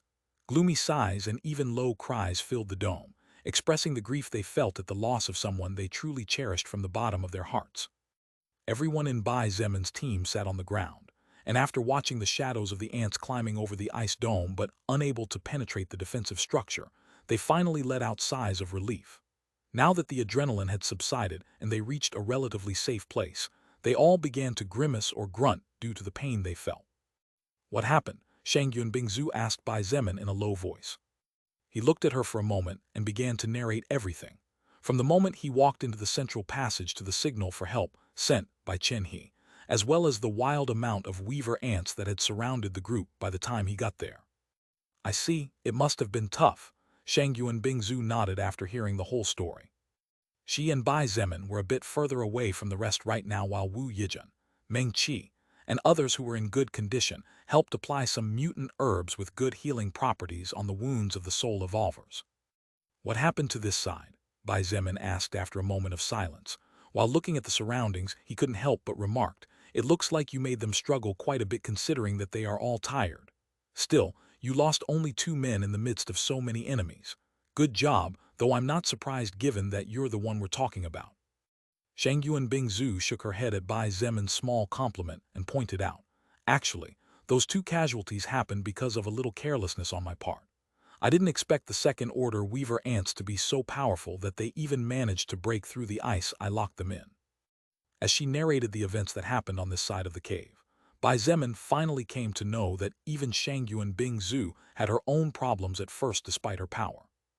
It turned out that at first, Shangyuan Bingzu had let the others fight against the weaver ants, and just as Bai Zemin had just found out and implemented, she did not intervene even when some of the soul evolvers on the human side were about to die. Under this kind of environment, and the stimulus of knowing that they could die at any moment, everyone's level began to rise rapidly. However, when the first 2 red-colored weaver ants appeared, Shangyuan Bingzu made a small mistake in her calculations. She, who was capable of fighting third-order existences, did not expect that the strength of a second-order ant could reach such a frightening level. Shangyuan Bingzu thought that only by spending a few mana points she would be able to freeze both creatures, but to her shock, this was not the case. The 2 second-order weaver ants broke through the ice that had covered their bodies and, taking advantage of the small moment of surprise, managed to take the lives of 2 men before Shangyuan Bingzu finally decapitated them both. From that moment on, Shangyuan Bingzu took over the largest number of second-order weaver ants and only left a small number for people like Liang Jing and Teng Hua to polish themselves and obtain large amounts of pristine soul power, while the rest of the weaver ants were taken care of by the weaker soul evolvers. I see. Bai Zemin scanned over and said with a faint smile, not bad at all. The lowest level among those present is 30, while both Liang Jing and Teng Hua managed to break into the second order. As for Shangyuan Bingzu's level, it was hard to say. She was not only 1 stage above Bai Zemin, but her soul power was also incredibly pure, so Bai Zemin could not detect her current level with accuracy. But Bai Zemin was not the only one pleasantly surprised between the two. Shangyuan Bingzu raised an eyebrow, and while looking at the group that Bai Zemin had led so far remarked with slight joy in her voice, "But I must say that I'm really surprised. This team you brought has actually become much more powerful after a few hours. Even your younger sister Meng Qi has managed to break past level 33, and Little Snow finally broke the first order." She looked at Bai Zemin and asked with a faint smile, "You finally realize that overprotection is not good in the long run?" Bai Zemin nodded without saying anything. He was actually relieved and proud that he could notice one of his shortcomings so early and had started working on it before it turned into a deadly cancerous tumor. Meng Qi currently had the lowest level, but even she was already a level 33 first-order existence, while Little Snow had jumped straight to level 35 as soon as she completed her requirements needed to advance to first order. Although Bai Zemin did not know what class Little Snow had since he had no way of seeing her records, the big white dog had become more beautiful, smarter, and many times faster and deadlier compared to the past. While Meng Qi, using some minor runes and mysterious skills, could fight a normal level 40 soul evolver, Little Snow would probably be able to take down several level 40 enemies with ease, since while her attacks were not destructive and her defense was nothing great, her movement speed, attack speed, reaction speed, and instincts were simply monstrous. Chapter 688 Final Room and Terrifying Enemy, Part 2. Chapter 688 Final Room and Terrifying Enemy, Part 2. After some more debate, Bai Zemin and Shangyuan Bingzu finally came to the agreement that wasting this kind of God-sent opportunity was not a good idea. Therefore, with the two of them as leaders, they decided that they would take this passage as the focus for training these troops. So how long can you maintain this ice dome? Mana consumption isn't great if it's just to maintain the dome. The real problem is the powerful legs of the weaver ants. The strength of those ants is really huge, and I'm afraid that if I don't constantly strengthen the ice dome, the weaver ants would probably be able to open a hole in a couple of hours. If a red-colored weaver ant appears, then I will need to spend a lot of mana to prevent the dome from breaking. There are several factors that could make the time variable. Hearing Shangyuan Bingzu's words, Bai Zemin took a moment to think of a possible solution. However, it was hard to find a safe path in the midst of so many enemies. Therefore, in the end, he proposed the first thing that came to his mind. In that case, how about if I take care of eliminating the excess weaver ants every few hours in order for you to recover the mana you invested? After thinking about it for a moment, Shang Yuan Bingzu nodded in agreement. That's okay too. That way we should be able to last for several days without any problems. Then she seemed to think of something and said suddenly, but what about food and water? Do you have enough in your storage ring? Even though there are many weaver ants in this place, their flesh is definitely poisonous. Bai Zemin didn't reply right away, and instead checked the stuff inside his storage ring. Weapons, armors, soul stones, pills, medicinal herbs. Although before coming on this expedition Bai Zemin had left most of his things at his parents' house, as time passed his storage ring had begun to fill up again. There are approximately 120 of us here. I have half a carcass of a mutant deer I hunted before and a few gallons of water. Bai Zemin muttered with a frown. Shang Yuan Bingzu also frowned slightly, but she immediately regained her composure, and while looking at him, she pointed out, although normally that amount might not be enough due to the high consumption of nutrients we need as high-level soul evolvers, being high-level soul evolvers also has its advantages. For example, even if we eat little, we will definitely not starve to death for several months. I think we should be fine for at least 4 or maybe 5 days. What do you say? After giving it a few moments of consideration, Bai Zemin thought that Shang Yuan Bingzu was right. Even if over the days the team lost some effectiveness due to the lack of food and constant battles, that small decline would be easily replenished, as they would all be constantly absorbing huge amounts of soul power and leveling up like crazy. Decided then. ////. 4 days later. Magic explosions lit up the now several meters wider dark passage. Compared to the past, as much of the cave walls had been shattered due to shockwaves resulting from powerful attacks launched by First Order, Second Order existences, or as a result of some body being sent flying and smashing into the wall mercilessly. The flash of the edge of the swords and spears wielded by the warriors mingled with the flash of the sharp arrows launched by the archers. A single sword swing was enough to decapitate hundreds of enemies. A single stab from each spear was powerful enough to pierce through several mutated creatures regardless of their defenses. Each arrow definitely received a kill as a reward. In this battle between humans and weaver ants, it wasn't necessary to watch too closely to notice who had the upper hand in the situation. Ardent eruption.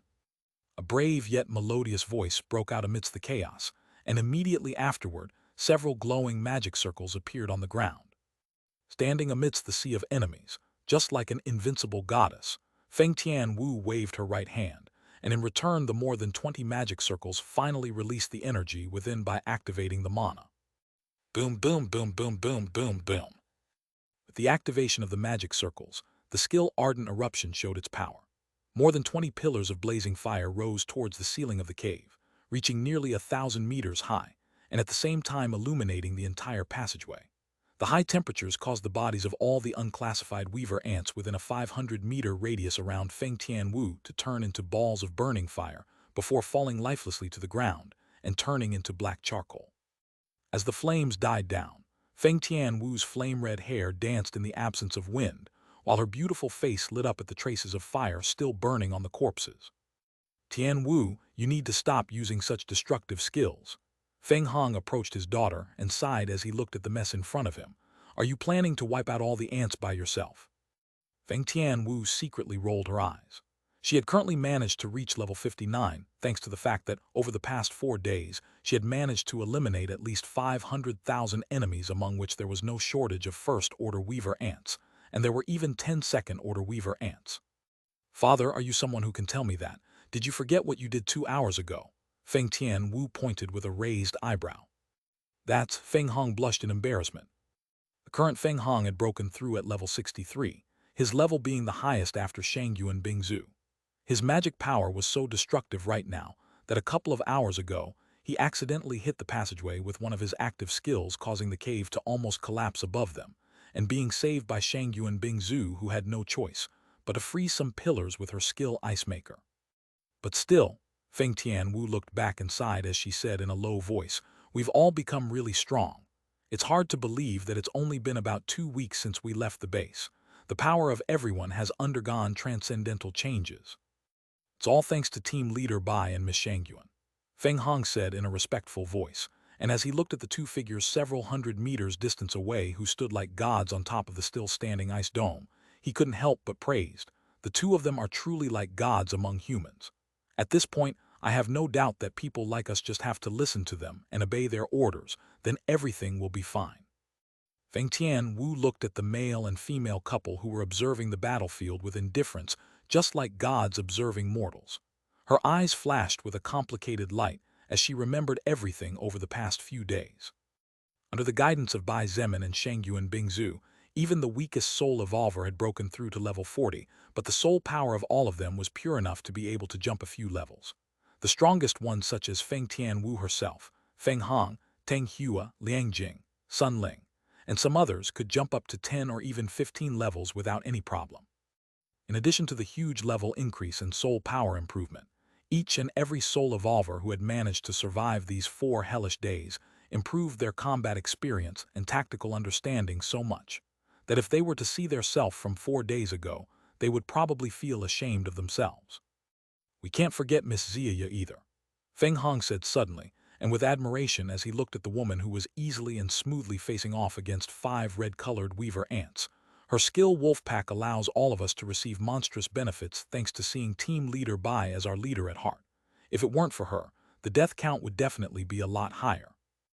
Ziya was currently a level 69 soul evolver, but her true combat power could not be measured at all. She was currently capable of fighting several second-order weaver ants without a problem, and it was rumored among the soul evolvers present that if she were to link up with Bai Zemin, even third-order existences would be crushed by her. What a pity, Feng Hong suddenly sighed, startling Feng Tianwu. Father, what do you mean? Feng Tianwu looked at him blankly. During the past 4 days, even though it had been difficult and 7 soul evolvers lost their lives due to different circumstances, there was no doubt that the gains were much higher. Colossal overall power increase, obtaining huge amounts of soul stones, character temperament, etc. Everything was almost perfect, but Feng Hong seemed sad about something. Feng Hong looked at Bai Zemin, who was chatting about something with Shangyuan Bingzhu, and said with some regret in his voice, "A few days ago, I had the intention to ask you what your thoughts were regarding Team Leader Bai. I know it's hard for a man to get into your eyes considering your talent and courage, but Team Leader Bai has definitely not gone unnoticed. I've noted how you look at him occasionally." The face of Feng Tianwu changed slightly when she heard her father's words, but Feng Hong continued. Unluckily, it seems that the leader has a lot of outstanding women around him. Not to mention Miss Shangyuan Bingzhu and Miss Ziya, Mayor Wu's daughter, Wu Yijun, seems to be incredibly in love with him, and even though she hasn't broken the second order yet, it's because her class is a little different from the rest.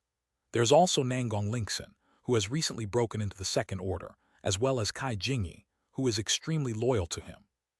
While an outstanding man like the leader can have many women, I don't think my proud daughter would be willing to share her man, would she? Feng Hong turned to look at Feng Tianwu, but was alarmed when he saw how she was looking at him with eyes filled with anger. For a second, he even thought his daughter would attack him, but all the anger in her eyes quickly disappeared, turning into nothing but bitterness. Feng Tianwu looked at her father for a few seconds before she shook her head, and without a word walked toward the ice dome. There were no more weaver ants for her to burn alive. Feng Hong did not know what he did wrong but also did not dare to ask, so, in the end, he could only shake his head. Standing on the ice dome, Shangyuan Bingzhu looked at the surroundings and said in a light voice, "Looks like we finally finished off the weaver ants. At least with the unclassified and first-order weaver ants," Bai Zemin remarked calmly.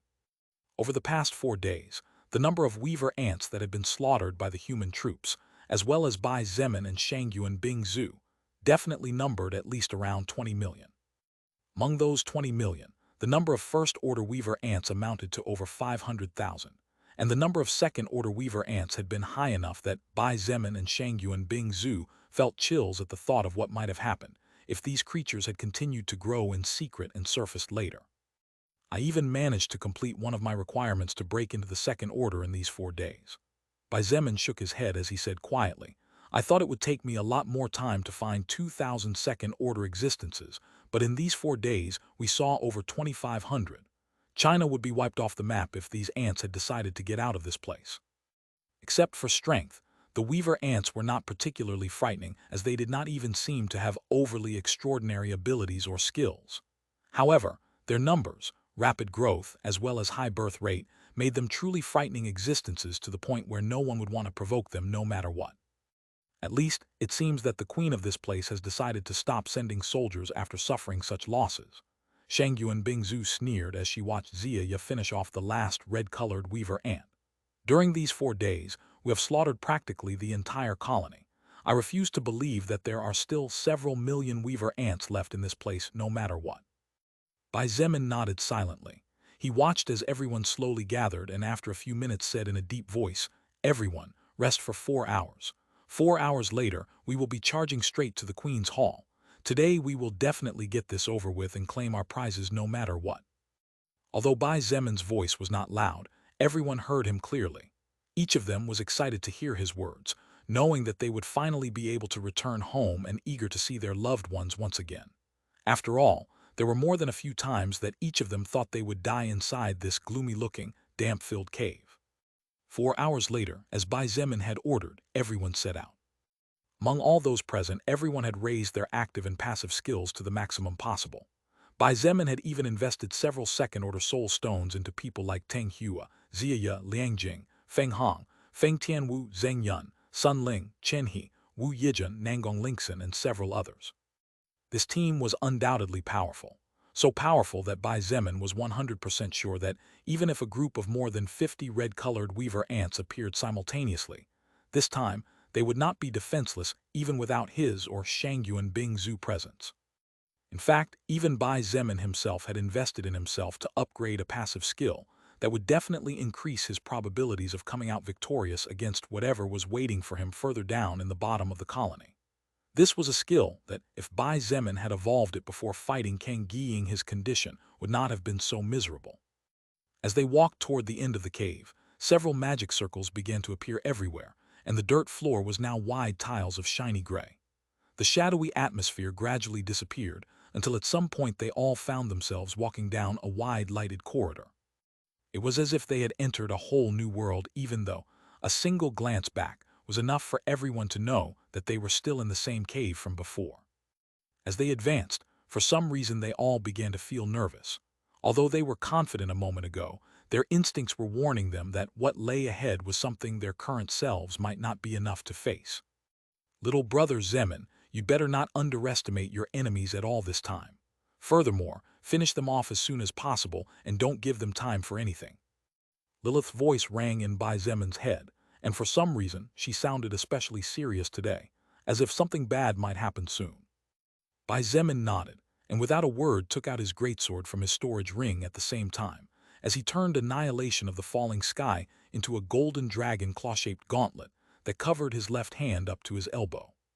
To begin with, he wasn't the type to underestimate others, so Lilith's warning wasn't necessary in the first place. Soon, the group found themselves face to face before what appeared to be a huge door, except that the door was already wide open. The doorframe was over 100 meters wide and at least 200 meters high. It looked really huge and imposing. Moreover, whatever was on the other side of the huge door did not seem to be visible from the outside, since no matter how hard Bai Zemin tried, all he could see was darkness. After a moment's consideration, Bai Zemin quietly ordered, "Everyone, wait here for a moment. I will go first and make sure it is safe for you to enter." Everyone nodded, and even Shang Yuan Bingzu said nothing this time. Bai Zemin clutched his right hand to his greatsword and clenched his left hand into a fist before taking the first step, approaching the huge door bit by bit. He and all the others looked really small seen from above when compared to the wide hall and the huge door before them. When Bai Zemin walked beyond the giant door, the feeling was different from a teleportation, but he definitely felt as if he went through some kind of barrier. The place on the other side of the door seemed to be a continuation of the huge hall, however. Bai Zemin had barely taken a few steps when he suddenly stopped when he saw what was in front of him. His eyes widened and he subconsciously dropped his weapon as he mumbled in shock, What is that thing?" What was in front of Bai Zemin was, by far, the biggest thing he had ever seen in his entire life. However, he had no time to think as he immediately sensed danger of death, and subconsciously his body reacted before his still shocked brain. Bai Zemin raised his left hand and struck out to the side without holding back at all. Boom! A thunderous explosion echoed inside the huge hall, but the place was not damaged at all. However, the most shocking thing was what happened a few seconds later. As if his strength was nothing more than a joke, Bai Zemin's body was sent flying like a kite whose string had been cut, flying hundreds of meters and rolling on the ground like a battered dog. Chapter 689, Extremely Dangerous Battle. Chapter 689, Extremely Dangerous Battle. Bai Zemin felt his whole body bounce along the ground like a soccer ball. However, he wasn't hurt at all. It was all thanks to having taken preventive measures beforehand. Damn it! An anger-filled shout broke out amidst the still persistent rumbling, and a moment later, a new explosion shook the surroundings as Bai Zemin managed to get both feet planted on the ground, and with a heavy stomp forced his body to stop from backing up. At the same time, as he stretched his right hand forward, and his greatsword flew towards him as if it had a life of its own upon sensing its master's call, Bai Zemin raised his head and stared at the new enemy that had just appeared in front of him this time. This creature was an ant, but it was almost completely different from any other ant that Bai Zemin, and probably any human on planet Earth, had ever seen before. Its body was pale blue with what appeared to be an external exoskeleton that acted as armor, blood-red eyes that glowed just like two flashlights, thick antennae on the top of its head, two fierce sickles on the sides of its mouth that seemed to be able to cut through even the hardest metal, and surprisingly, this blue-colored ant was standing on its hind legs while holding a huge hammer with its forelimbs. The creature was looking at Bai Zemin with murderous intent brimming, but there was also a flash of surprise in its glare, as if it could not believe that the human before it had been able to get away unscathed from its sneak attack from earlier. Fourth order. Bai Zemin frowned as he sensed danger from the beast before him. However, he immediately shook his head at his thoughts. No, even though I do indeed feel danger of death, it is not that great compared to what I felt in front of the Emperor of the Usra race or the Emperor of the Ghost race. Bai Zemin had felt more danger even from Kang Gying, despite the fact that the latter clearly could not use the full extent of his power, because he was already dead. Although the creature before him was undoubtedly powerful enough to kill him if Bai Zemin was not extremely careful, it did not give him that feeling of undefeatability that he felt when facing a fourth-order enemy. In fact, if the ant in front of Bai Zemin was a fourth-order existence, the best thing he could do would be to try to retreat. The blue-colored ant was clearly different from the other weaver ants, not only because this ant was standing just like a human, or because it was wielding a weapon, but the intelligence in its gaze told Bai Zemin that the enemy he was facing definitely had no less intelligence than a fully grown adult human. Third order, Bai Zemin muttered with surprise in his eyes. This was the first time this had happened to him, being sent flying by a third-order existence. Even if during the previous clash he had been taken by surprise and his response attack had been rushed, the strength of Bai Zemin was really high at this point, but he was still sent flying.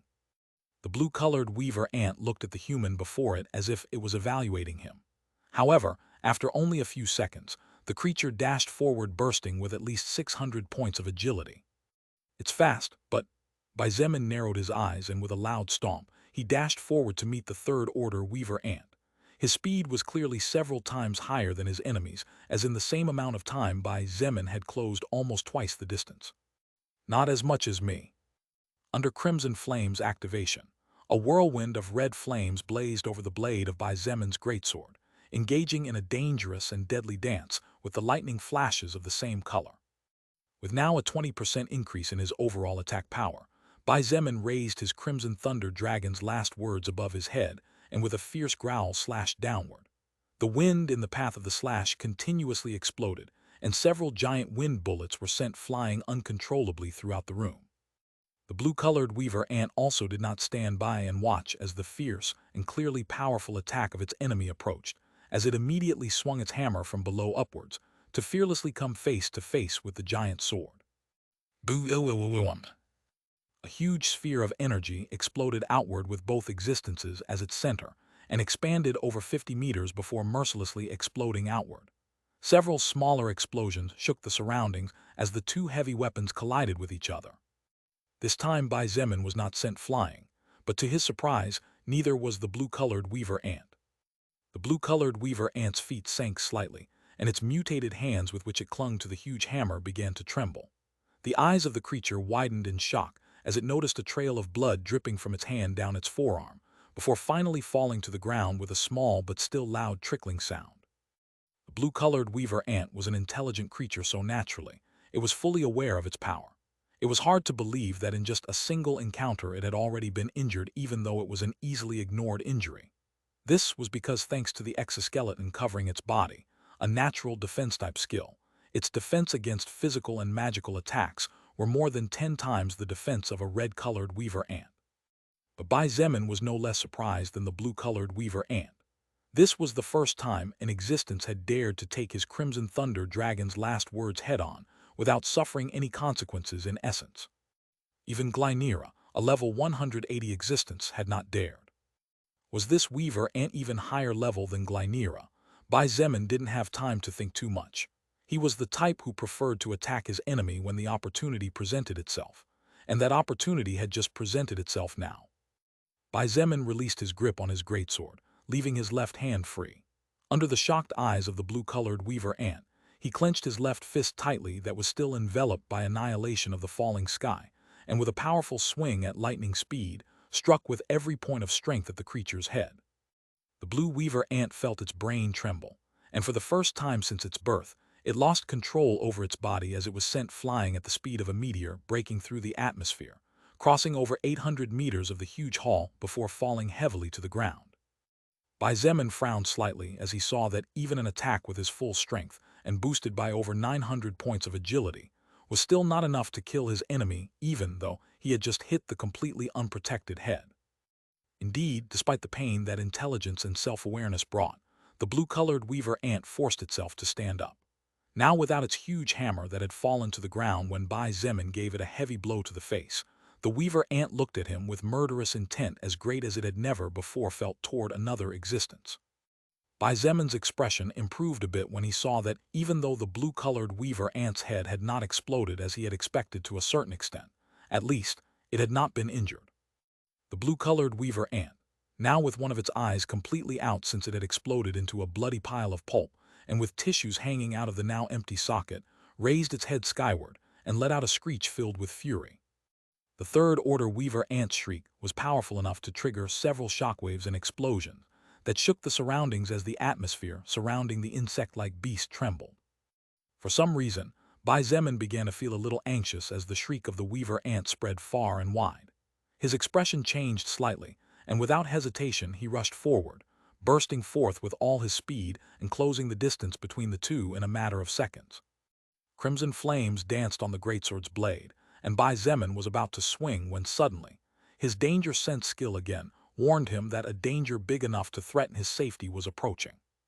Bai Zemin didn't have time to stop his charge or activate any skill when he felt an explosion from the distance to his right.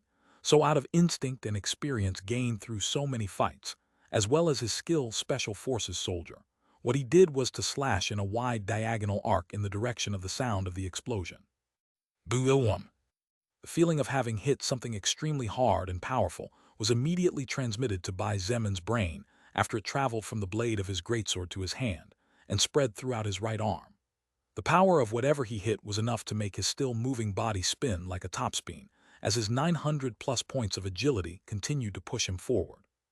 The blue-colored weaver ant had been waiting for this moment, and when it saw the human flying uncontrollably in its direction, it immediately lunged forward, striking fiercely with its thorn-filled fist.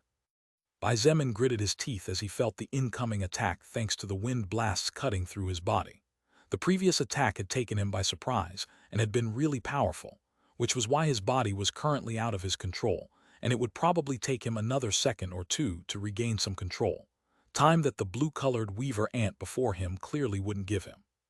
A flash of madness flashed in the eyes of Bai Zemin as he realized that he would not be able to avoid taking this attack head-on.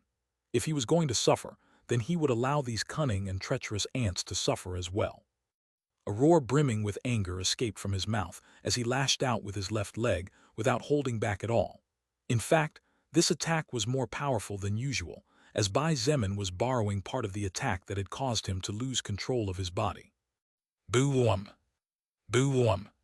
Two terrifying explosions rumbled in the surroundings at the same time, as several shockwaves, one after the other, exploded outward from the 2 points of impact.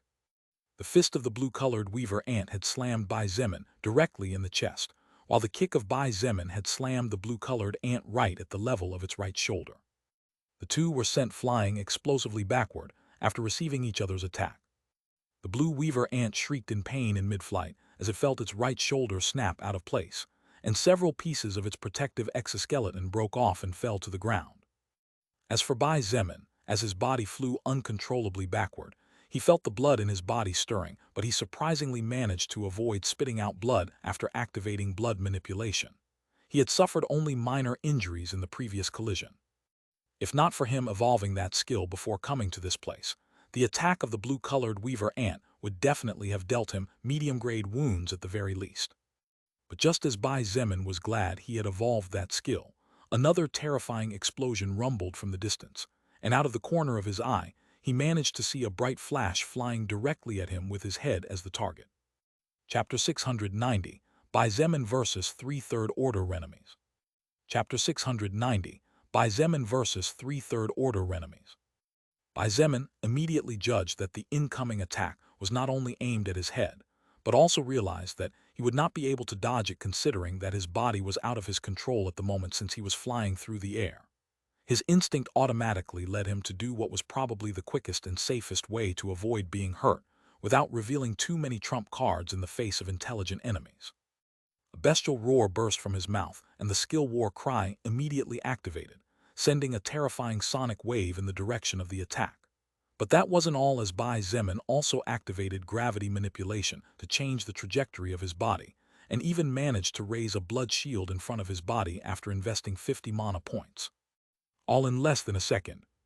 Boom!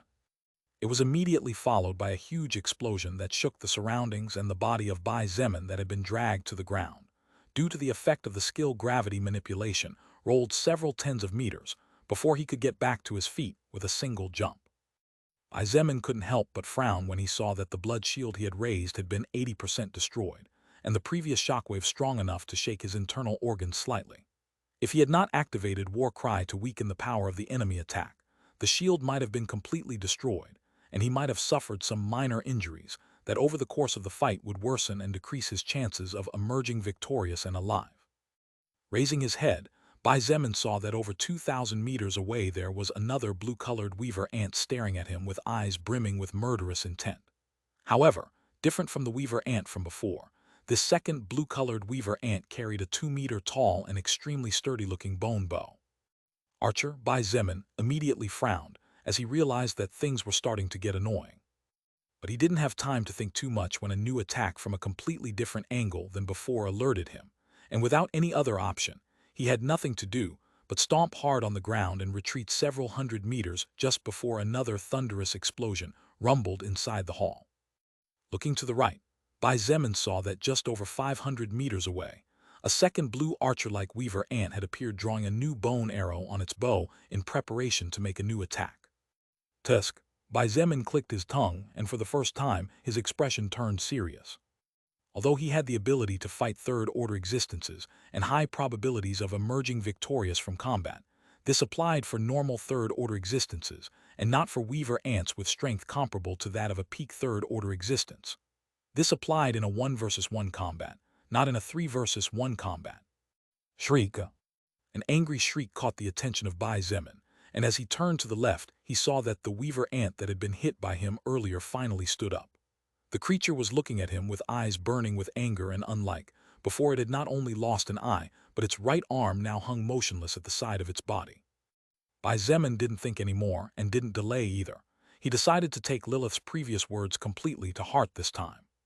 I'd better kill these damn ants as soon as possible before more trouble appears. Bai Zemin gritted his teeth and without hesitation activated lightning movement.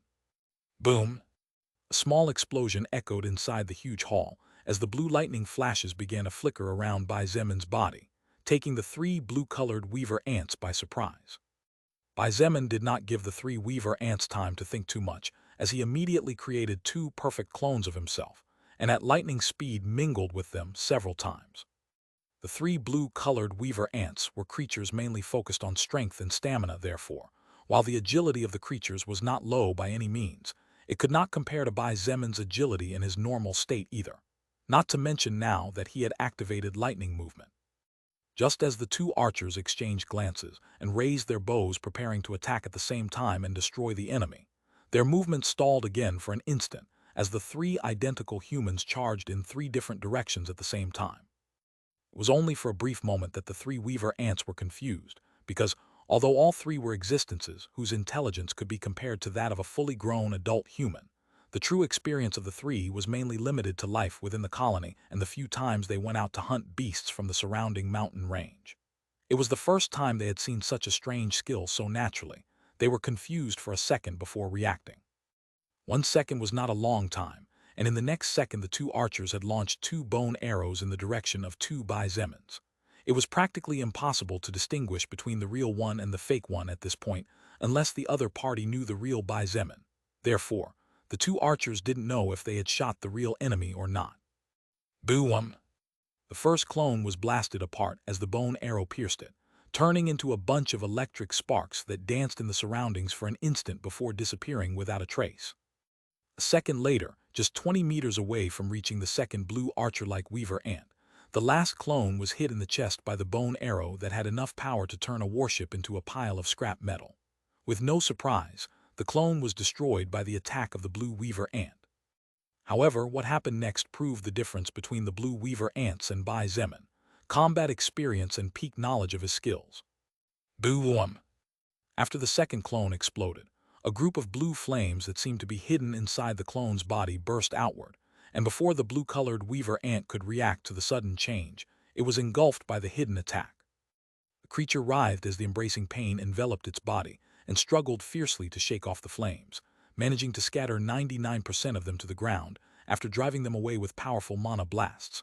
However, the endless blue lotus flame was a flame that could theoretically spread endlessly and burn forever as long as it had soul power in it. Therefore, no matter how much the blue-colored Weaver ant struggled, its body always found itself surrounded by blue flames. The bone bow only lasted an instant under the punishment of the flames before it turned to ashes, and it was clear that the blue-colored Weaver ant would definitely die within several minutes unless it could do something about it. The first archer, who had been fortunate enough not to be the target this time, wanted to help its fellow archer, but it suddenly seemed to realize something and turned its body abruptly. When the insect-like creature saw the other blue-colored Weaver ant, the one that had been fighting the invading human from the beginning, its eyes seemed to twitch for a second as it realized that they had been tricked.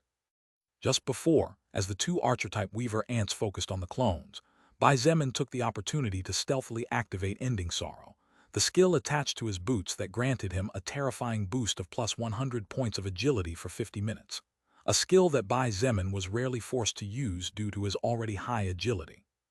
The burst of speed naturally pushed him along quickly, and by the time it was revealed that the other two, Bai Zemin, were fakes, the real one finally arrived before the blue-colored Weaver ant that specialized in melee combat. The blue-colored Weaver ant, enraged by all the wounds it had suffered, clenched its left fist and prepared to attack when suddenly an irrational amount of fear enveloped its body, causing its movements to completely stagnate. An extremely terrifying aura filled the room, and the grayish-white light in the room seemed to turn slightly blood-red. Even the wind seemed to freeze for a moment.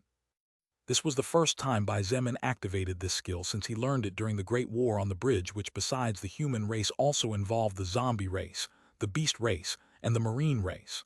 In addition, Bai Zemin activated this skill to the maximum extent possible and did not hold back at all.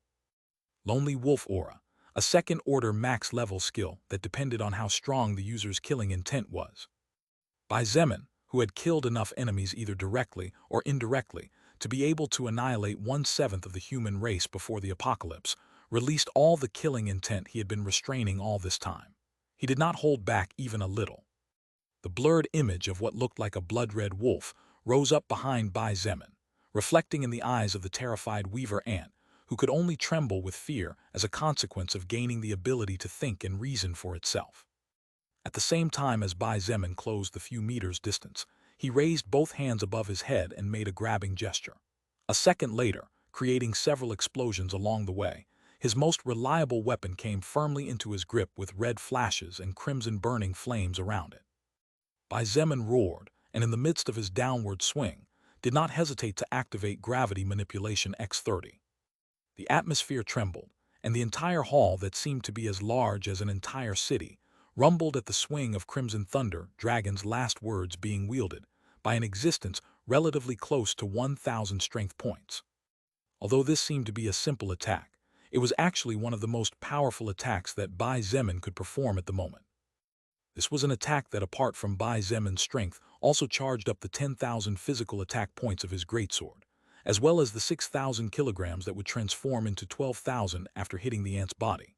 On top of that, Bai Zemin had activated gravity manipulation to the maximum possible, and had even activated Crimson Flame to increase his overall attack power by 20%.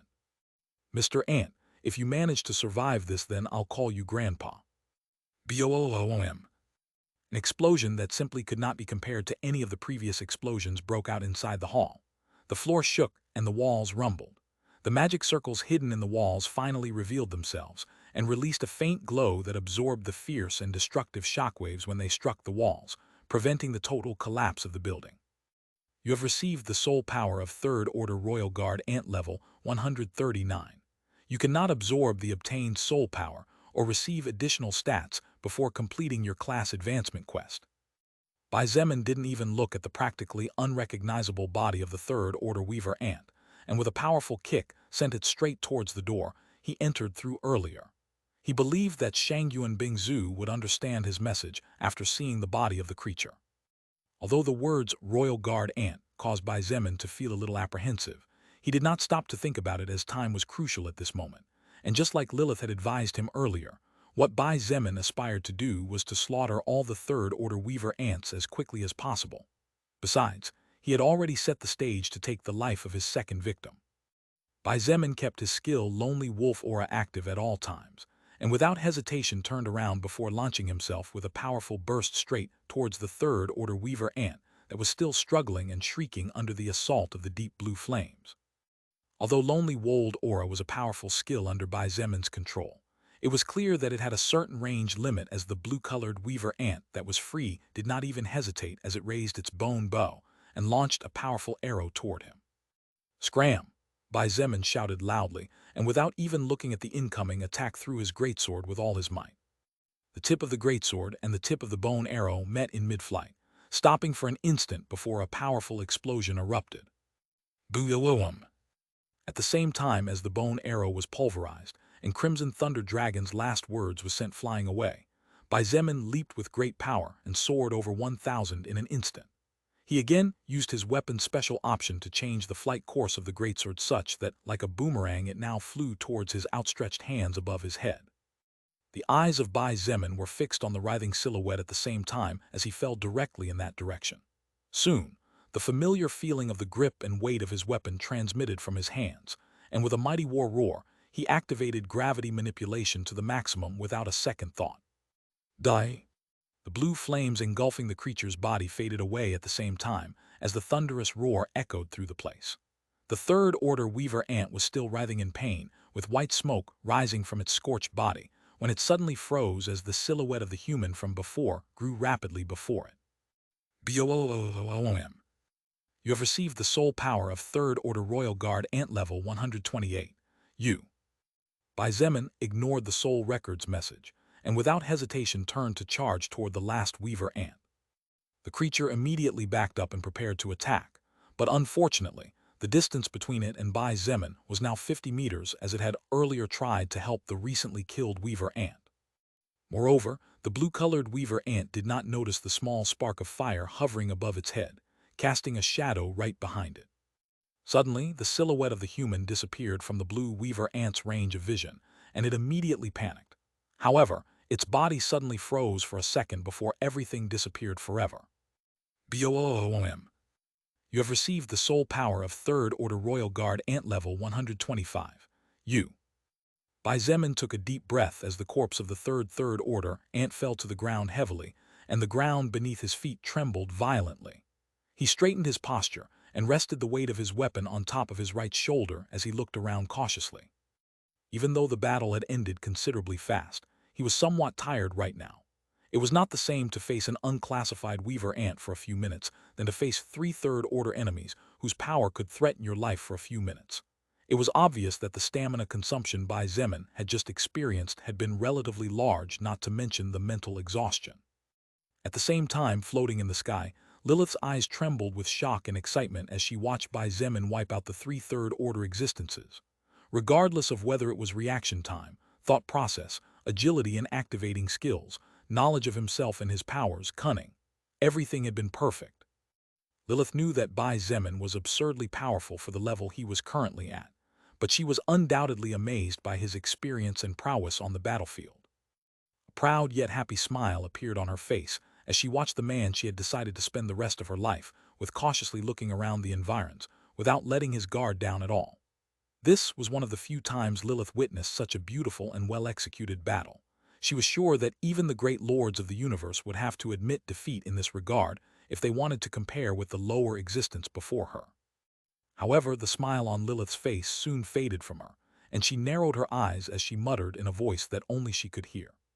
Now, let's see how they deal with what's to come. There was a tinge of worry in her voice and in her eyes, but no one but her knew it.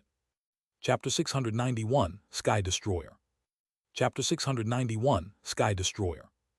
It was around that time when Shangyu and Bingzu walked into the huge hall. She alone, no one else entered after her. Just like Bai Zemin, the first thing Shangyu and Bingzu did was to inspect the surroundings with caution. No, she was even more cautious than he had been. This was because, at least, Shangyu and Bingzu was aware that on the other side of the huge gate there were third-order existences, thanks to the battered corpse of the blue-colored weaver ant that Bai Zemin had thrown to the other side earlier. However, to Shangyu and Bingzu's surprise, the place was so healthy and brightly lit that it definitely did not look like a great battle had occurred there. A battle in which at least one third-order existence had been killed after receiving a terrifying attack. In fact, far from looking damaged, the place looked so luxurious that it surprised her. But what surprised Shangyu and Bingzu the most was undoubtedly the huge thing that stood at an unknown distance, but was big enough to attract anyone's eyes. What is that? Her reaction was very similar to the one Bai Zemin had when he first saw it. I'm not too sure about it. Shangyu and Bingzu jumped when she heard a voice sounding close enough to surprise her, and had it not been for the fact that she easily recognized the other person, she might have had a mini heart attack. Looking back and up, she saw Bai Zemin standing on a platform of blood floating approximately 50 meters above her. What happened to the third-order ants? She asked. Bai Zemin finally withdrew his eyes from the huge thing in the distance and looked at Shangyu and Bingzu.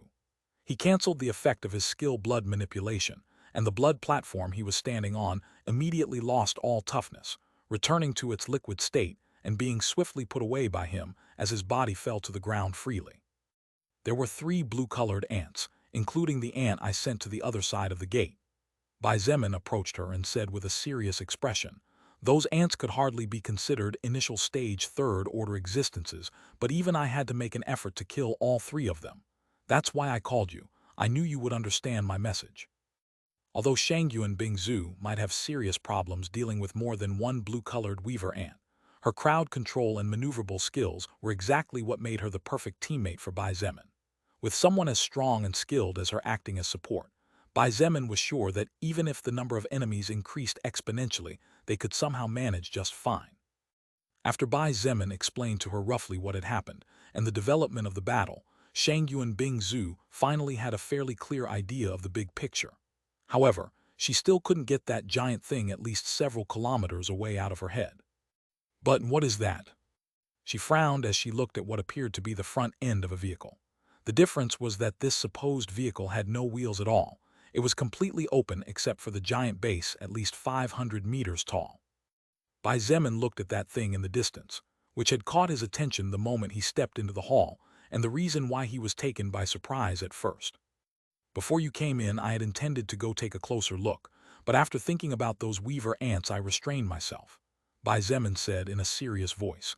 Then, as if he was hesitating about something, he said quietly, "But doesn't that thing look a little like a boat or a ship?" A boat? Shangyu and Bingzu was surprised by Bai Zemin's words. However, now that she was looking at that thing in the distance, she couldn't help but frown as she realized that, indeed, the front structure was similar to the bow of a ship. "I've never seen such a big one in my life." Shangyu and Bingzu shook her head. "Well, neither have I," Bai Zemin nodded before pointing out. "But remember that this is the 5th and final ruin left behind by a 4th-order existence that was once the king of these lands." Shangyu and Bingzu said nothing after hearing Bai Zemin's words. although it was not easy for her to accept that the world she had been living in all this time was actually just a shell hiding something much bigger. A world that apparently in the past had already been visited by the entity known as Soul Record, and had gone through several stages of evolution before regressing to its weaker state for unknown reasons. The truth was right in front of her eyes, so Shang Yuan Bingzhu could not deny it even if she wanted to. "Should we call the others?" she proposed after a moment of silence. Bai Zemin considered this seriously before saying firmly, "All those who have already broken into the second order can come. The rest should stay out to avoid getting too involved. But Wu Yijin can come since her skills will definitely be of help. Meng Qi too, she is the only one who can understand the magic circles and runes to a certain extent." Shang Yuan Bingzhu nodded clearly in agreement with his thoughts. While everyone had become stronger, a third-order existence with monstrously high strength like the blue-colored weaver ants was still far from being something they could fight against, and probably only if several second-order existences with especially pure soul power joined together would they stand a chance. A few minutes later, Bai Zemin observed the people in front of him carefully before nodding calmly. Shangyuan Bingzhu, Chen He, Nangong Lingxin, Kai Jingyi, Feng Hong, Feng Tianwu Liangjing, Teng Hua, Zheng Yun, Ziya, Zhangde. 11 second-order existences lined up standing in front of him. It was hard to believe that about 10 days ago, the only second-order existences in the group besides Shangyuan Bingzhu was Ziya. But now, there were 11 of them and only a couple were in the early 50th levels. The rest were considerably close to entering level 60. Wu Keqian would definitely be very shocked when he saw this kind of army entering the gates of the base. The man would definitely not expect even in his wildest dreams that just half a month after leaving, Bai Zemin would return with a small troop of second-order existences.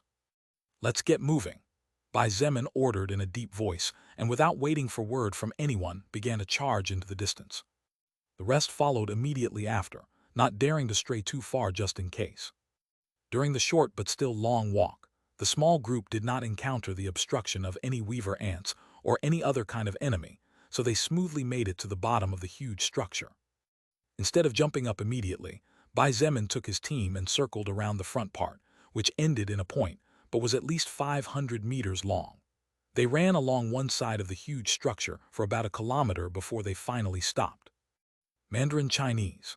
Zhangde looked at the character drawn in ostentatiously bright imperial gold on the middle of the side of the huge structure and was surprised.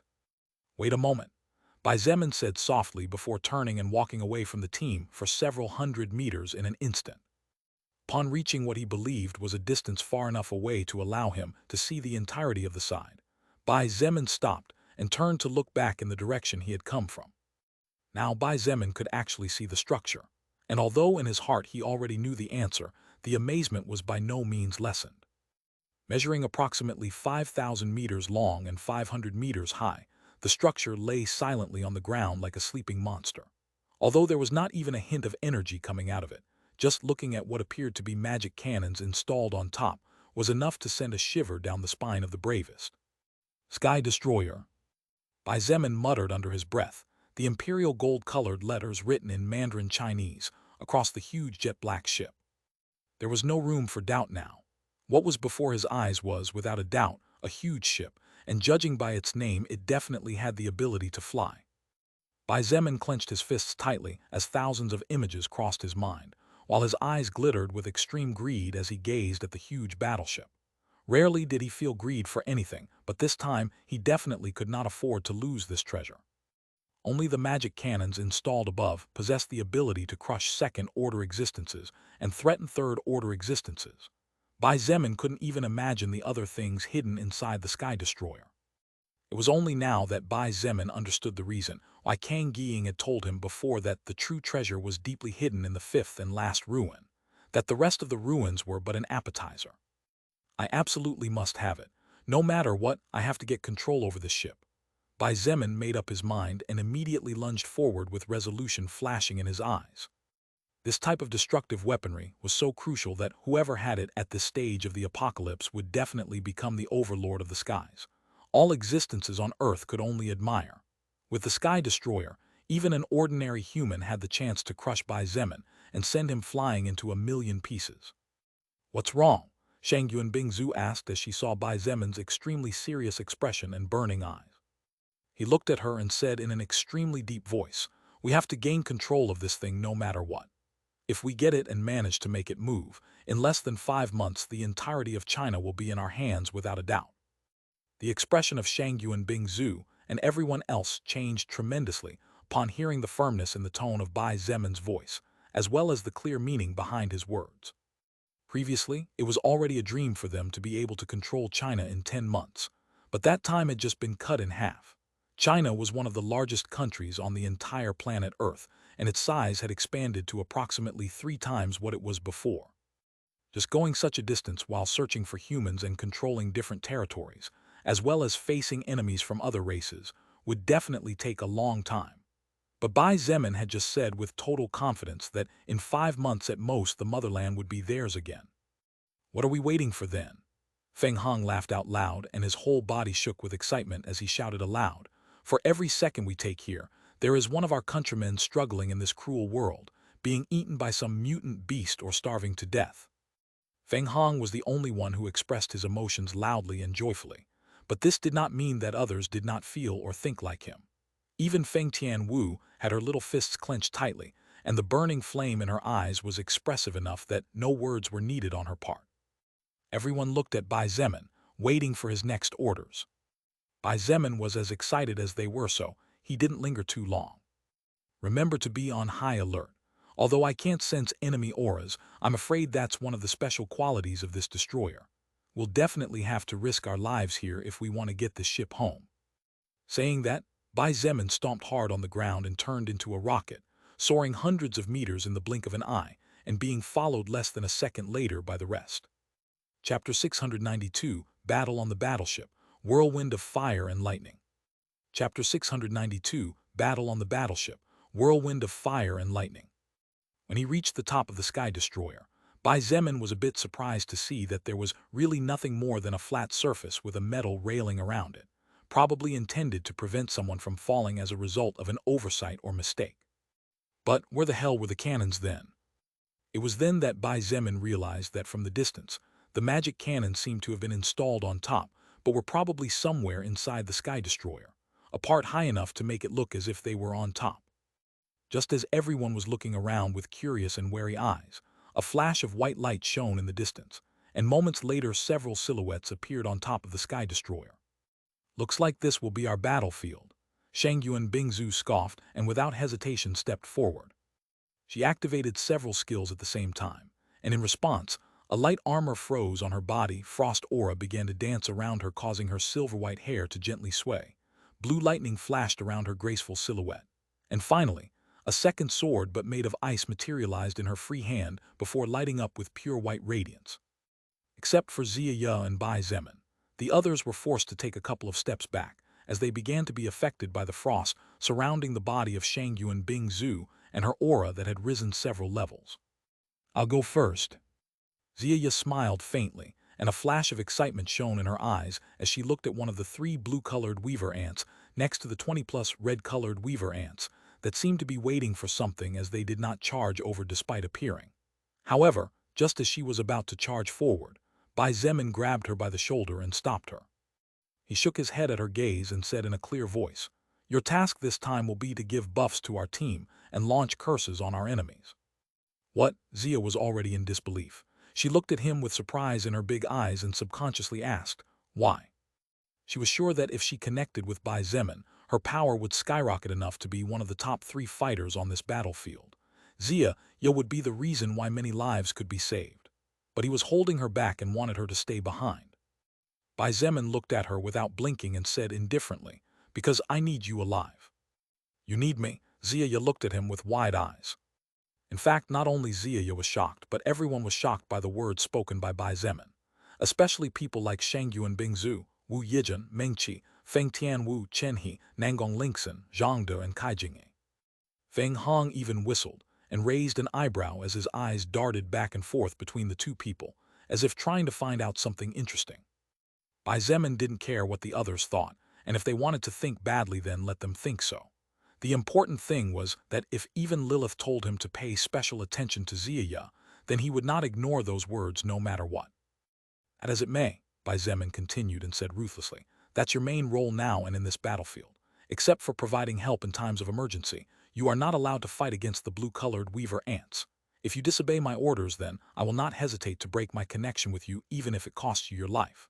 A soldier who doesn't obey the orders of the general on the battlefield can lead to an entire army being defeated. We don't need that kind of soldier in this group. The expression of Zia changed when she heard Bai Zemin's words. She knew that he could really break the connection between the two of them, even though in theory such a thing should not be possible. Therefore, she did not doubt his words, and his cold expression made it clear that he really meant what he said. Finally, Zia had no choice but to give up and nod. I understand, leader. What else could she do?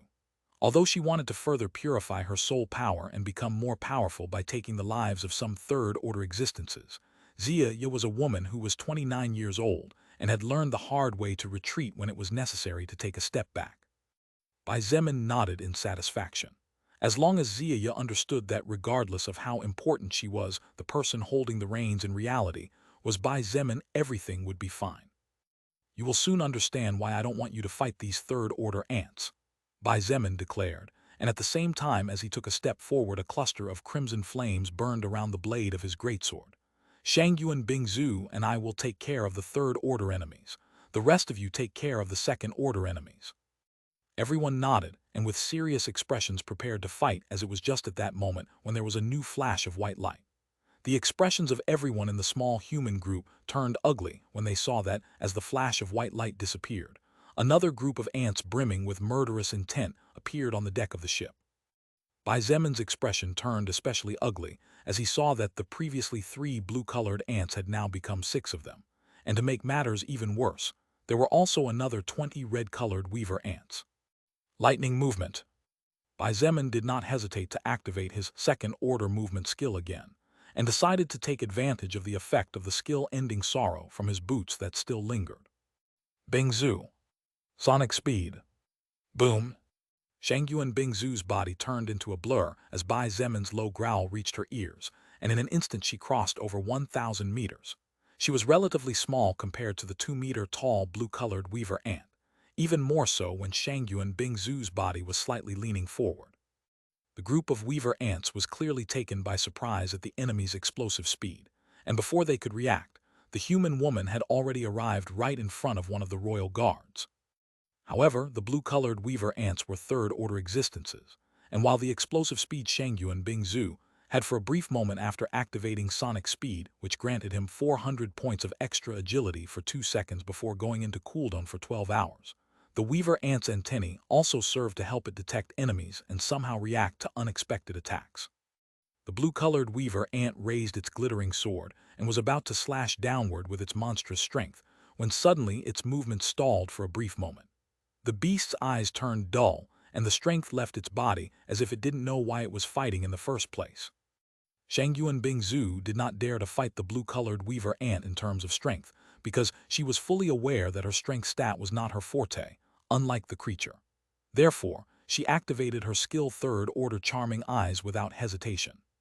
Her beautiful blue eyes took on a faint red glow, and as her charm increased and focused on her eyes, her magical power and mana made sure to boost it even more.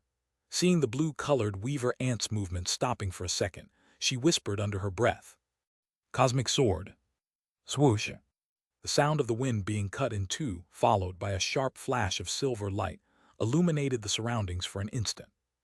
The next moment, everyone was shocked by what happened. Clang!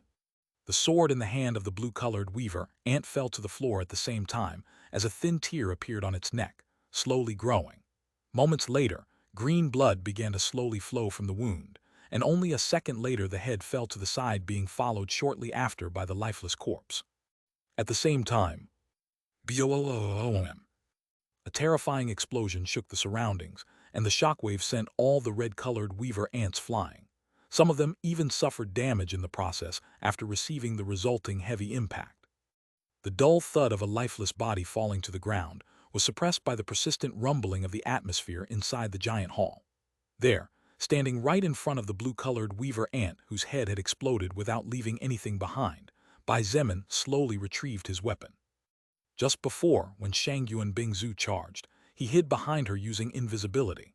Then, Bai Zemin jumped into the shadow of one of the third-order weaver ants, and while hitting the surprised enemy with all his strength, he activated gravity manipulation to the maximum extent possible, as if they could read each other's minds.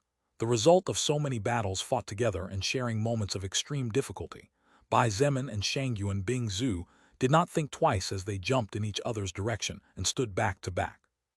It all happened in less than 2 seconds. The weaver ants immediately snapped out of their daze, and the murderous intent of all of them grew. Bai Zemin did not have time to ask Shangyuan Bingzhu about that cosmic sword skill that seemed terrifyingly powerful, as he was soon assaulted by 2 third-order weaver ants carrying silver spears. He hurriedly turned Annihilation of the Falling Sky into a giant golden-colored sword, and with his left hand wielded it at the same time. He slashed fiercely forward with his right hand, where Crimson Thunder Dragon's last words crushed all resistance. Boo-o-om! Boo-o-om! The 2 greatswords met face to face with the 2 enemy spears, and explosions shook the surroundings again with loud booms. Bai Zemin was forced to back up more than 10 steps, while the 2 weaver ants only retreated 5 each, so it was clear that he was at a disadvantage during the previous encounter. Bai Zemin did not even have time to move when the 2 other third-order weaver ants charged at full speed and hacked at him with eyes filled with murderous intent. However, despite knowing that he did not have time to straighten his posture enough to receive the 2 giant maces that looked especially heavy, Bai Zemin did not panic. This time, he had people who possessed enough power and ability for him to trust. Blizzard. Lessening of power. 2 distinct but both melodious voices broke out amidst the rumbling caused by the swinging of both maces. One of them, the second one, was the cause of a strange dark mist appearing around the third-order weaver ants, and consequently the power with which the giant maces advanced decreased considerably. Swoosh! With an elegant yet dangerous arc, Shangyuan Bingzhu slashed with her sword, and a huge mass of frost mist shot forward like lightning. The effect of the skill Blizzard was instantly manifested. The movement speed and attack speed of the third-order weaver ants plummeted by more than 30%, as their bodies were covered by large volumes of frost-like energy. Even the power behind the giant maces dropped even further, and the trajectory of the attacks was slightly affected. Bai Zemin took the opportunity to make use of his higher agility, and like a ghost he snaked between both maces. Maces that, although they had the ability to hurt him due to the strength of those wielding them, as well as their clearly high power, no longer had the ability to touch him due to their low speed. The effect of the skill Blizzard diminished rapidly, and for every split second that passed, the 4 weaver ants that were affected by the skill began to regain more and more speed. However, from such a close distance, and in a combat among such powerful existences, a single split second was enough for one powerhouse to take the head of another. Bai Zemin appeared in the midst of the 4 third-order ants, and just as he was about to attack, a flash of inspiration suddenly shone in his heart. As if he was in some sort of trance, he released his grip on Annihilation of the Falling Sky and tightened his grip on his strongest greatsword. Deep blue flames enveloped the weapon, and as they merged with the crimson flames, a beautiful and elegant dark purple color was formed. The temperature rose quickly, causing the effect of the skill Blizzard to naturally begin to recede faster than before. However, just as the 4 third-order weaver ants turned and charged toward him after fully regaining mobility, Bai Zemin made a strange foot movement and slashed with his weapon fiercely to the right. He did not struggle against the weight and movement of the greatsword. Instead, Bai Zemin accompanied and guided in such a way that his body began to spin in circles in the same place. The thing was that with more than 6 tons as momentum plus Bai Zemin's plus 1,200 points of agility, the spinning speed could not even be imagined. In just an instant, a whirlwind of purple flames surrounded Bai Zemin's body, and a second later that whirlwind of purple flames enveloped everything around him, including the 4 blue-colored weaver ants, before it began to soar towards the ceiling of the cave that was not even in sight. Shangyuan Bingzhu's expression changed, and without hesitation, she backed away abruptly as the increasingly fierce purple flame whirlwind roared, as if a dragon-like beast was hiding inside. Roar! Red lightning abruptly covered the whirlwind of purple flames before mingling with them, resulting in a thunderous roar that reverberated within the massive hall. As the whirlwind of fire and lightning grew increasingly fierce, Shangyuan Bingzhu and the others could not help but be stupefied to see that now even the red-colored weaver ants had been drawn into the eye of the storm and had been swallowed up by the roaring whirlwind.